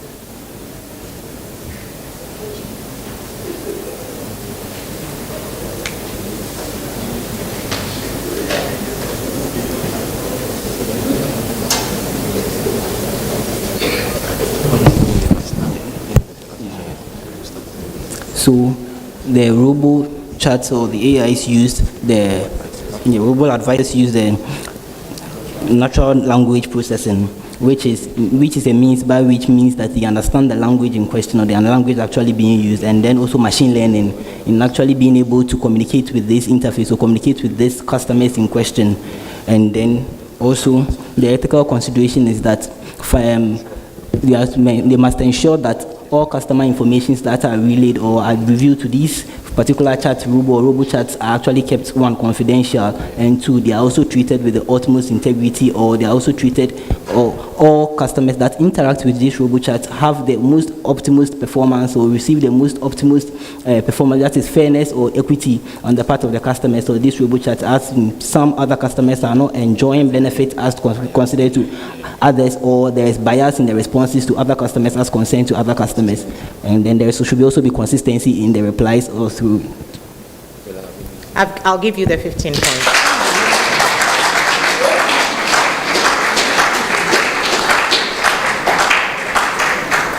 So you spoke about this customer in question. We on this side were hoping that it would be personalized, but when you say this customer, that is, I can take it as being personalized advice, and you made reference to the machine learning and other insight from the back end that is used to address and advise this customer. You also made reference to the importance of confidentiality, which is the importance of data privacy. You didn't touch on algorithm transparency, but I give it to you. And you also made reference to bias. It's important that we highlight the avoiding of bias in the recommendation, even if you put it in a different way.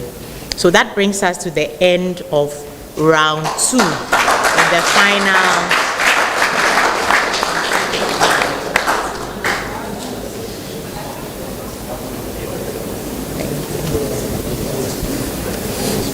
Okay, this is correct.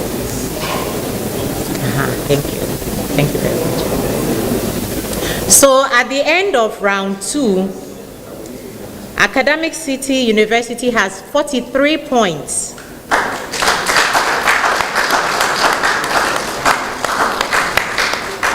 University of Ghana has 45 points.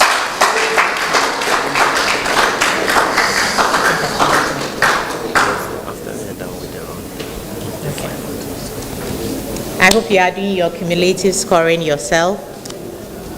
Now we are going into the very, very final round, round 3 of the National Banking and Ethics Challenge. The first question is coming to you, Academic City. We are looking in the area of regulation of digital financial services. So that will be the focus of the questions we'll answer now. Scenario 1. And there are some scenarios. Every one of the questions I have here is a scenario-based question, which means that you would have 3 minutes to respond. Okay? Pay attention to the questions so you can figure out the requirements clearly. Scenario 1. A Ghanaian fintech wants to launch a payment app under PSD2 inspired regulation. What must the app provide to users regarding access to their data by third parties? I'll take the question again. A Ghanaian fintech wants to launch a payment app under PSD2 inspired regulations. What must the app provide to users regarding access to their data by third parties? This is quite technical, so I hope that you had access to the document.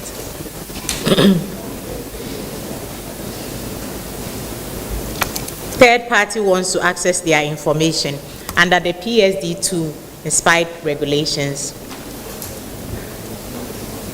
What must the app provide?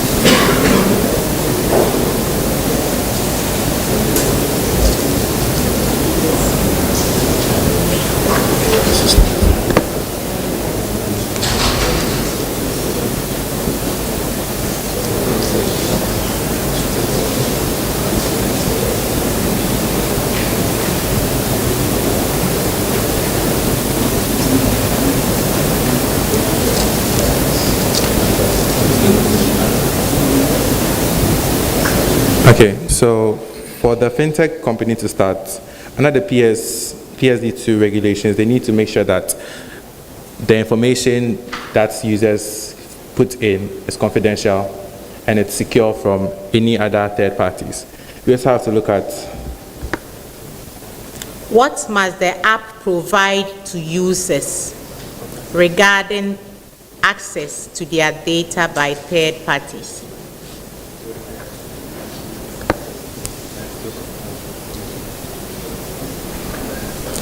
Please continue. So the app must also implement a two-factor authentication for all users who are using the platform so that they are secured from other third parties as well. They should also encrypt all the data, and there should also be a secure firewall put in place to make sure that it's also secure from any other threats, external threats. And there should also be regular internal checks from the fintech organization to make sure that. I will give you 5 for the effort out of 15. The answers I was looking for are that 1, there must be explicit user consent. So the app provider must actually get that explicit user consent from the user before data can be shared with third parties. And the second response I was expecting was that the user has the right to revoke that permission they have explicitly granted at any point in time after they have granted that access. I'm sorry I'm not able to award you points for this beyond 5. I'll come to you, University of Ghana. Here is your scenario. You are the data protection officer at a bank. You are the data protection officer at a bank. A customer requests deletion of their personal data. What must you consider before acting? Remember that all these questions are under the PSD2 and data protection.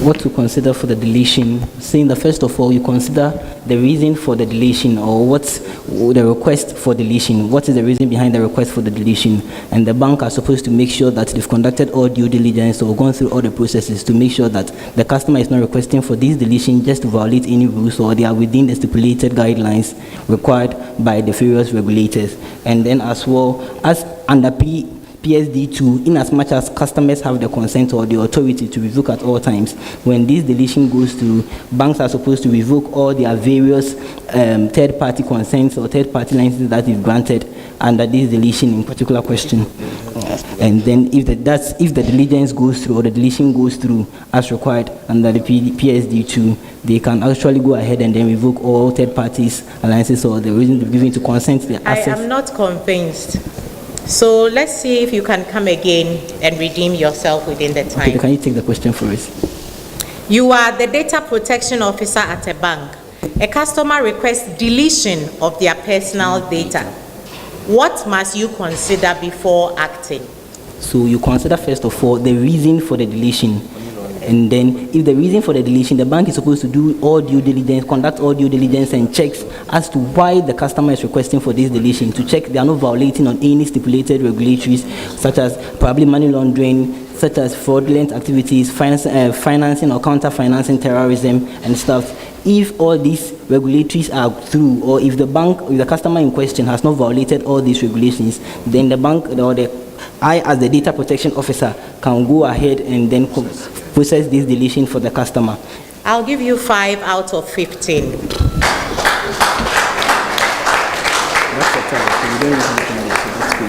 What we were hoping to hear from you is that you must first, as the officer, check if we have need of that data, because there's a contractual relationship between you and the client. They have a right to say delete, but do we need the data for anything? So you want to check whether there's a legal need at your institution for it, and then the regulatory side and other contractual obligations. I didn't get this out of your explanation, okay, before you go ahead to delete. Academic City. So 5 points out of 15.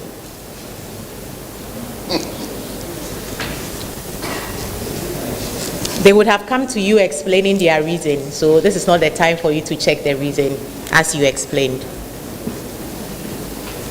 Academic City. A customer suspects unauthorized access to their digital banking data. A customer suspects unauthorized access to their digital banking data.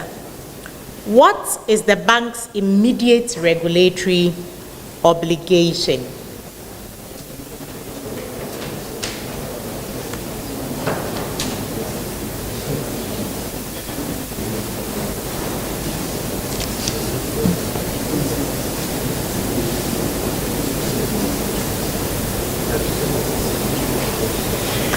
So the bank has to cease any transactions that are being performed, like with that account. A customer suspects unauthorized access to their digital banking data.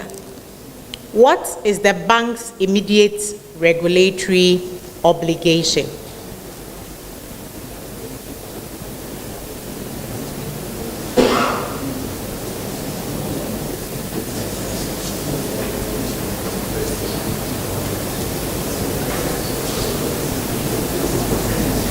A suspicion has been reported to you. What is your immediate regulatory obligation? We confirm if there has been any access has been, if anyone has made access to that account first. Then following that, to make sure that if there have been any transactions made, we halt all transactions and hold them until we can then confirm that there has been a third party accessing the account. What else? I'm not convinced yet fully. We'd also give real-time updates to the customer to ensure them of any updates after their report, to make sure that they are well informed of any changes after their report has been made. So I will give you 11 out of 15.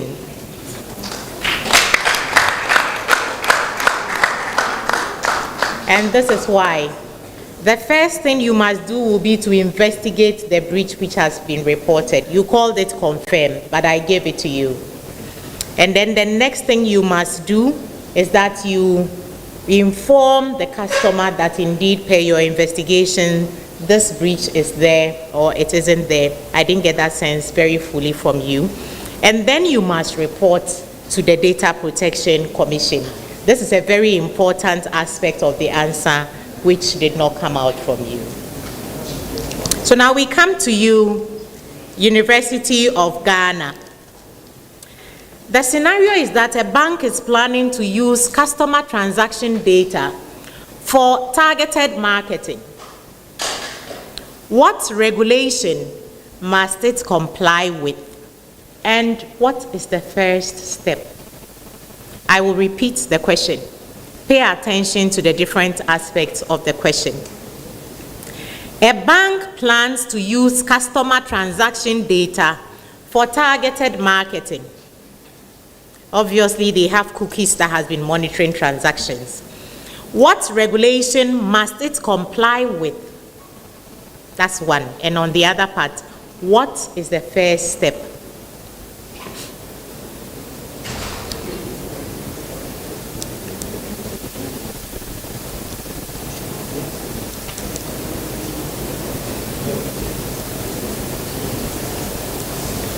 This will be a 7.5 per part, and I'll be sticking strictly to what we have agreed.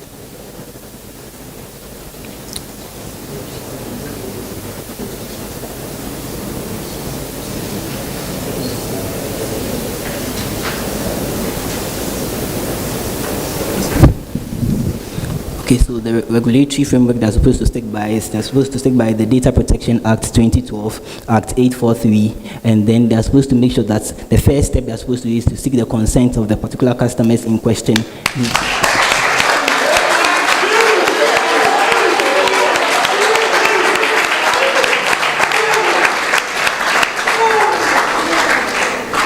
So you have earned your 15 points in full. Academic City.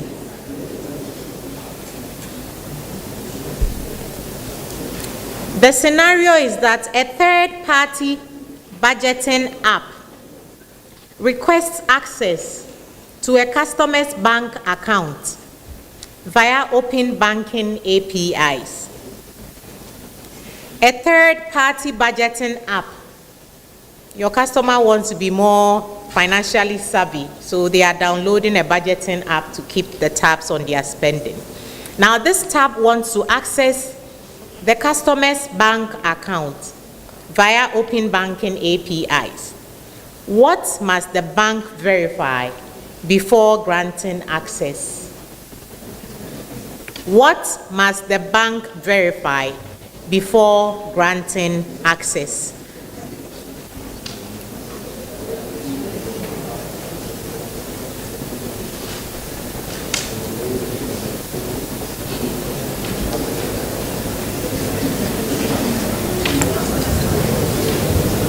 As a queue, this will also be 2 parts response required, and each will be going for 7.5.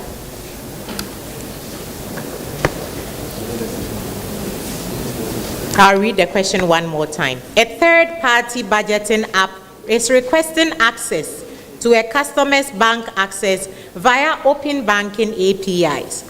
What must the bank verify? More like, what 2 things must the bank verify before granting access?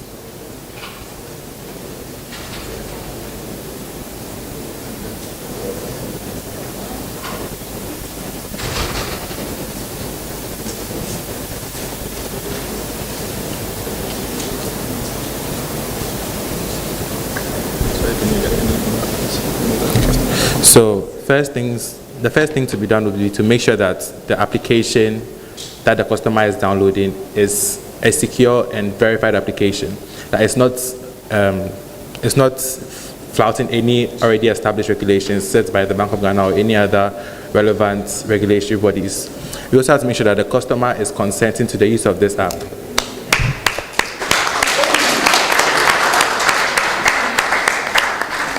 So it's regulatory authorization and then consent obtained from the customer. We are coming to the very last question, going to you, University of Ghana. And the scenario is that a customer wants to revoke a third party's access to their financial data. A customer wants to revoke a third party's access to their financial data. How should the bank respond? A customer wants to revoke a third party's access to the customer's information. How should the bank respond?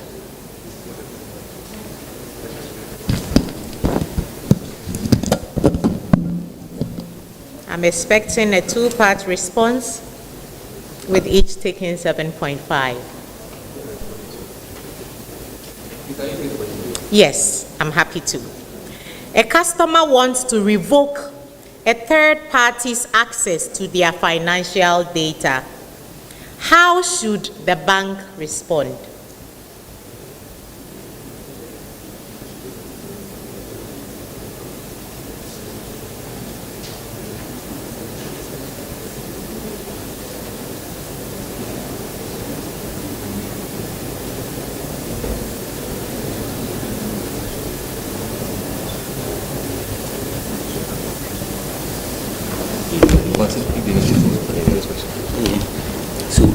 So first of all, in as much as the customer holds the right for revokement under the PSD2, there's a contractual relationship between the bank and the customer. So they first of all looked at the need for that data in particular in question as the bank, not the third party. Then also we look at the fact that what are the reasons behind the customer's request for the revocation of this particular third party access to their data.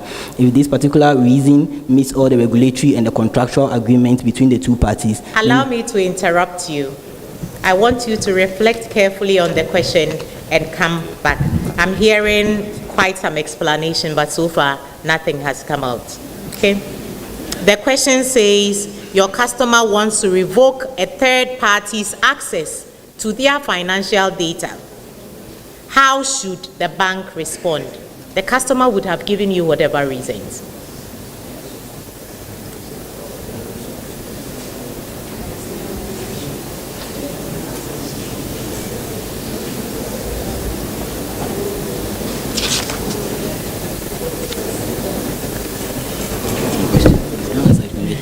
So the bank in this instance has to, after receiving this revocation request by the customer, has to go through all the regulatory checks to make sure to check if this third party in question has breached any contractual agreement between the customer and then the third party in question. And if so, the customer, as we said, holds the ultimate right for revocation, and as well the bank should proceed with revoking these assets that they've granted to the third party, the customer's information under the as provided under the PSD2. Is that it? We need to be careful here. We end up losing the whole contest here. Anything else? So we are saying that.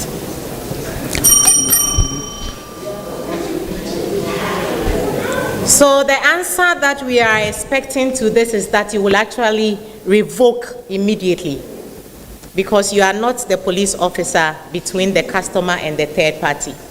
You have responsibilities in the relationship to your customer who says revoke. The requirement is that you revoke access immediately.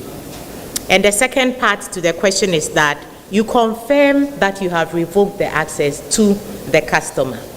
I'm sorry I'm not able to award you marks for this. Second part of that, we said that after revoking, you should be able to confirm that if I did actually revoke. You said it. So the second part of the question. Please hold on. I'm hearing that the second part was communicated. I did not hear that you should communicate. You said after revoking. But I want to rely on the audience and my colleagues in the room. We said it, madam, we said it. Madam, you are doing it again. We said it. I did not hear. Madam, we said it. So I will go with what I heard in this case, because I did not hear that you should communicate to the customer. Madam, we said it. Madam, we said it. Madam, you are again. Madam, we said it. Oh, we said it. Please hold on. Madam, we said it. We said it. Please hold on. Because this is crucial, I would like to check if there's a way we can access the recording quickly.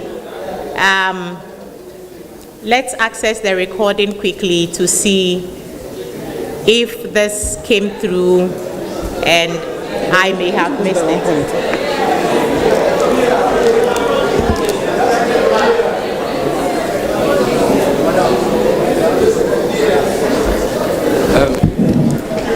You said your response was that we are supposed to revoke immediately. Say it again. We are supposed to revoke immediately. You said the required answer was that we are supposed to revoke immediately. However, we also considered, not to disregard that we didn't say the second part, but just to confirm that we also said that we have to revoke, but as a bank, you'd also have to do necessary checks to validate the claim. So that is bringing us to where we might have to deduct points, because you have not acted immediately to revoke the access. No. So, please, are you saying under open banking? Because it's like an open banking question. You have to revoke immediately. Part of the question. No, you communicate to the customer. Please let's. So what I'm hearing from you is a bit different from what I was expecting.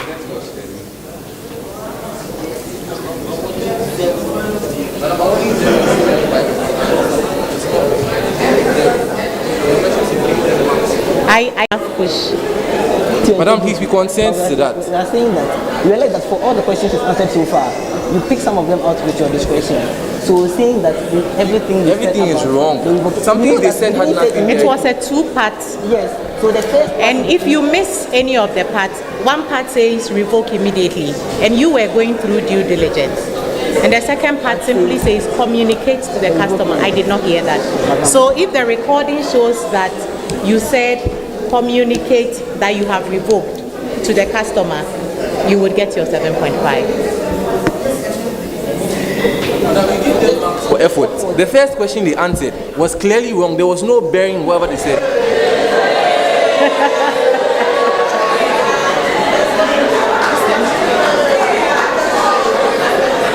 Let's clap for both teams.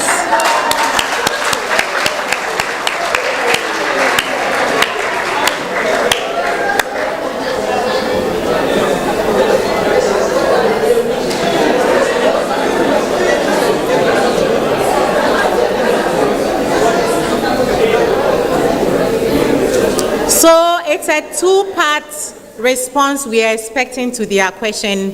One part should say that you should revoke immediately.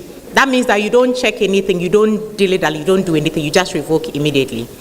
I did hear follow due diligence, which to me is different from revoking immediately. The second part says that confirm you have revoked to the customer. Now we want to hear, I'm hearing that that was said and I missed it. Each part is 7.5. If we hear that from the recording, if we are able to access it, then they get that 7.5 marks for that side. They are very worried that they risk getting 0 for this question. Madam, confirming that under the PDS2, the particular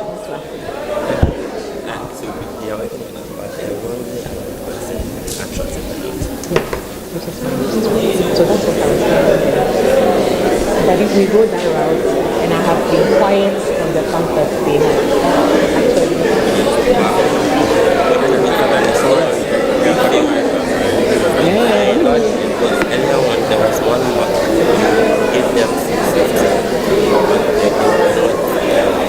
spot on, yes.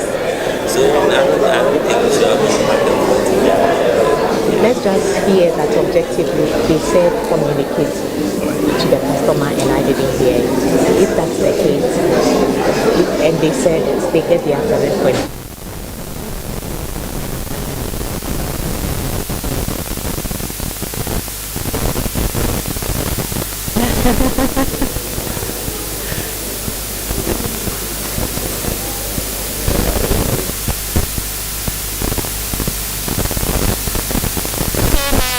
It's being drawn to the risk that when we hear clearly and it is off, you may lose 2 points. I'm saying that the fact that under PSD2, the customer, we even said that under PSD2,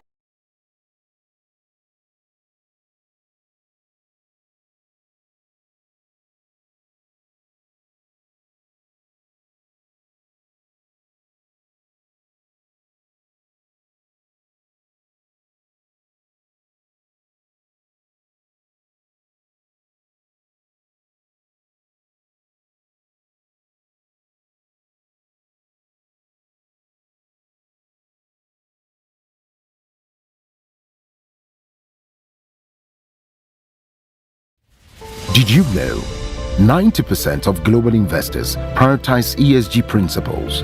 Ghana is contributing to the global ESG transformation with an ESG certification.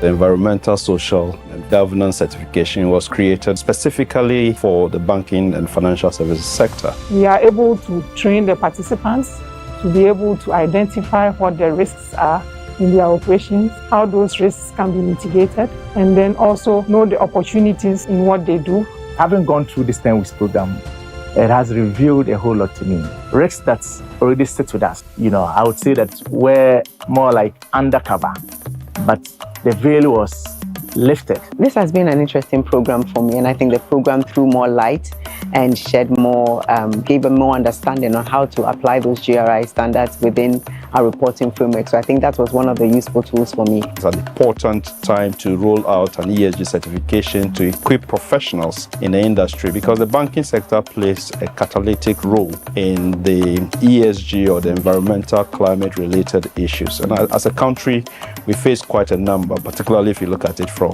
Galamsey and the destruction of our water bodies. By the end of this program, we would want the participants to be able to know how to mitigate what the environmental issues are, what the social issues are and what the governance issues are in their operations as bankers or as businesses, and also the operations of their clients. Ever since I finished, it's like a prompt. Anytime I'm going to make a decision, I just think about ESG. Oh, I've given zeros. Is this compliant? When Am I you've affecting missed the it, environment? you've missed it. Is access to their financial data. A customer wants to revoke a third party's access to their financial data. How should the bank respond? A customer wants to revoke a third party's access to the customer's information. How should the bank respond?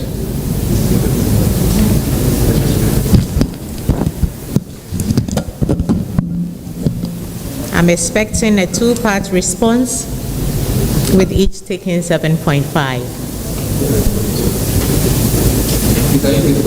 Yes, I'm happy to. A customer wants to revoke a third party's access to their financial data. How should the bank respond?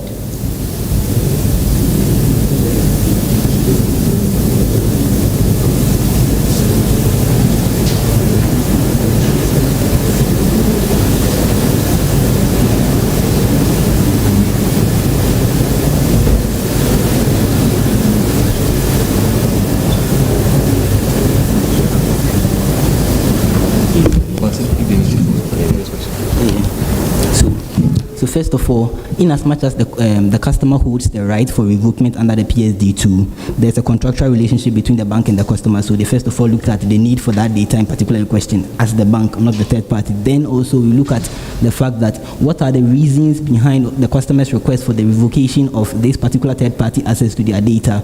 If this particular reason meets all the regulatory and the contractual agreement between the two parties. Allow me to interrupt you. I want you to reflect carefully on the question and come back. I'm hearing quite some explanation, but so far nothing has come out. Okay? The question says your customer wants to revoke a third party's access to their financial data. How should the bank respond? The customer would have given you whatever reasons.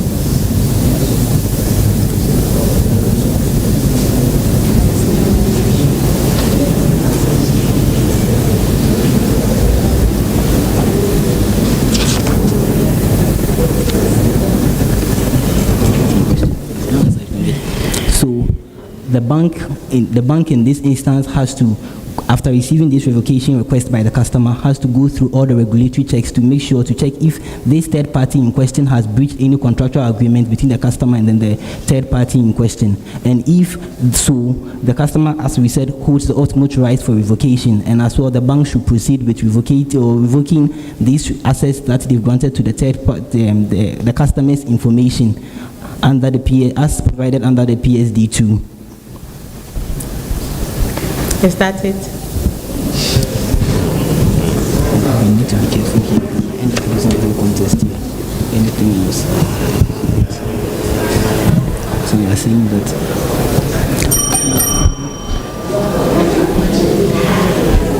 So the answer. Making a point that the customer holds the first right under the PSD2 for revocation. At that point, you are actually explaining what would amount to taking some actions different from revoke immediately. But that was the first statement I made. Madam, that was the first statement I made. So I want to throw this back to my colleague, professional bankers, to see the response we are expecting is that act with diligence, immediate, delete, revoke the account immediately. If you want to do anything, you can do those after deleting, but immediately you must revoke and honor the customer's request. The second part, and I did indicate that this was a two-part response I'm looking for, each one carrying 7.5. And I did try to remind you that there are two parts. The second part is that you must confirm that you have immediately revoked to the customer. And I do not hear it from what has just been played back.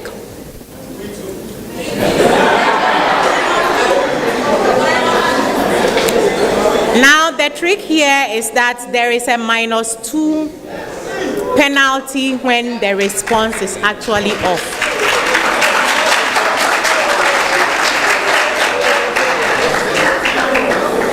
And I was reminded of this while requesting the replay. So I'm afraid we would have to apply that. Okay? Much as this may hurt, this is also, if you like, your baptism into professional banking. Unlike academic, where we can sometimes argue our way out, in the professional field, people die when we make mistakes. And so we do not make room for mistakes. I empathize with you. So that brings us to...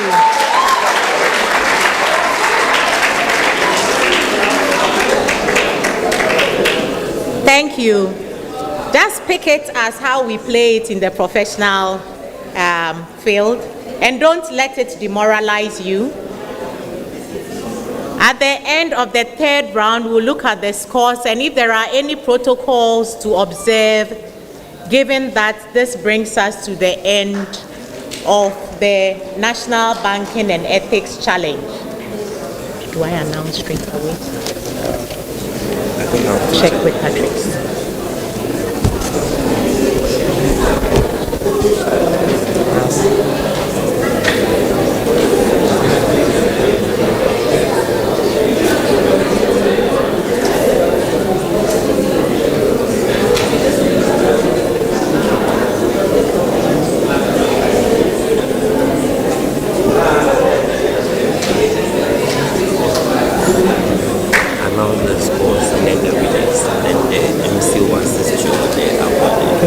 We are just doing everything straight up. Okay, permit me to stand up. And was the penalty applied to the score? It's very interesting how the number I'm looking at, the numbers I'm looking at require me to stand to my feet. Can we have some drums roll?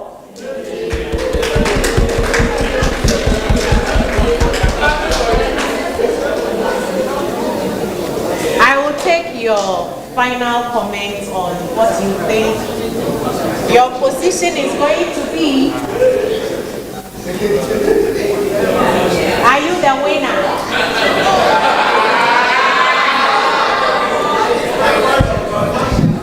Well, we knew that we fought a gallant fight, and we expect better results from you.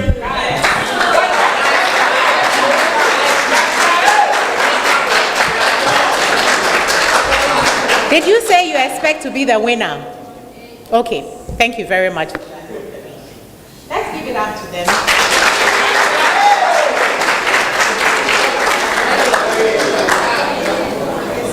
What do you expect to be your position in this contest? So, honestly, we came here to make our mark, and we want to believe we have definitely left our mark here. And what is it that you would consider as that mark you have made that should earn you the winner of this contest? So, we came here with a dream to make it to the finals, which we have definitely been here to. We've made it to the finals. So, we believe that at the end of the day, we have still left our mark here.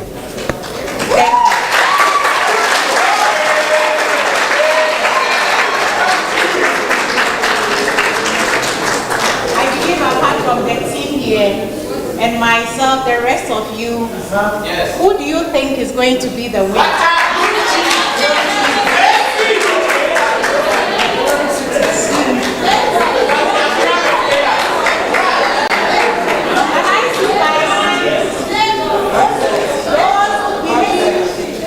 Team Academic City is winning.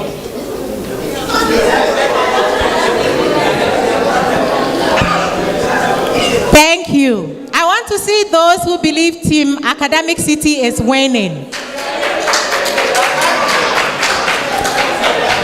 You have a lot of supporters. And who are those who believe Team University of Ghana has won?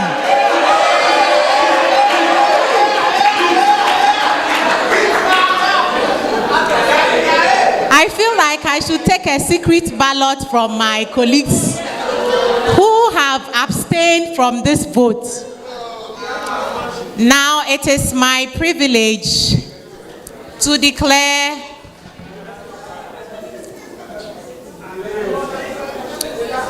with just a 3-point margin between the winner in first position and the winner in second position.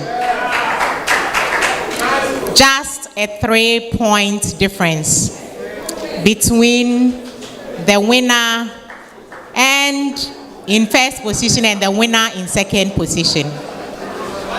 So the marks are 101 and then 98.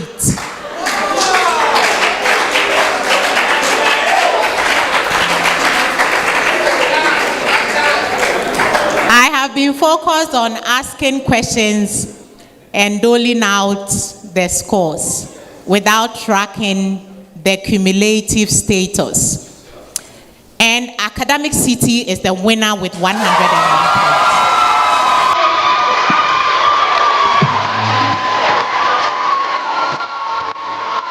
Congratulations.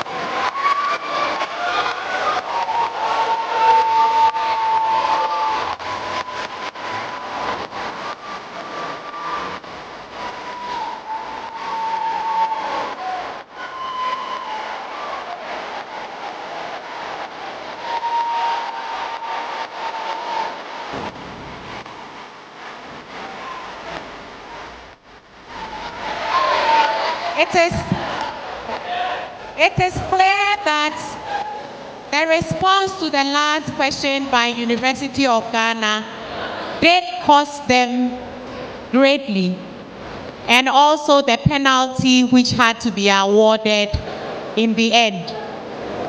But all in all, both two schools have proven up to the task and have keenly contested and demonstrated their knowledge.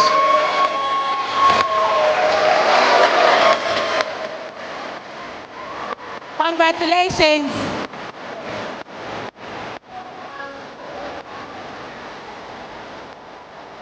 And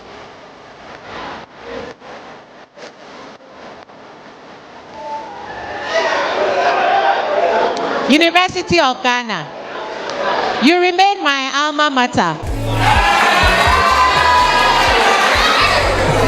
And I have no doubt the caliber of tuition that is being given to you. This should not be a dent on how much you know. This is a contest, and it has gone a certain way. I remain proud of you. Don't be demoralized. More importantly, don't let them revoke my Bachelor of Science degree in Banking and Finance. Let them know that I'm able to stand up to the demands of ethics, integrity, and professionalism, even when it is difficult. So congratulations, University of Ghana.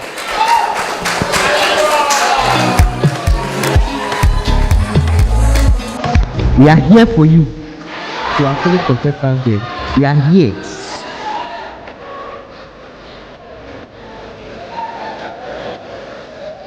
Oh. Wow, wow, wow. Can you hear me clearly? Hello? Wow, wow, wow, wow. University of Ghana, congratulations. My alma mater as well. It got down into my bones. Yes, but we trust that it's been a fair competition and you've done great.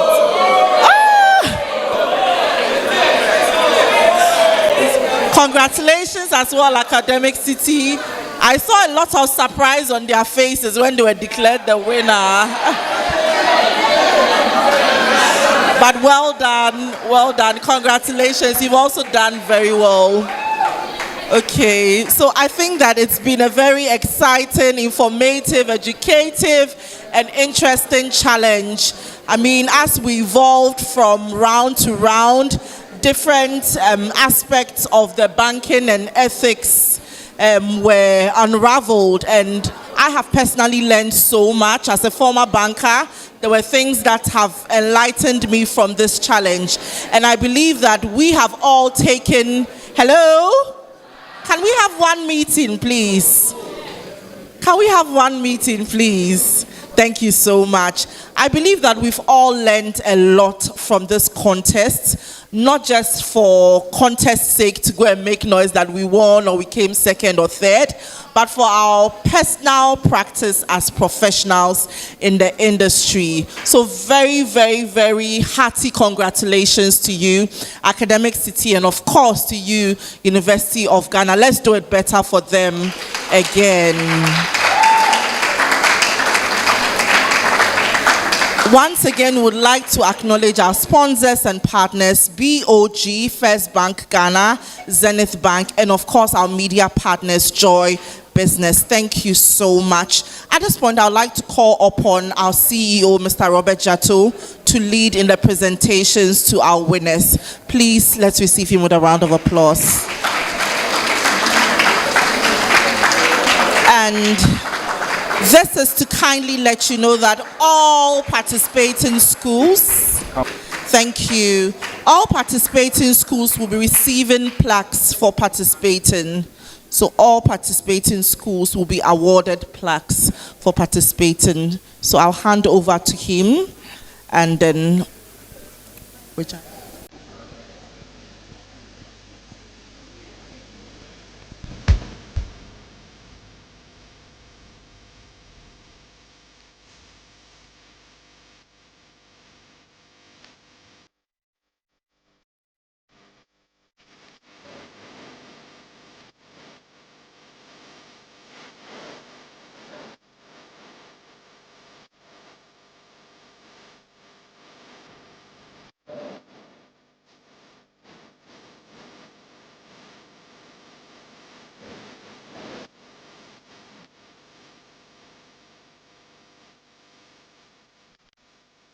Pentecost University, please come up on stage.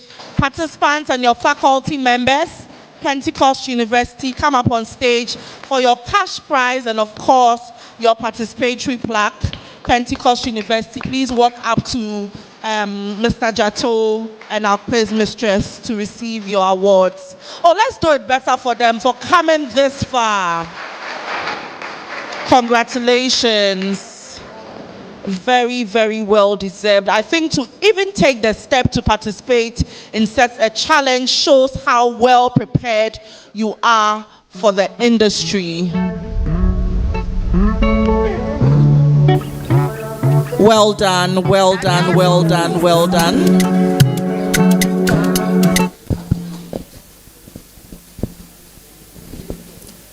So, this plaque is presented to Pentecost University in recognition of your participation in the maiden edition of the National Banking and Ethics Challenge, NBEC, on May 29, 2025. As pioneers in this challenge, you exemplify the ethical leadership and professional excellence essential for shaping the future of Ghana's banking and finance industry. So our CEO will present this to you. Thank you very much and congratulations to your advisors, faculty, and to the contestants. Yes. Sure. Yes. Maybe. Congratulations once again, Pentecost University, to you. So there's also a token cash award. We know that it has cost you something as you mobilize and prepare to be here for today.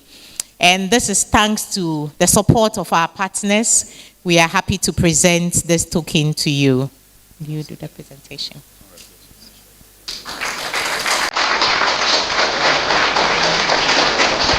Can we take a still photo? Congratulations one more time, Pentecost University, for making us proud. Up next, we'll have our fourth runners-up, UPSA. Please come up.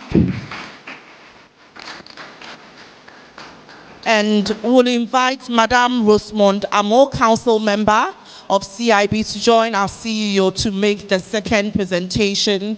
That's going to UPSA.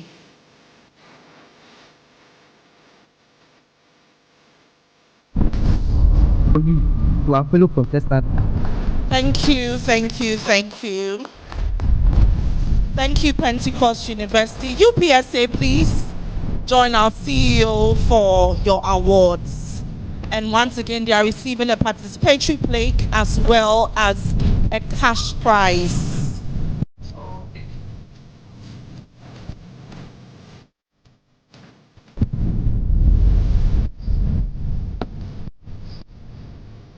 So this plaque is presented to the University of Professional Studies Accra, UPSA, in recognition of your participation in the maiden edition of the National Banking and Ethics Challenge on May 29, 2025. As pioneers in this challenge, you exemplify the ethical and professional excellence essential for shaping the future for Ghana's banking and finance industry. Lady Rosemond will present this. No, just like that.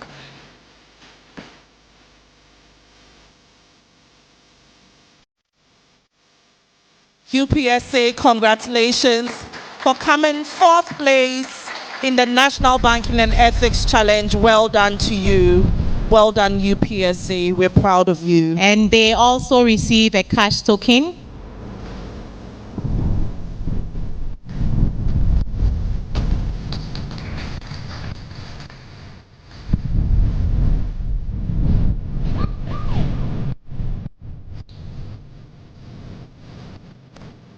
Thank you very much. Congratulations. And thank you, Madame Rosemond Amo, for doing us the honors. We'll now have Mr. Francis Owusu Echampong join our CEO to present to the next place school, Wisconsin International University. Who plays second? UPSA, please come up again for. We are taking a still photo with UPSA. Wisconsin, please hold on. UPSA is taking a group photo.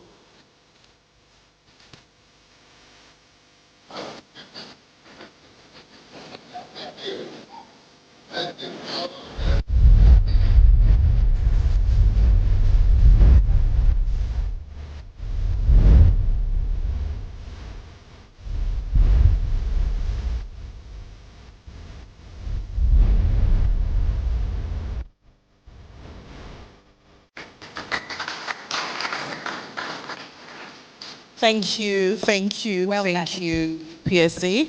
So we'll have Wisconsin International University College, please join us. Wisconsin participants, faculty members, please join us upstage for your prize.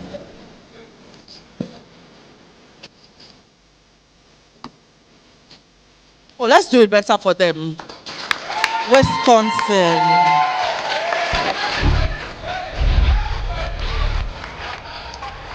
We are coming, we are ready for you. Is that what they said? We are here for you, to our fellow contestants there. This is the award that Doctor will be presenting to them. And it says this plaque is presented to Wisconsin International University College in recognition of your participation in the maiden edition of the National Banking and Ethics Challenge on May 29, 2025. As pioneers in this challenge, you exemplify the ethical leadership and professional excellence essential for shaping the future of Ghana's banking and finance industry. Doc.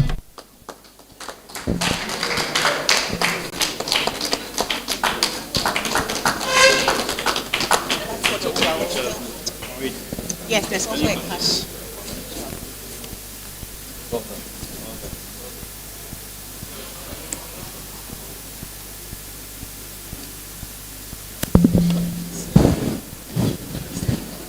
We are here for you indeed. Wisconsin is here for us.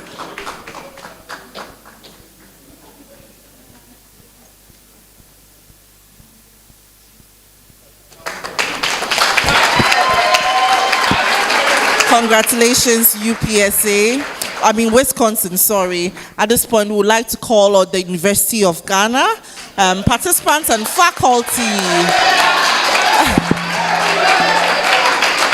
And we'll call Lawyer Kwame Owusu.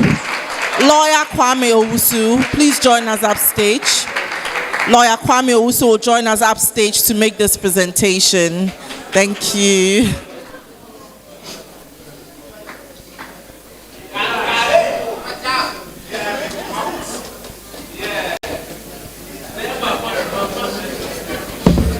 The gallant men and women from University of Ghana. We are so proud of you, very proud of you. Fought a good fight.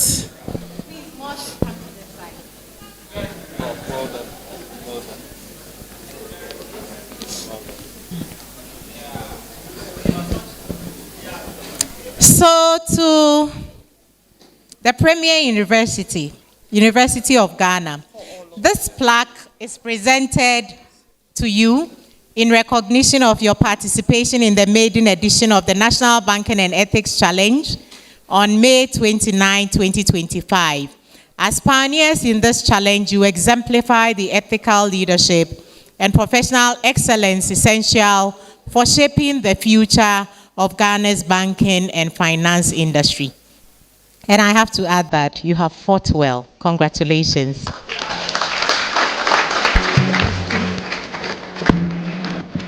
Congratulations, University of Ghana, the premier university. We're super proud of you. Well done for coming this far. Second place, the maiden edition of the National Banking and Ethics Challenge. Well done.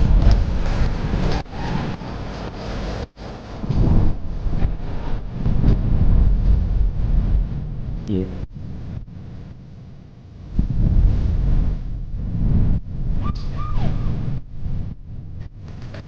Well done, well done. Congratulations. Congratulations. Looking for support from our fellow students here. We are here for you. Now to present to the overall winners of National Banking and Ethics Challenge.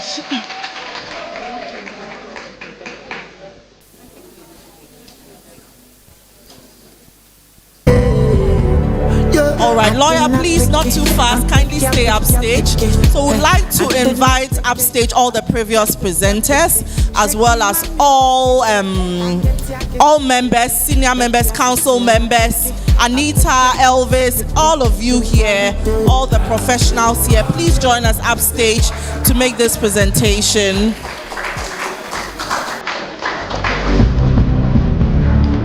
And they're going to win a very huge, enviable, convertible trophy, as well as a cash prize and plaque.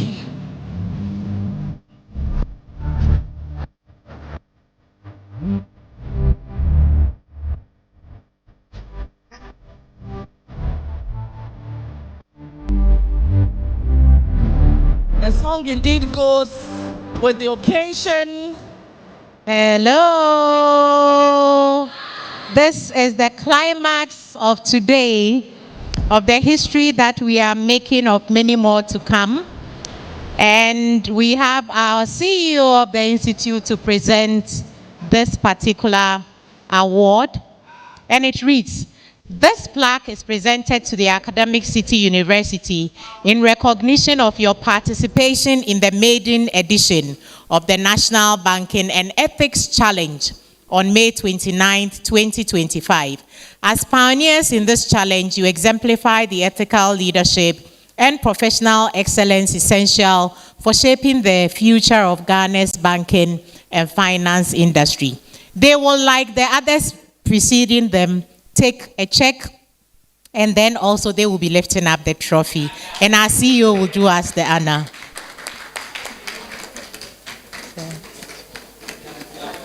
Do we have any advisors, faculty?